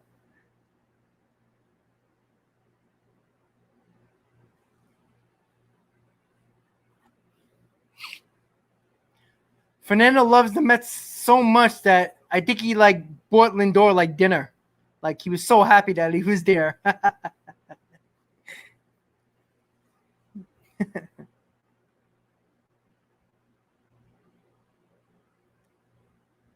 OG, you got to go back to the bathroom. Hurry up.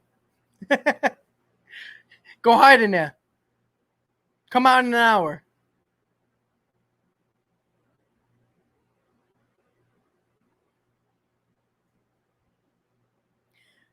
You know, Deborah, honestly, I don't think if you're a real Met fan, if you're not negative, what this team put us through over the years, he's showing all the dates.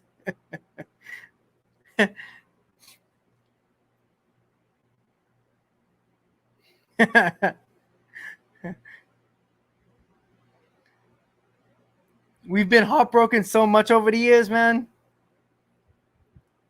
You know, when we try to be positive, they step on our hearts. They don't just step on it. They step on it and then they'll watch it bleed out slowly and then step out of it again. That's what they do. 87, 88.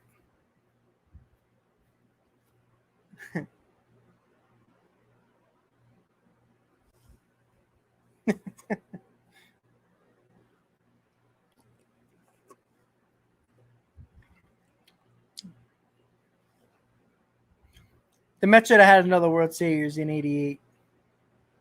It was unfortunate what happened with them. Oh, Pete just missed that. Damn.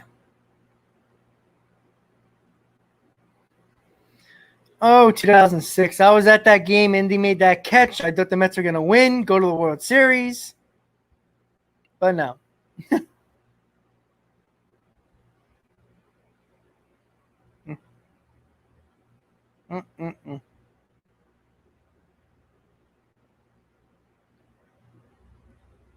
Ay. 2015 was a disaster. Run it out, Pete. Run it out.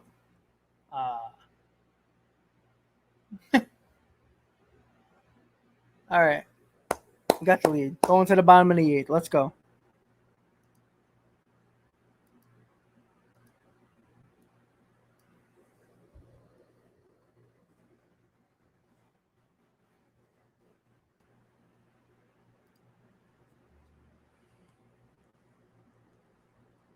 Let's make it happen. Got to get this W.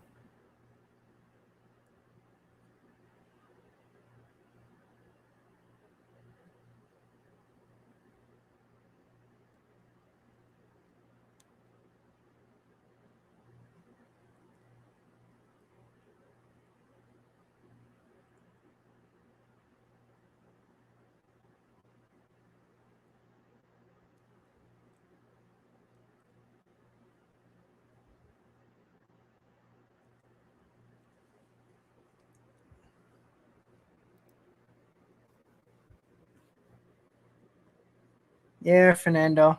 I get it.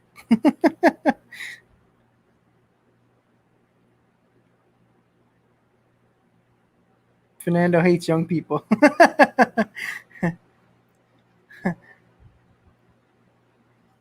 No, Fernando doesn't hate anybody more than Wardy.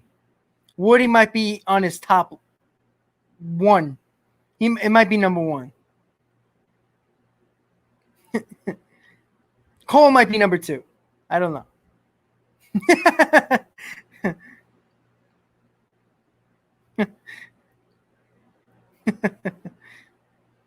I don't know. They didn't show it. I'm hoping it's Loop.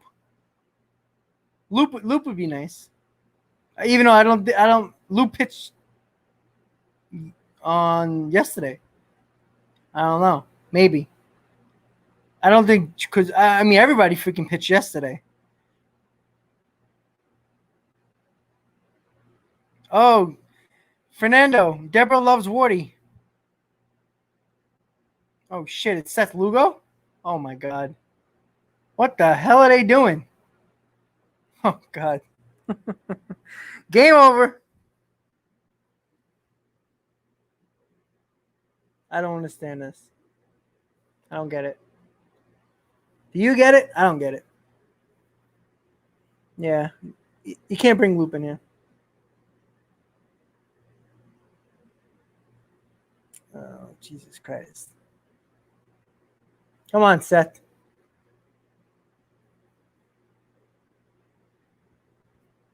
Jesus Christ. There couldn't be anybody up? Anybody? Familia?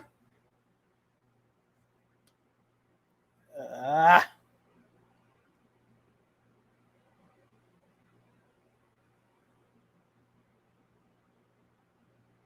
Yep, Lugo went. Oh, geez. Oh, wow. They called that a strike. Thank you. Thank you.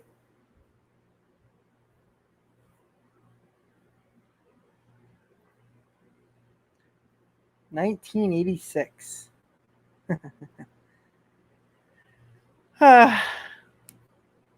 No, I got the. Oh, I was very young, but the Rangers won in '94. Damn, out of play. All right, come on, let's go.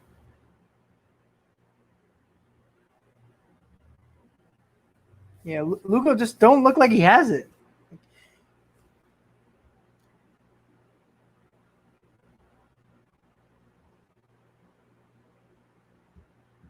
Come on, Seth, let's go.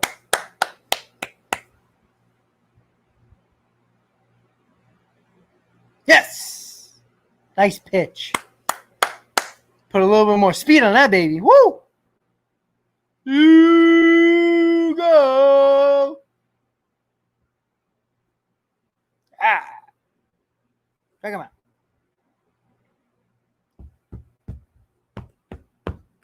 Oh, drop the mouse. Oh boy, that's not good. There we go.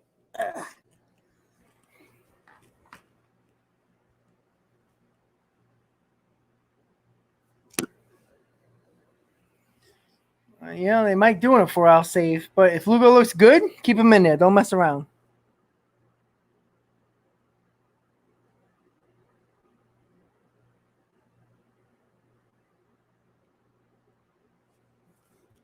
Let's go, Seth. Get it done. Get it done.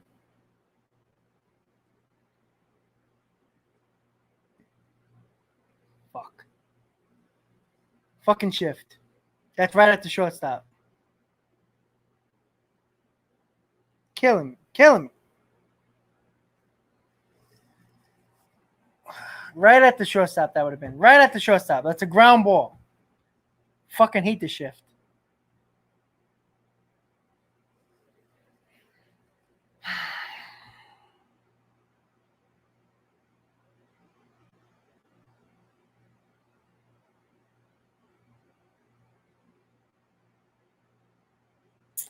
Shit.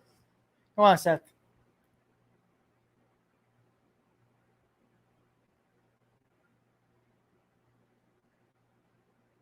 Suarez scares me.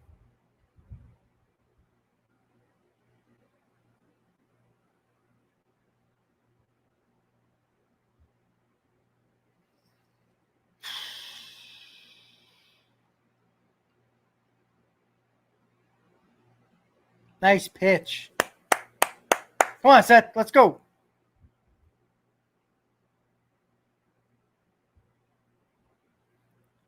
Wow, look at that stat. Most home runs since 2019. Pete Alonso, 87. Eugenio Suarez, 82.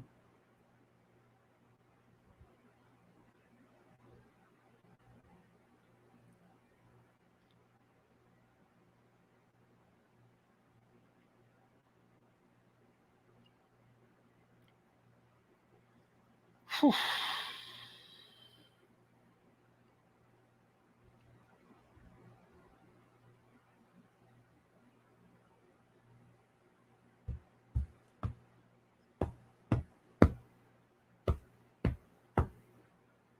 Got him, baby. Nice pitch. All right, Seth. One more, baby. Let's go. Nice. Anything above the letters, they can't touch it. Look at that pitch rise, baby. 4-seamer fastball. Woo! My favorite pitch. Got that sucker up to 97. Come on, Seth. One more, baby. Let's go.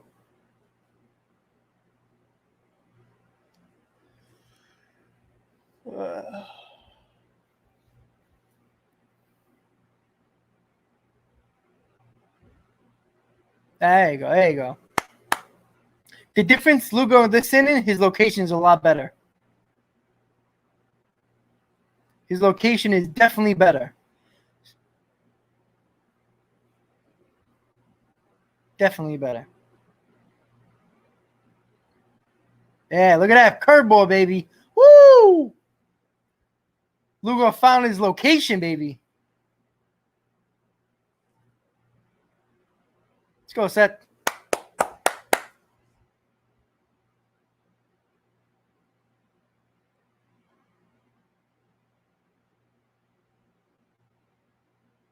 Got him, yeah!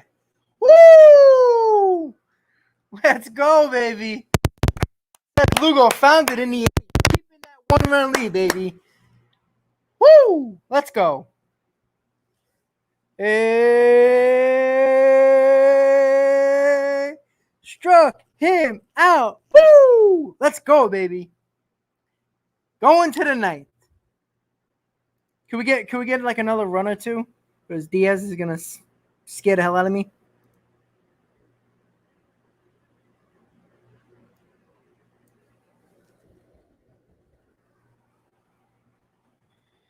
Oh boy, here we go. Here we go. Here we go. Here we go.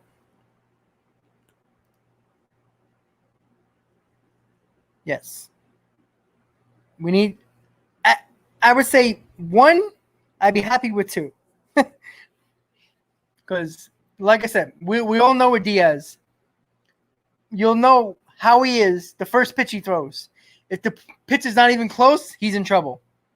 If the pitch is good, he might be okay.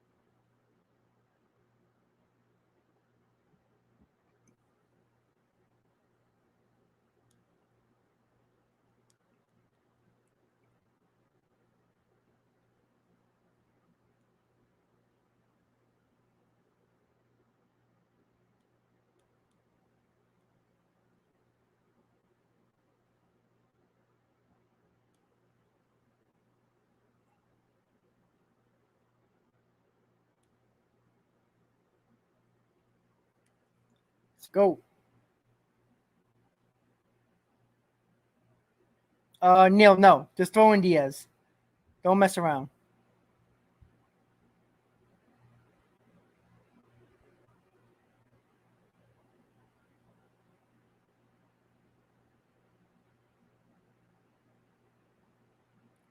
Yeah, I don't think they're going to pitch him 3 innings. No way.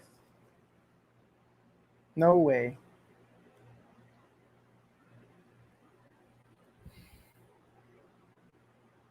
McChicken.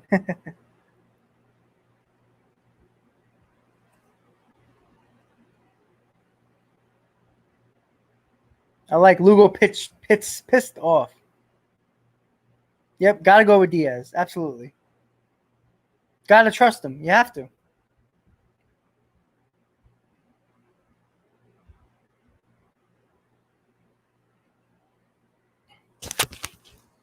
Hold on, guys. I'll be right back. Sorry about that. Just gotta. Gotta do something really quick.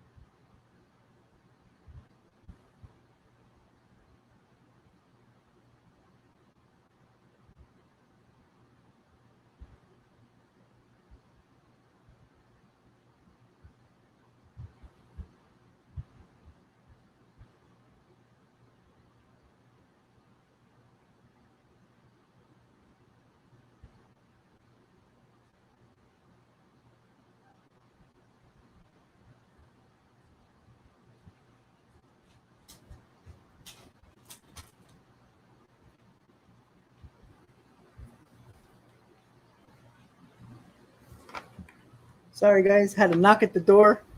My neighbor had a package.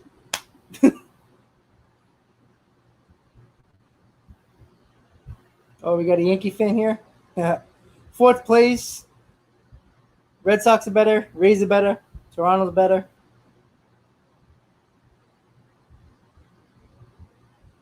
Very true. That's true about the Yankees division. But how many years over the last 20, the Yankees had nobody in their division that were any good?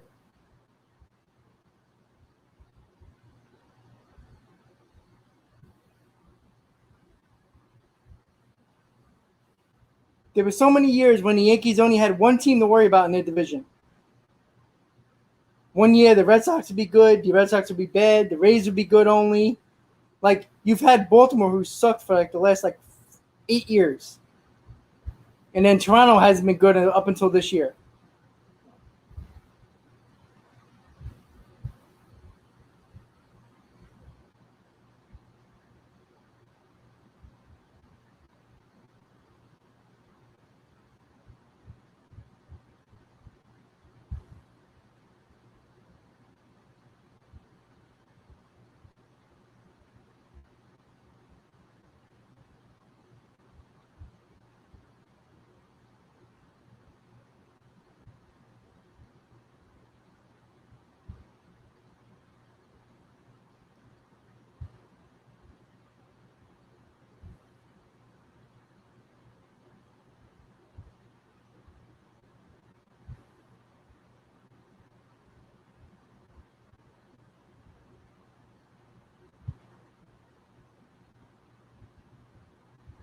Let's go. Let's go.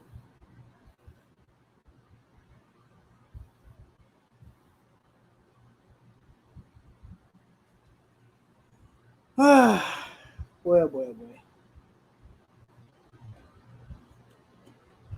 Let's go.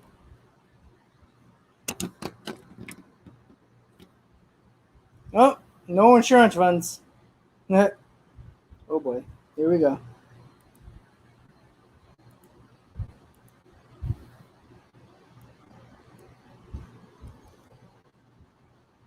All right, well, up to Diaz. Up to Diaz.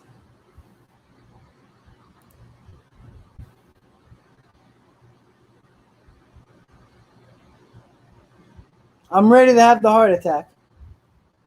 At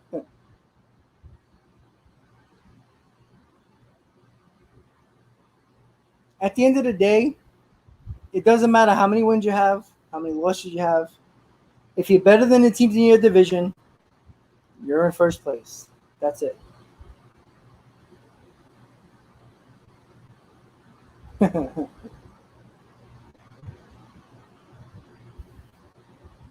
Okay, you want to talk about the present? The Yankees are in fourth place. Doesn't matter what the division is. Doesn't matter what place you're in. Doesn't matter how many wins you have. It really doesn't matter. Oh, look, more Yankee fans. Look at that. You know what's funny? You haven't heard the Yankees fans all year. Where were they when the Mets were kicking their ass? Did they forget? When they lost 7 straight to Boston, they didn't hear nothing. Cole is still a bum. Let's be honest. His last 2 starts. Okay. Cole has to get pumped up to actually pitch good. Cole's a bum. Couldn't even get out of the 4th inning against a Mets offense that sucks.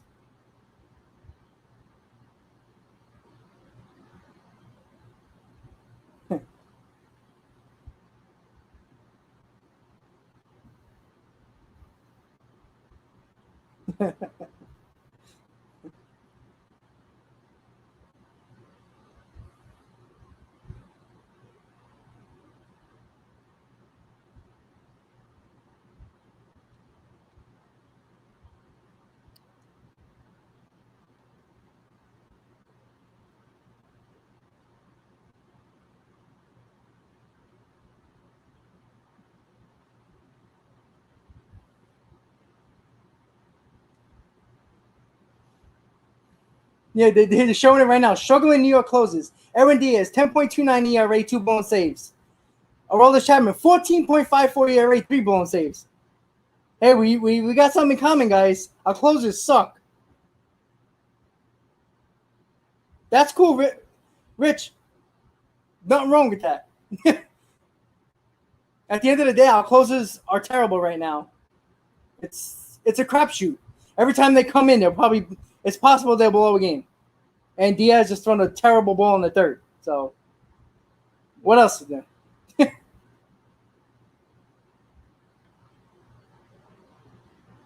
Oh, Lord. Oh,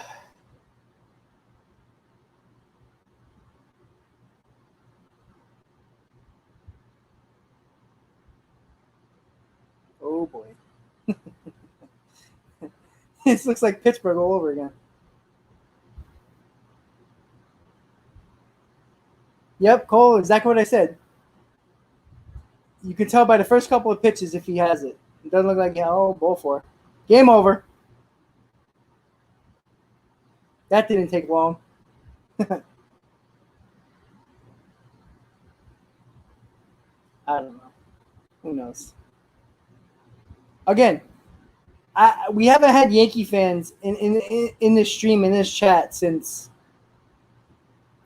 probably April. Again, they're starting to get confidence again because they're winning a little bit. That's all. It's all right. Everybody knows I don't block anybody, so.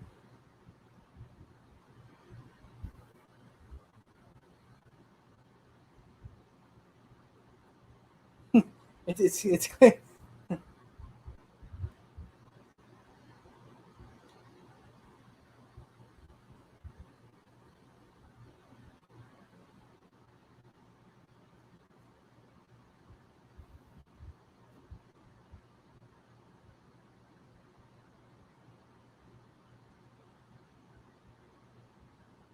that's true too. No Yankee tonight. Oh wow, he swung at that garbage. Wow. No, I'm not block. I don't block nobody. I think it's hilarious. It's what we do, right? We all talk shit. The hell else would we do?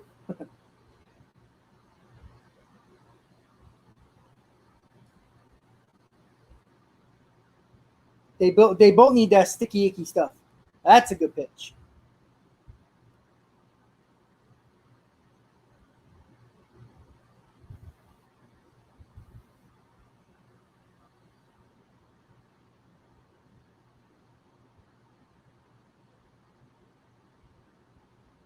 I have a feeling this shift's gonna hurt us.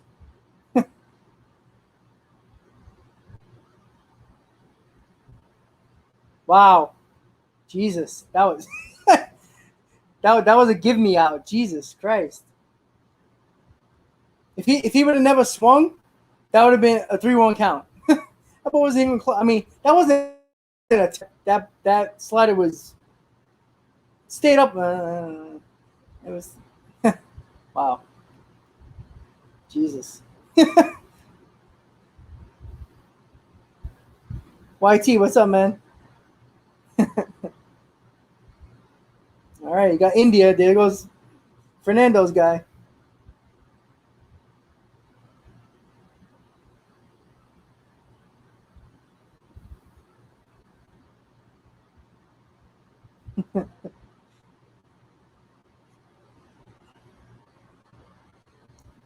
Guys, we're so negative. Oh, boy. Double play. Just throw the first, damn it. Okay. 2 outs. There we go.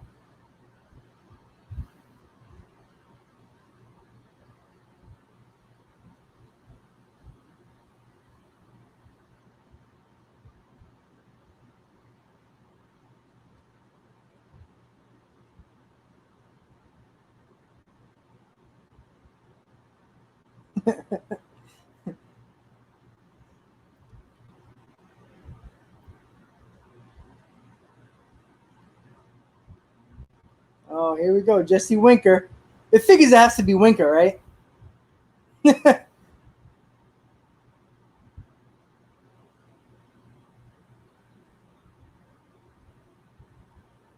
Out of all people up, it has to be Winker.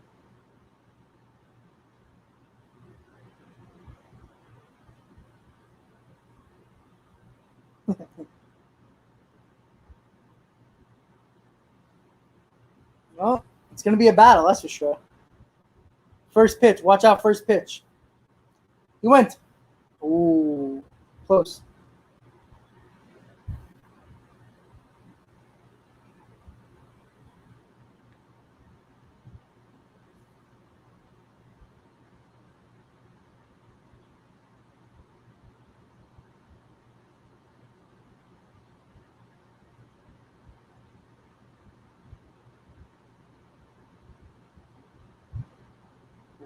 He was on that pitch.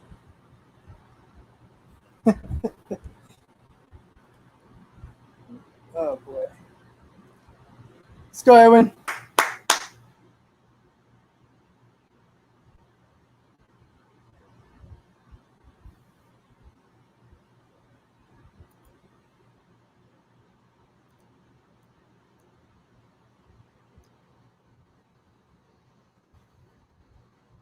Oh, tie game. Saw that coming.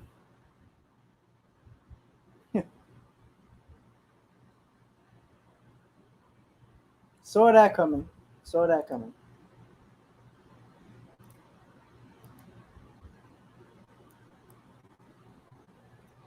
Saw that coming.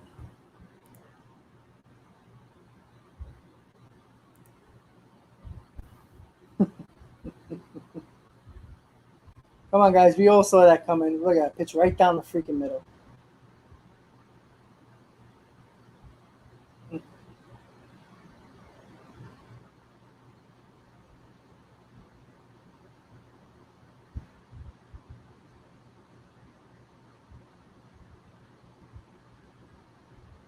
You would think Yankee fans with 27 World Championships would not care about the Mets, but you know, they can't help themselves. So it's all right. They'll be watching the Mets this year in the playoffs. It don't matter.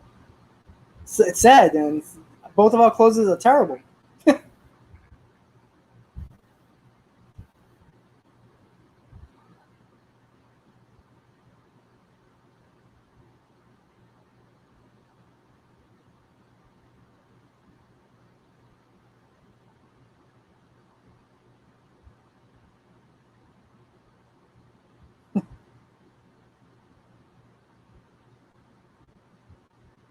You know, Edwin Diaz and Chapman gotta start hanging out, man. Jesus. Oh, Jesus Christ.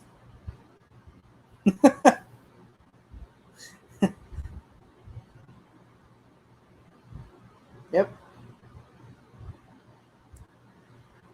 Telling you right now, I'll make Luke the closer.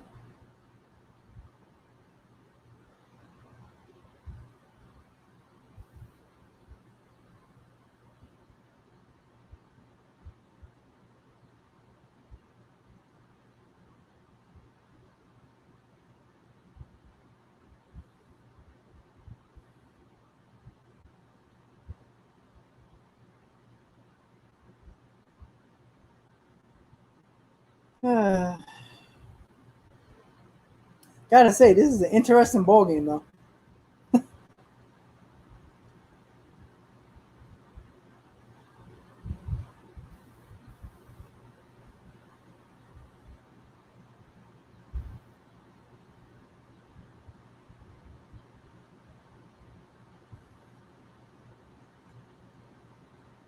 I don't know. It's crazy, though. That was the best slider he threw.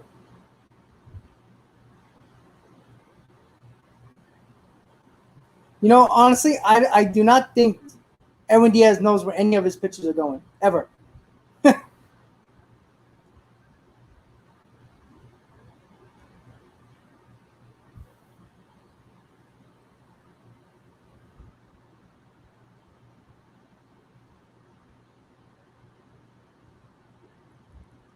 If I was the umpire, I wouldn't give him a close call either, though.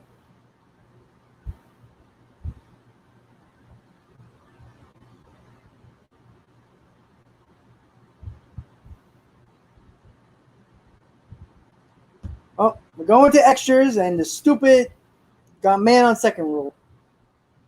Well, I guess it's going to be a 5-hour game, guys.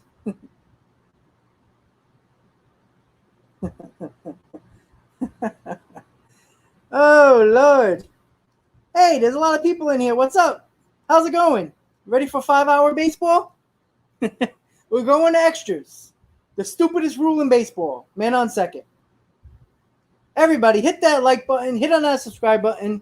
Yankee fans, Met fans, Philly fans. We got them all today. Why not? We got 2 closers in New York that can't save a game to save their lives anymore. It's amazing.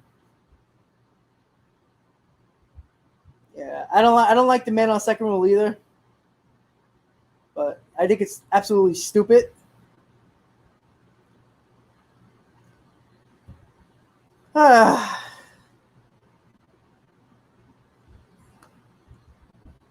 What can you do, guys? All you can do is just breathe. That's all you can do. It's all you can do is laugh. Like it's amazing. Like I don't know. You know, it's clear that it seemed like Diaz used the spider check, Chapman used the spider check, and they can't figure it out. Their spin rates have been down. They haven't had the best control. It's crazy. Oh, cool, absolutely. I'll take the man on second rule if they get rid of the 7-inning doubleheaders. That's so stupid. It's not real baseball. The ghost runner is that's a good question. Let's see. I forgot who made the last out.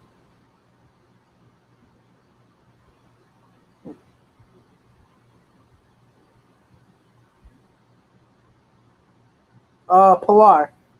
Pilar's the ghost runner. Conforto's up right now. So Pilar made the last out. So he'll be the ghost runner.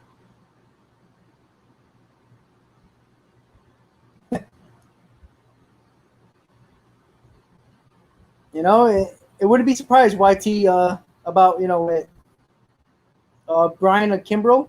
It's going to cost us, but, you know, thinking about Brian Hendricks all this time, you might need Kimbrel. But then again, you know, you get Kimbrel, he's got to close. Diaz is going to be a disaster in any other inning, so it's like, it's crazy. All right, guys, let's get some runs. 9 apparently was enough. What did I say, guys? 10 was the magic number, right? Earlier in the stream, about 4 hours ago. First fucking pitch. Well, we got the run of the third. Productive.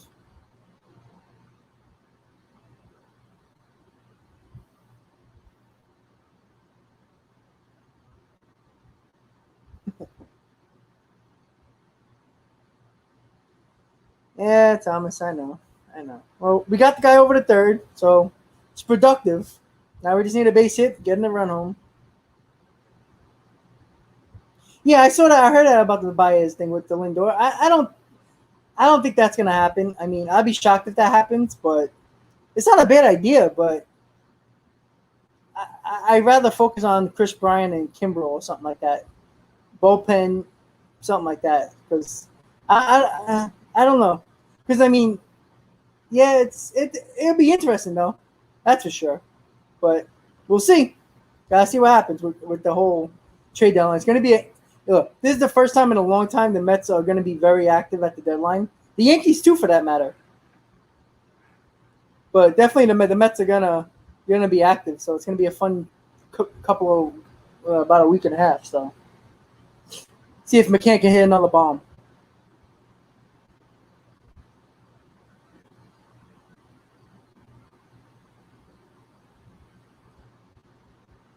Hey, Fernando, I said 10 runs are gonna win the ball game. Well, with Kimbrel, it's with his contract as well. I would be. Let's see. I would think they were talking about Jalen Palmer, JT Ginn. You might have to throw a JD Davis in there, maybe a Vientos. I mean, I don't think we have to get that much, to be honest. But Jalen Palmer, JT Ginn, maybe another low level prospect. Like you might have to get rid of JD Davis unless you bring Guillorme down the minors and keep JD Davis up. It really depends. So come on, James.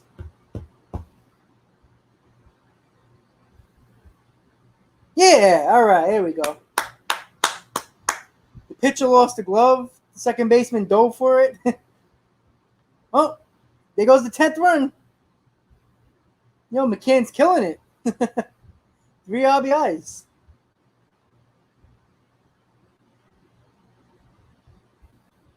Yeah, you go. I know, man.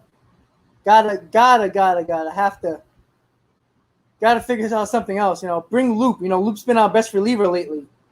I think you would have to put Loop as your closer for a little while. Get Edwin Diaz back on track somehow. All right, so I think we need one more run, guys. Oh, you lost the shirt. Oh well. Even the shirts can't hang.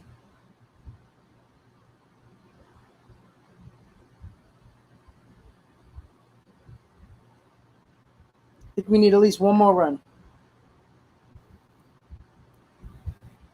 It's a great move by Joust, man.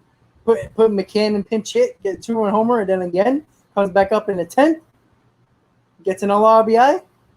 We need one more run, guys. I think one more.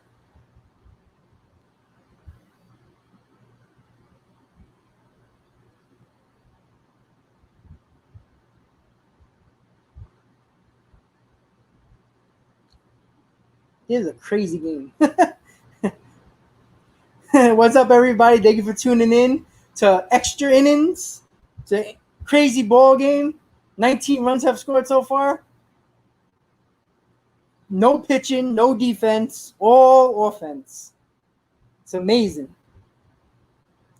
See if the Mets can get this W. Don't forget, guys, hit on that like button. You're new to the channel. Thank you for tuning in. Hit on that subscribe button, everybody. We're involved in an interesting game. That's for damn sure.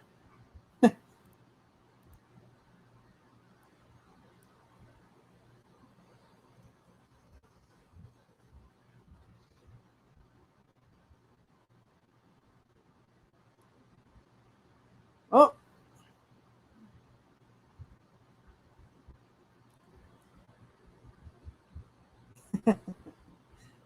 Oh, boy.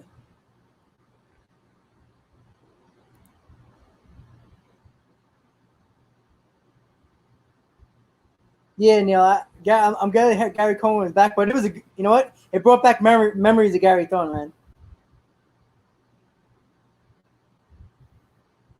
I don't think they'll put in Diaz back. I think we had like 20, 25, 26 pitches. I mean, they haven't showed the bullpen yet, so that worries me. But I don't think they can bring him back. Luke pitched, 2 innings yesterday? Oh, no, they showed that guy, I don't know, the lefty that's up right now with the glasses. I don't even know his name.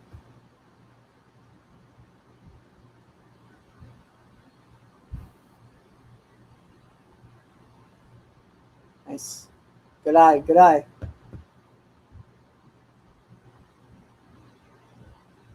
You know, it's a guy from the minors. I don't even know his name, Marky.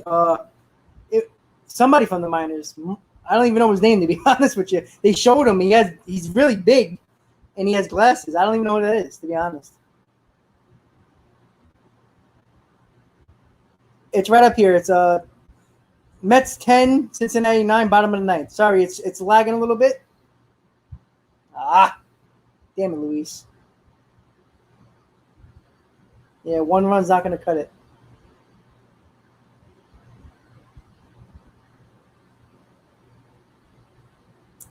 Shit.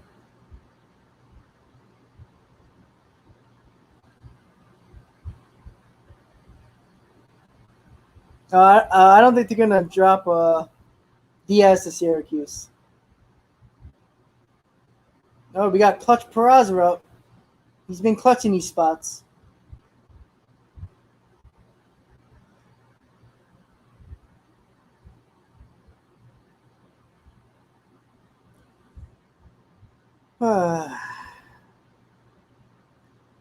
We need at least one more run.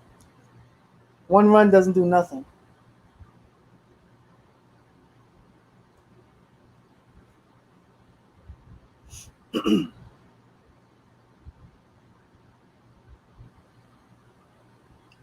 Shit. Not good, not good, not good.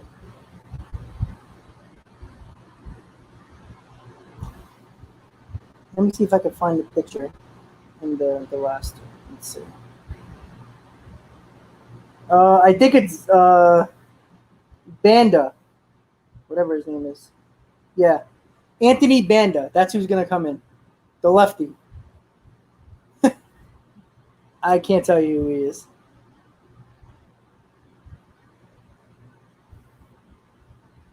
Well, we're relying on Anthony Banda. Oh boy.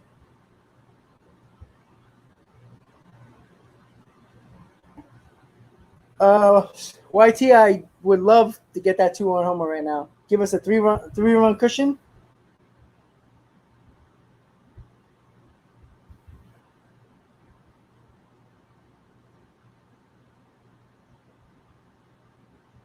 Shit.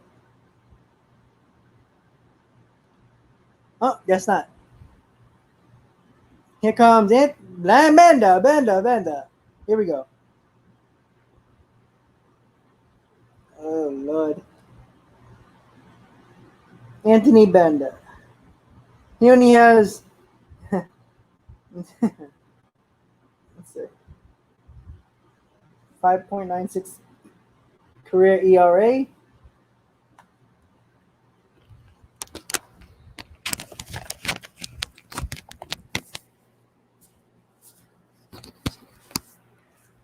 Anthony Banda has a 5.96 ERA. Sorry, guys. I forgot I didn't put the microphone back on. Sorry about that. 2020, 10.29 ERA. This is bad. Anyone but Diaz. I understand that, Marky, but oh boy. The Mets are relying on Anthony Banda to win him a ball game.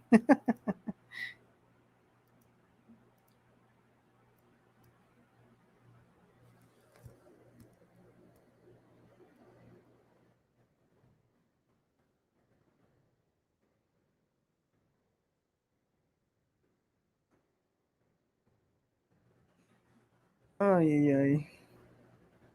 Can't make it up, guys. You just can't make it up.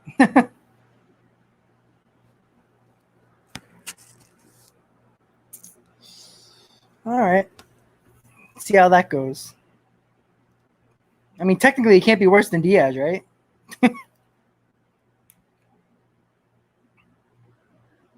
Seriously, gonna have tryouts for the Mets bullpen. I don't know. We gotta see, guys. Yeah, see, that's the biggest issue too. You know, like just scoring one run. Like, there's like I think they were saying like, is there's like a 76% chance the run comes in. I think that's like the average. There he is, Anthony Banda. In AAA, he has a 6.52 ERA in AAA in 13 games. In AAA, holy shit! Oh my god, this is what it comes to. Oh.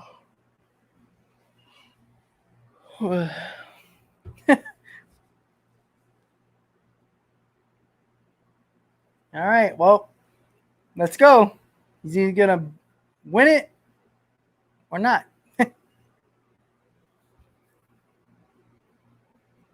Wow.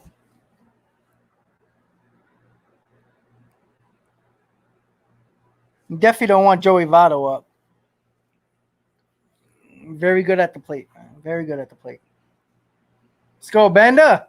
Let's go. Get it done.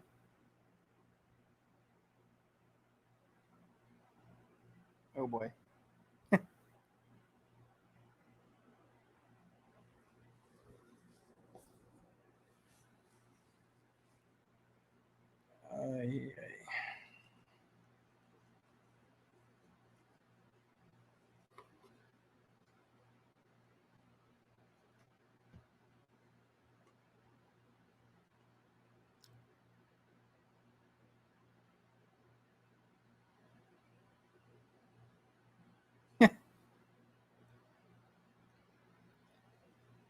Oh Lord. Oh Lord.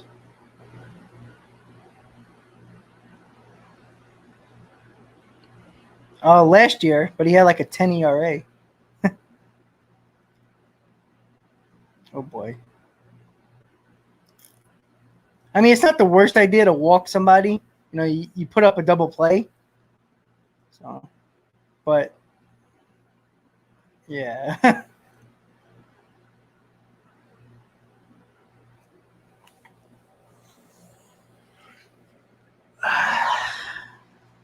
Like, it's not the worst thing in the world because, again, it sets up a double play, but still. You put the winning run on base. So.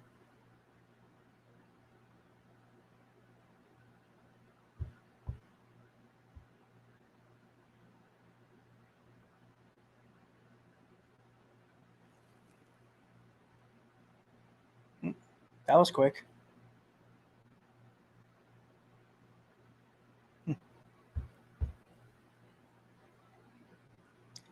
Exactly, yeah. When just walk them. Why bother? Why bother 3-0? Just throw the ball in the dirt.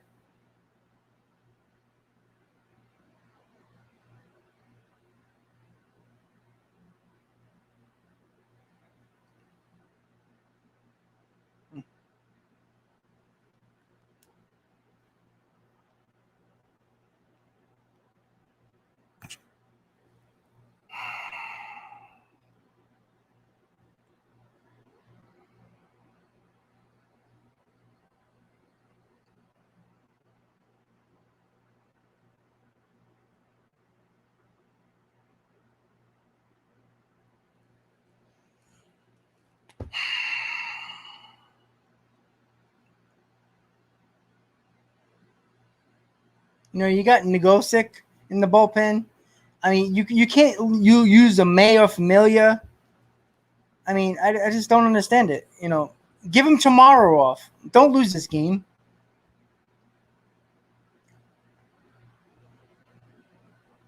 Wow.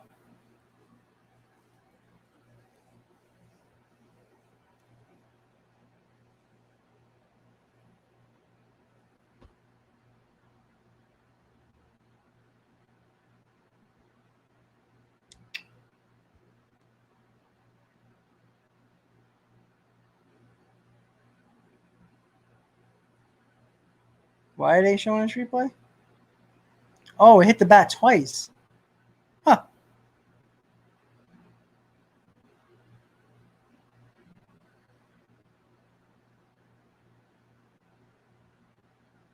Yeah, they can't. I mean, somebody's got to pitch better. You know, it's like, oh, Jesus Christ. I just don't get it. Like, There's nobody that can pitch an inning. A Familia, a May, Negosic. I mean, I don't know.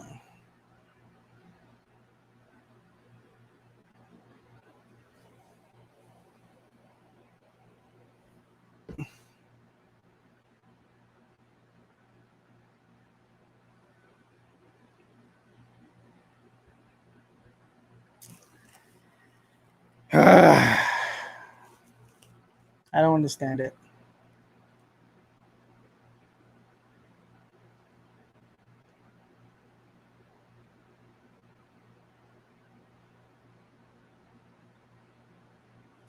We need a strikeout big time here. Don't throw him a strike.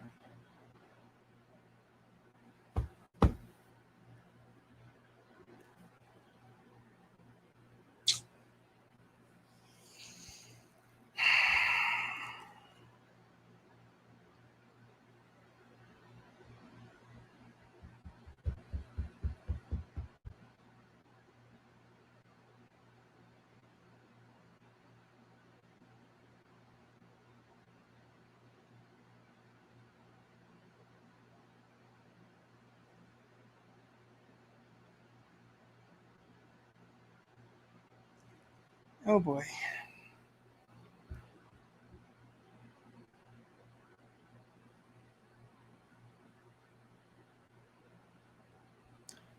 Yeah, we definitely need a strikeout here. A ground ball probably doesn't help us. Like, you might get the double play, but the game's going to get tired.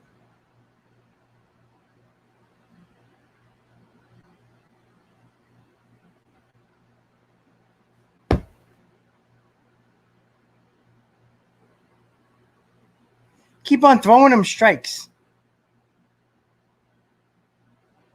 I just don't. The guy was swinging at balls in the dirt, and you're gonna throw a pitch right over the middle. Fucking hanging slider. That ball needs to be in the dirt.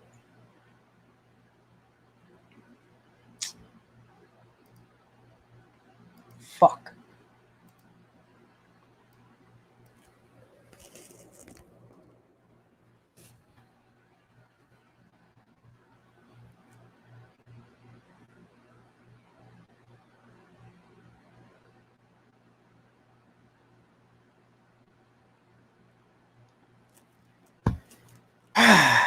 Lord.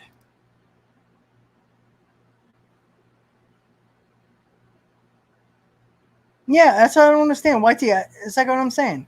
Like, the first two pitches, he'd thrown low and he was swinging at him. Don't throw him a strike. He can't hit anything else. Why would you even bother?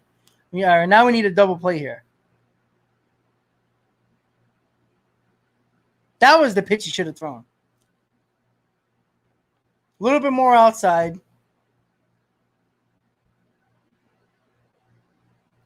You know, Ghostway, I know Familia pitched yesterday. I know May pitched yesterday. He closed the game.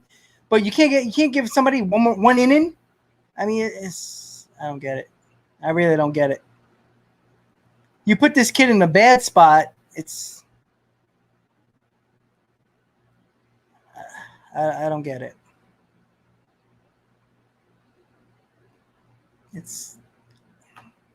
I don't know. Wow.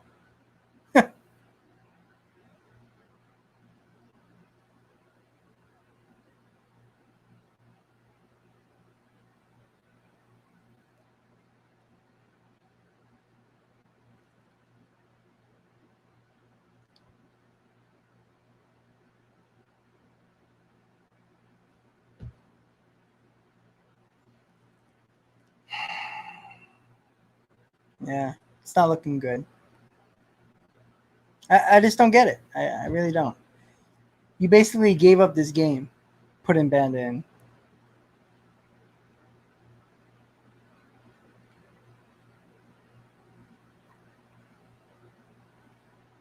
Game over.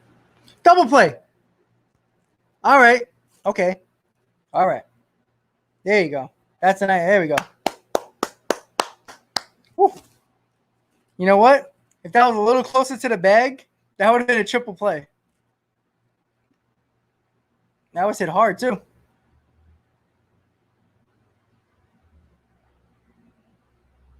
All right. Whew. All right. Let's not fuck this up. Let's go. Let's go to the 11, baby.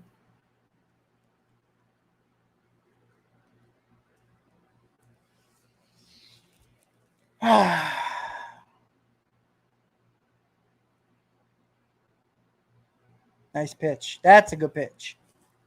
Let's go.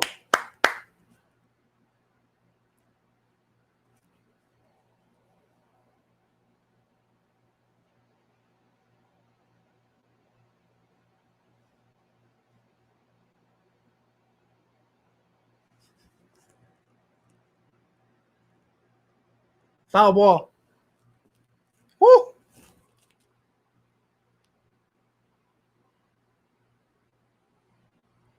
And Pilar almost caught that, too.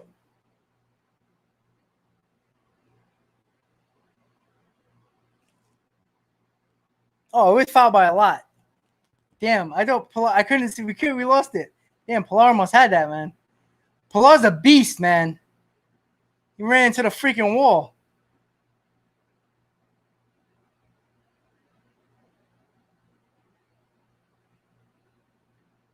Let's go. Strike him out. Don't throw a strike.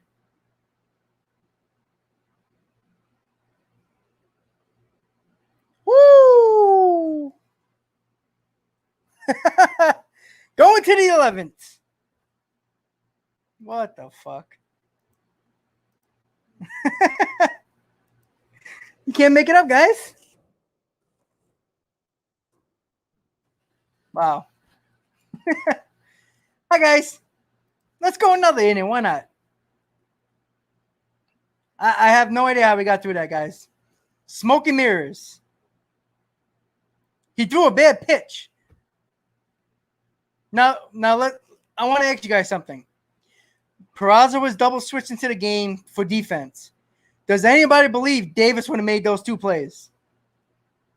I don't know. Not sure. Whew. I need a drink. Yeah, here we go. I feel better now. Well, who would have thought, guys, you would have spent 5 hours on a stream with me?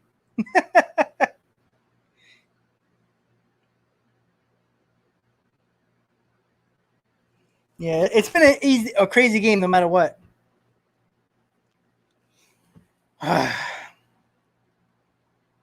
Yeah, I don't think Davis would have made that double play.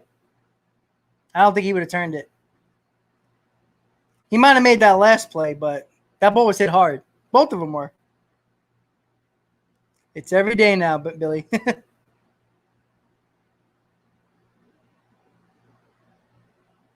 Yeah, exactly. Exactly, Ghost. Exactly. They have to make it. They have to make it interesting, no matter what. Win or lose, they gotta make it interesting. Whoa, Williams here? He type something? Am I missing something here?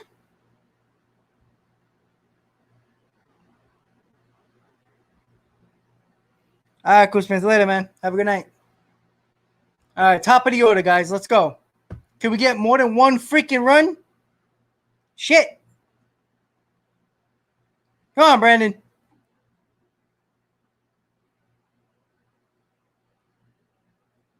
Oh, some people are lagging. Some people are not. Oh, there. Oh, Jonathan. Okay, there he goes. Okay.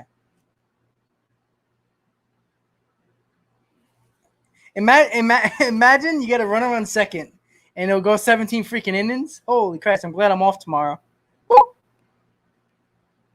Because honestly, if I did have work, I would have to go in an hour. Let's go, Brandon. What's up, Nick? What's the Banda with Banda? Well, somehow, some way, he figured out how to get out of an inning that the Mets should have lost. So Hey, give him some credit, right? He got ground balls. They were hit hard, but he did it. There you go. I think it's going to keep him at third. All right. First and third. There we go. Come on, Pete. Where's that 3-run bomb we're waiting for? Big meat, Pete. Big meat, Pete. Come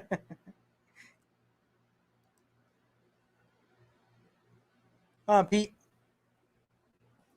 Yeah, let's hear the Met fans.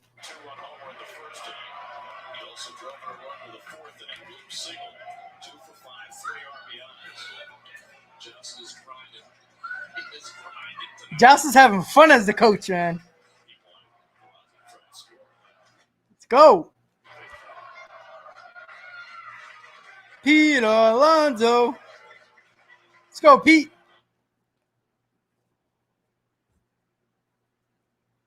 Second deck. Let's go.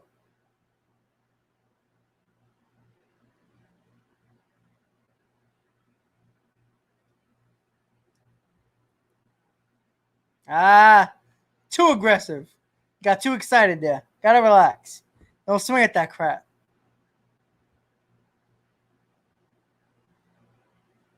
Very true.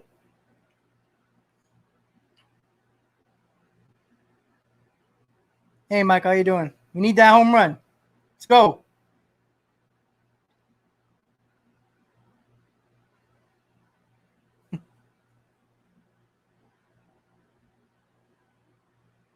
Nas hit a bomb. There you go. Got a classic.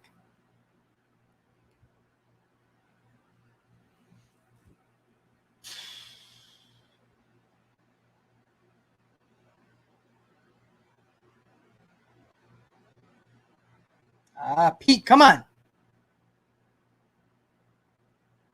Come on. Even a base hit will take.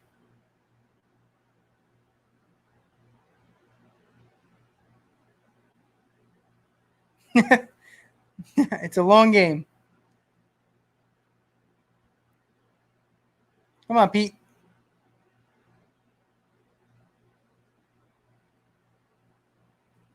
The only thing you can't do here is strike out. Gotta put the ball in play. Gotta put the ball in play. There you go. All right. Stay alive.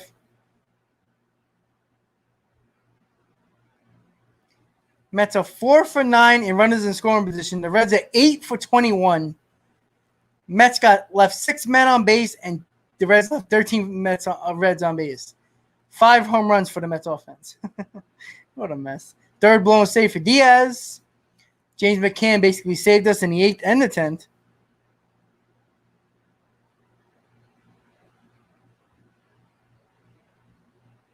Come on, Pete. Base hit. Oh, swing at that shit.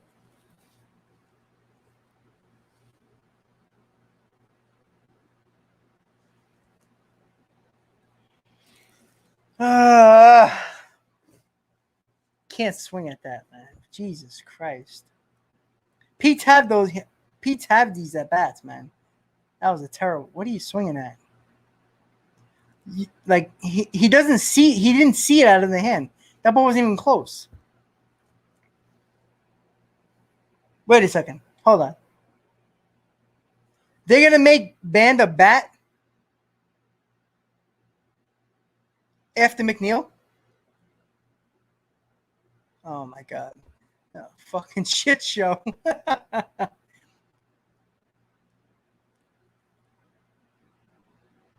Come on, Jeff. Imagine it's left up to Banda to get a hit. Can't make this shit up, man.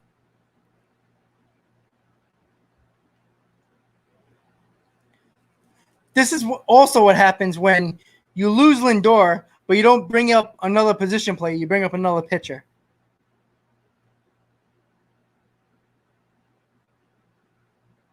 The Mets have nobody left on the bench, right? That's the problem. Yeah, the Mets have nobody left on the bench to hit, so it's got to be a pitcher.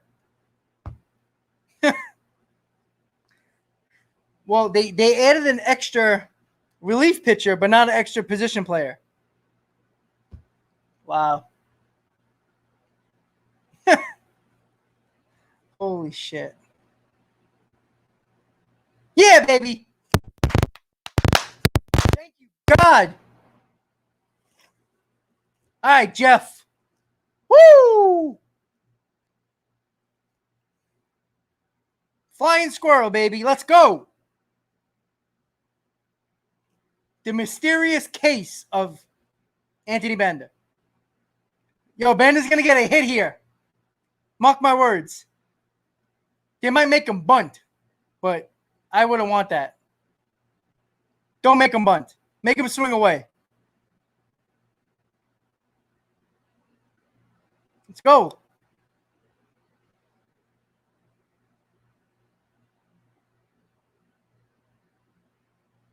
What are they doing?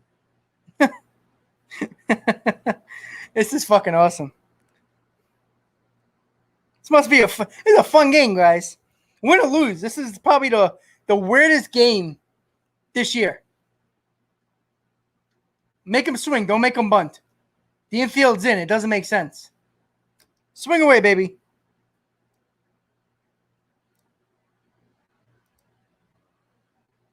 This is insane. Holy shit. Sorry, guys. I'm going to change the score real quick. Sorry about that.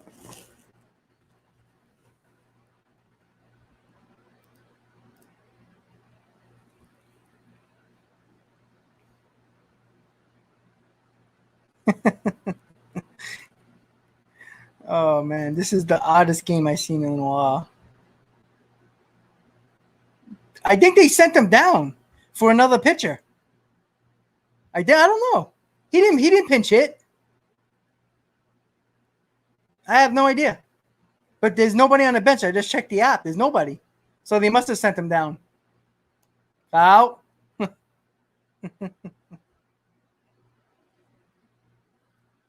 They sent them down for arms. Well, that sucks. Hey, Blankenhorn, thanks for hitting that 3-run homer. You can go down to the minors now. Yeah, there you go, Nick. Stick your head in front of it. Do a Conforto. Stick your elbow over the plate. At least McNeil stole second. That's good. Can't get a double play. Let him swing away. Oh, shit, look at this. He hit the ball and couldn't even do anything. Son of a bitch. That sucks. Can't do nothing about that. He hit the ball hard, man. Look at that shit. Oh, right at him. The one place you don't want to hit it. And they were playing in too? Damn.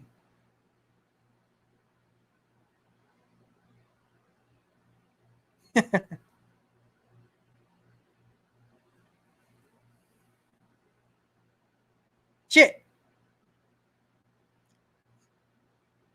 Let's go, Kevin.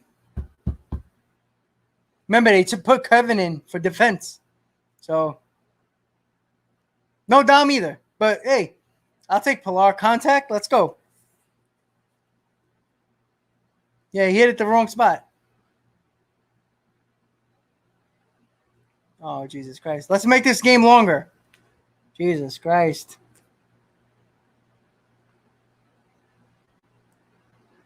Nah, you know what, Bill? They they had the infield in, so they didn't need a shift, I guess.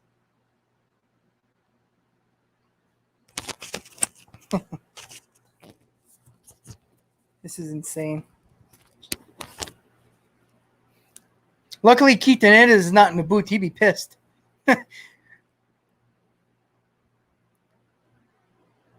I guess, but I guess he's injured, but I guess he's got to play. You got nobody on the bench. You got to do it, right? This is insane. Weirdest fucking game I've seen in a while, guys. Sorry cursing, but it's hilarious. The only thing that would have been better if tomorrow was a day game. Well, our bullpen's rested. We'll probably have Familia tomorrow, May, Loop. And we don't even know who's pitching tomorrow. Nagosic is probably going to start.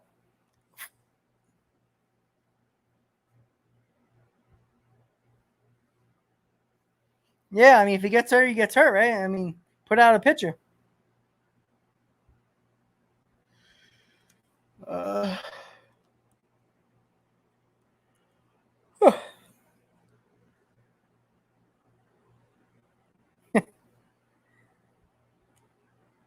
This is insane.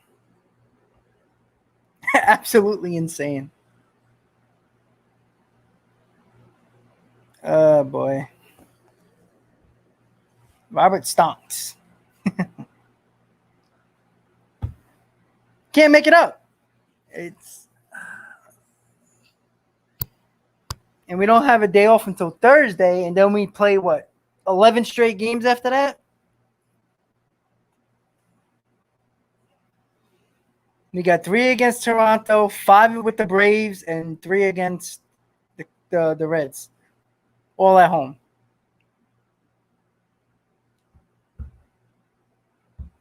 Lawrence, I try. I don't try to be hilarious. This is just what this is me during Met games. If I was at the game, I'd probably be I wouldn't even know. I would probably be like this as well. Drive me freaking insane. Remember, I was in Pittsburgh for that nonsense on Saturday. That bullshit game on Friday where they couldn't get more than 3 hits. And then Sunday when we were losing 6-0. This is what I dealt with. I was on vacation for a few days. You just can't make it up, guys. Can't make this crap up. I'd rather Benitez. At least he saves games in the regular season. Can't use Benitez in the postseason. All right, Kevin, let's go. Base hit. Let's go. Nah, Toronto's hot.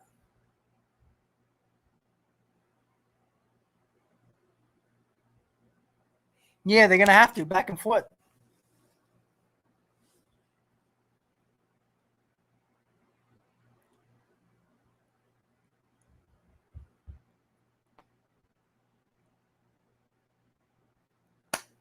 Oh, Kevin, let's go.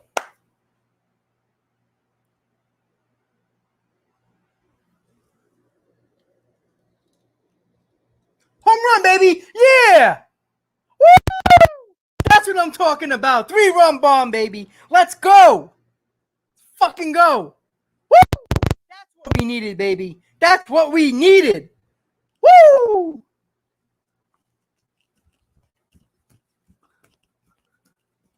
Let's go to sleep, baby. Woo!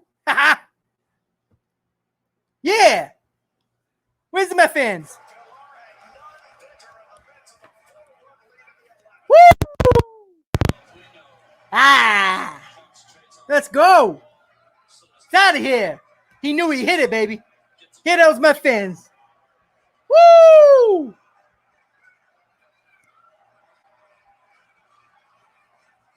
Let's go, baby. You hear him?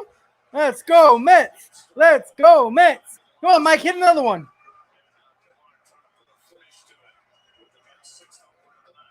Woo! Let's go, baby. That's what we needed. Dom who? Let's go.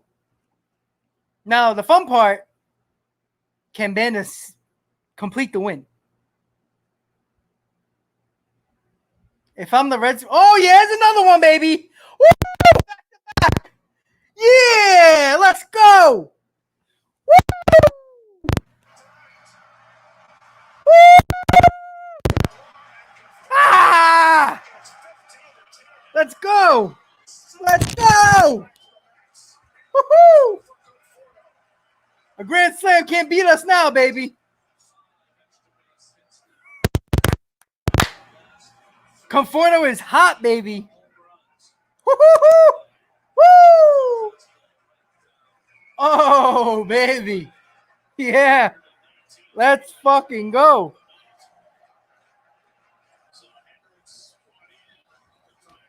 go, baby.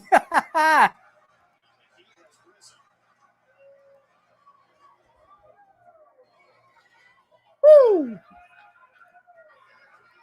There it goes, baby. 15-10. How about another one? Back to back to back.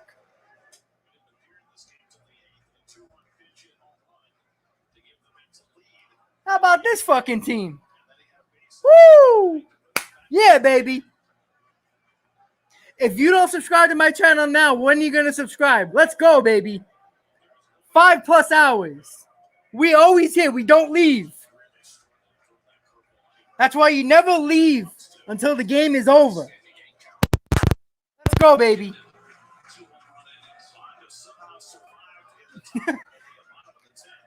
Listen, this game goes to Anthony Bender for keeping us alive in the 10th. Somehow, some way, he got out of it. Oh, that's an error. Oh. If McCann was fast. Let's go. Let's get that W, baby. At least we know a grand slam can't hurt us. Nah, Banda's going to come in. Sorry, let me lower my TV. Sorry about that. Banda's going to finish the game. Or hopefully finish the game. I think they're trying to save Nagosic for tomorrow to start the game. Because it's TBD tomorrow, so. Wow. Talk about emotions. Up, down, up, down, up, down. And then up again. Wow. The never say die Mets. Just don't die, am I right? That sounds like 2015 all over again. And 2019. When they that's that Gary Cohen saying right there. The never say die Mets.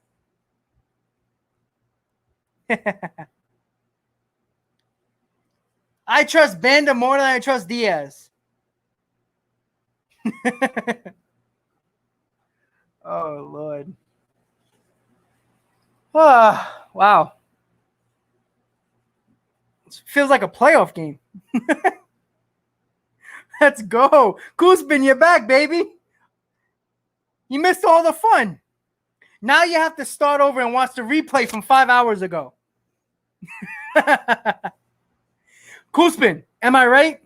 If you don't subscribe to my channel now, when are you going to subscribe, right? Come on. I got 30 people in this stream right now. I don't know if all 30 have subscribed, but I think you guys should subscribe. Why not? Right? This is fun. This is fun. We almost had a heart attack. Band almost blew it. He got out of it. Came back. Mets score 5 runs. Can't make this shit up. Only the Mets. Hopefully we can put it in the books. Oh, there's Banda. Here we go. Really can't make this up, guys.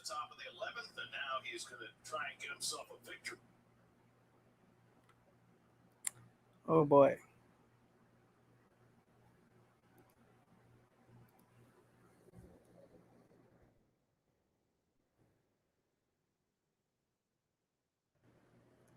Let's go, boys. Let's go. 1, 2, 3, baby. Let's go.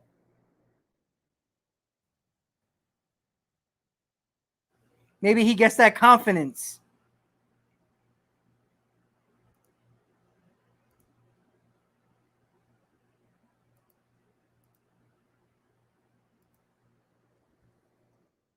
Whoa.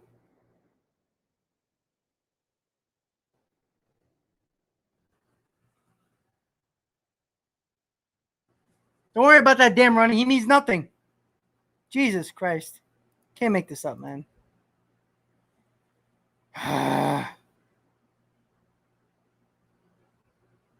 Hell yeah, Billy. Most fun you can have with your clothes on.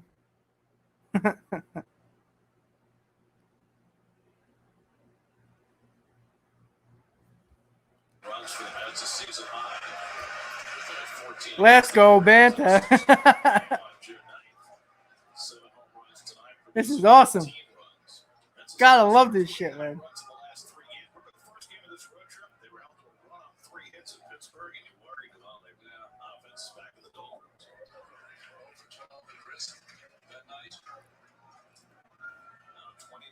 The Mets scored 29 runs in 3 games, and they lost one of them so far. Come on, those strikes.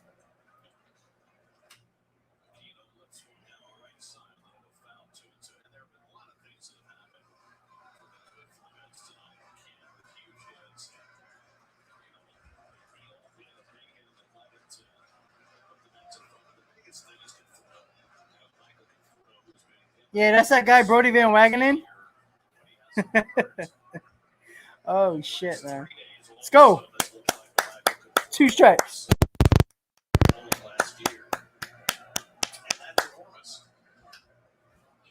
Damn, foul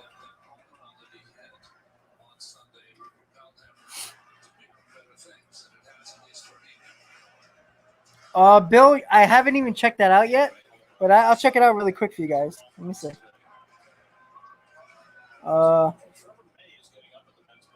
Now Trevor May's getting up in the bullpen. Easy. There we go. That's one, baby.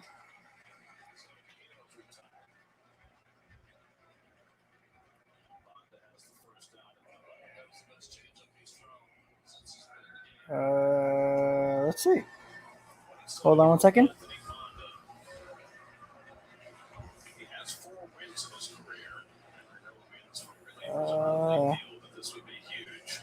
All right, so he's making a start in Syracuse, right? And they said when he pitched today, he might rejoin the Mets after this. So that's a good sign. Fucking shift. Why shit? I just guys. I've been saying this. These fucking shifts continue to mess things up. That's a ground ball. That should be 2 outs.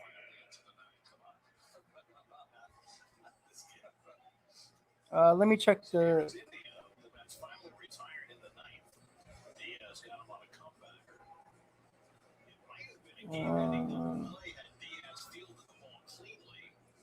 Let's see. I don't see anything. Oh, wait, hold on. No.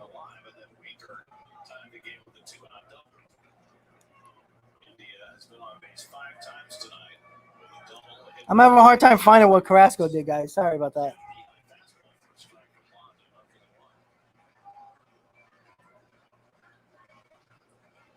Let me see if I can go to the Syracuse website. See what's going on there.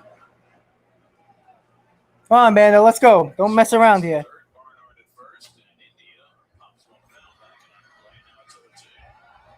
Okay, so Carrasco is pitching tomorrow for Syracuse. If everything goes well, he's going to rejoin the team, the Mets, after that. So that's the news. That was a nice pitch. Nice slider. Yeah, Bill, it's tomorrow. He's pitching tomorrow, so hopefully he joins the Mets when they come back, maybe, to City.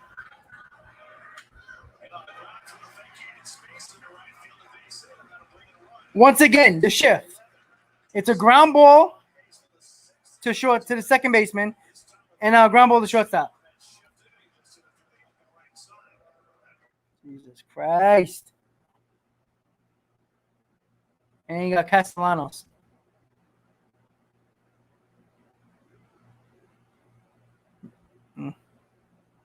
Wow.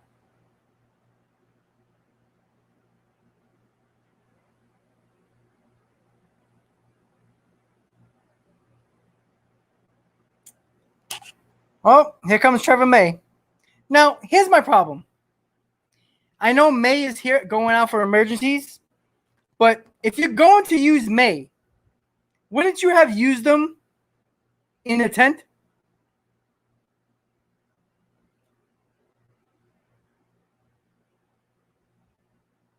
It makes no sense, guys.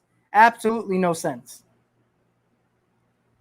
It's never easy.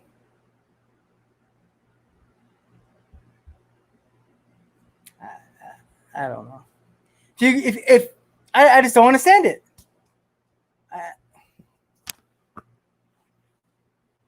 Now that means May is not going to be available tomorrow. So not only you already wasted May, which you could have used him in the 10th. If it was so called for an emergency, put him in.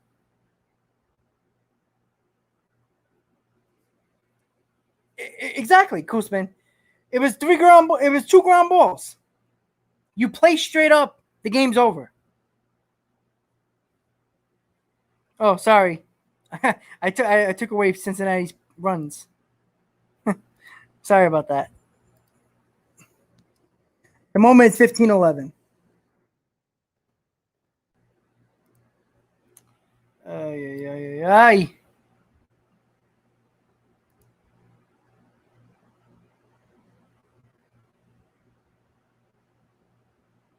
Yeah, let it hit you, right? I don't understand it. I really don't. Like, I just don't understand it. You got a 5-run lead going into the bottom of the inning. Why bother with the shift? Play straight up.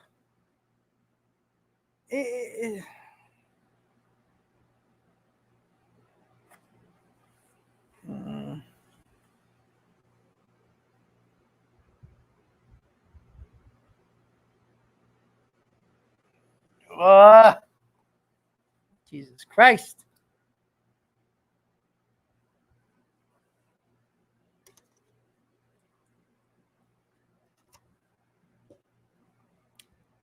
I don't know what to tell you guys.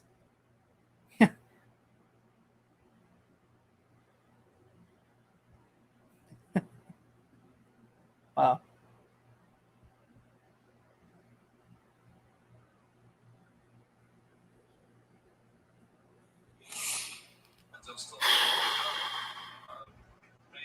His third straight game, 34 pitches. His last 2 in Pittsburgh. Come on, Trevor.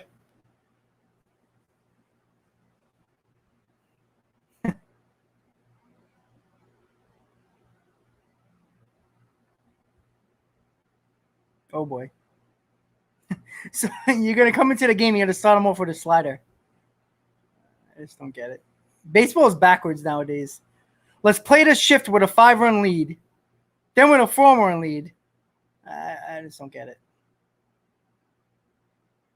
What are they playing Castellanos to the left side? You might as well put Pete Alonso on the left side. Uh-oh. He hit a home run. Oh, shit.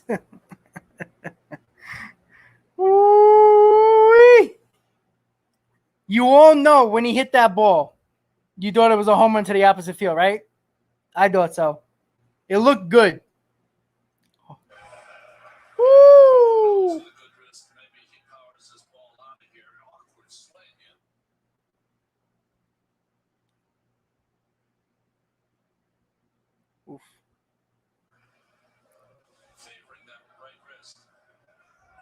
Yeah, see, if he wasn't injured, that's the home run.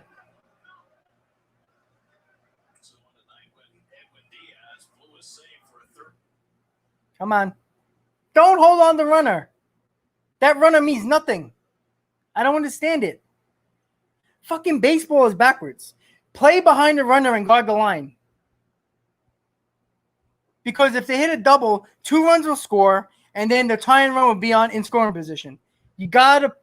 Oh, I just don't get it. I just don't like. Analytical people are supposed to be fucking smart. They're stupid. Why play the runner? Why? That runs mean nothing at first base. Play behind the runner and guard the line.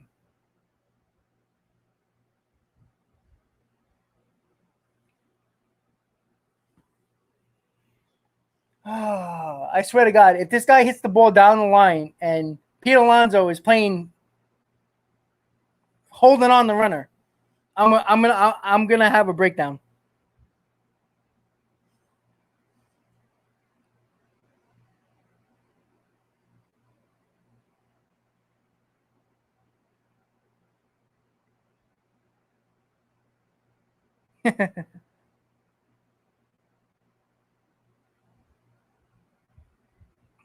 All right, now, okay, good. He stole second on defensive indifference, and Pete Alonso's back. Now I'm okay. But, you know, May's going to walk this guy, and now it's going to be the bases loaded because, you know, it's the Mets.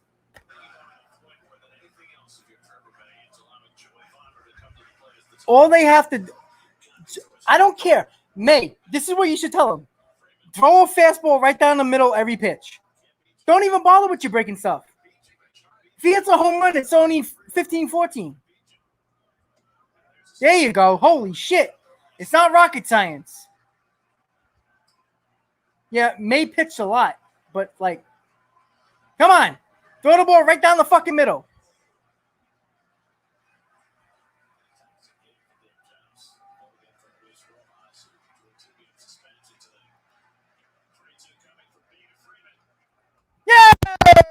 Yay! We win! Put it in the books, baby!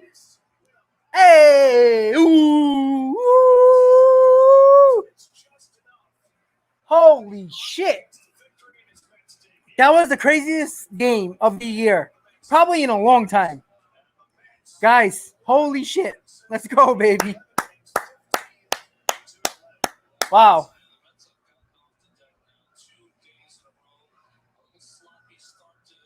Wow. We are the worst best team in the baseball. I got to throw that up. We are the worst best team in baseball. What a game, guys. What a game. Everybody who stuck with me for all those hours, man, you are awesome.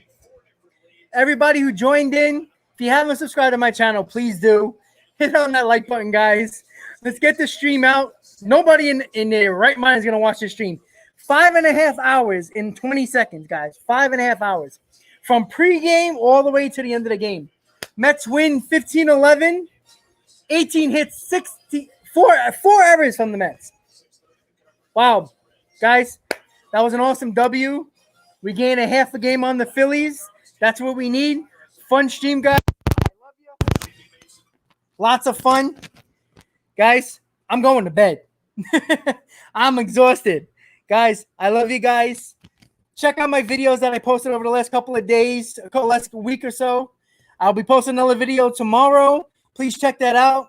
I'll see you guys tomorrow for pregame. I'm not going to stay the whole game because if they have another game like this, I might have to retire. Let's enjoy this W somehow, some way. I'll see you guys tomorrow. Thank you guys for the support. Guys, as always, let's go Mets. Have a good night, everybody. Put it in the books. Good night, everybody. Thank you for tuning in.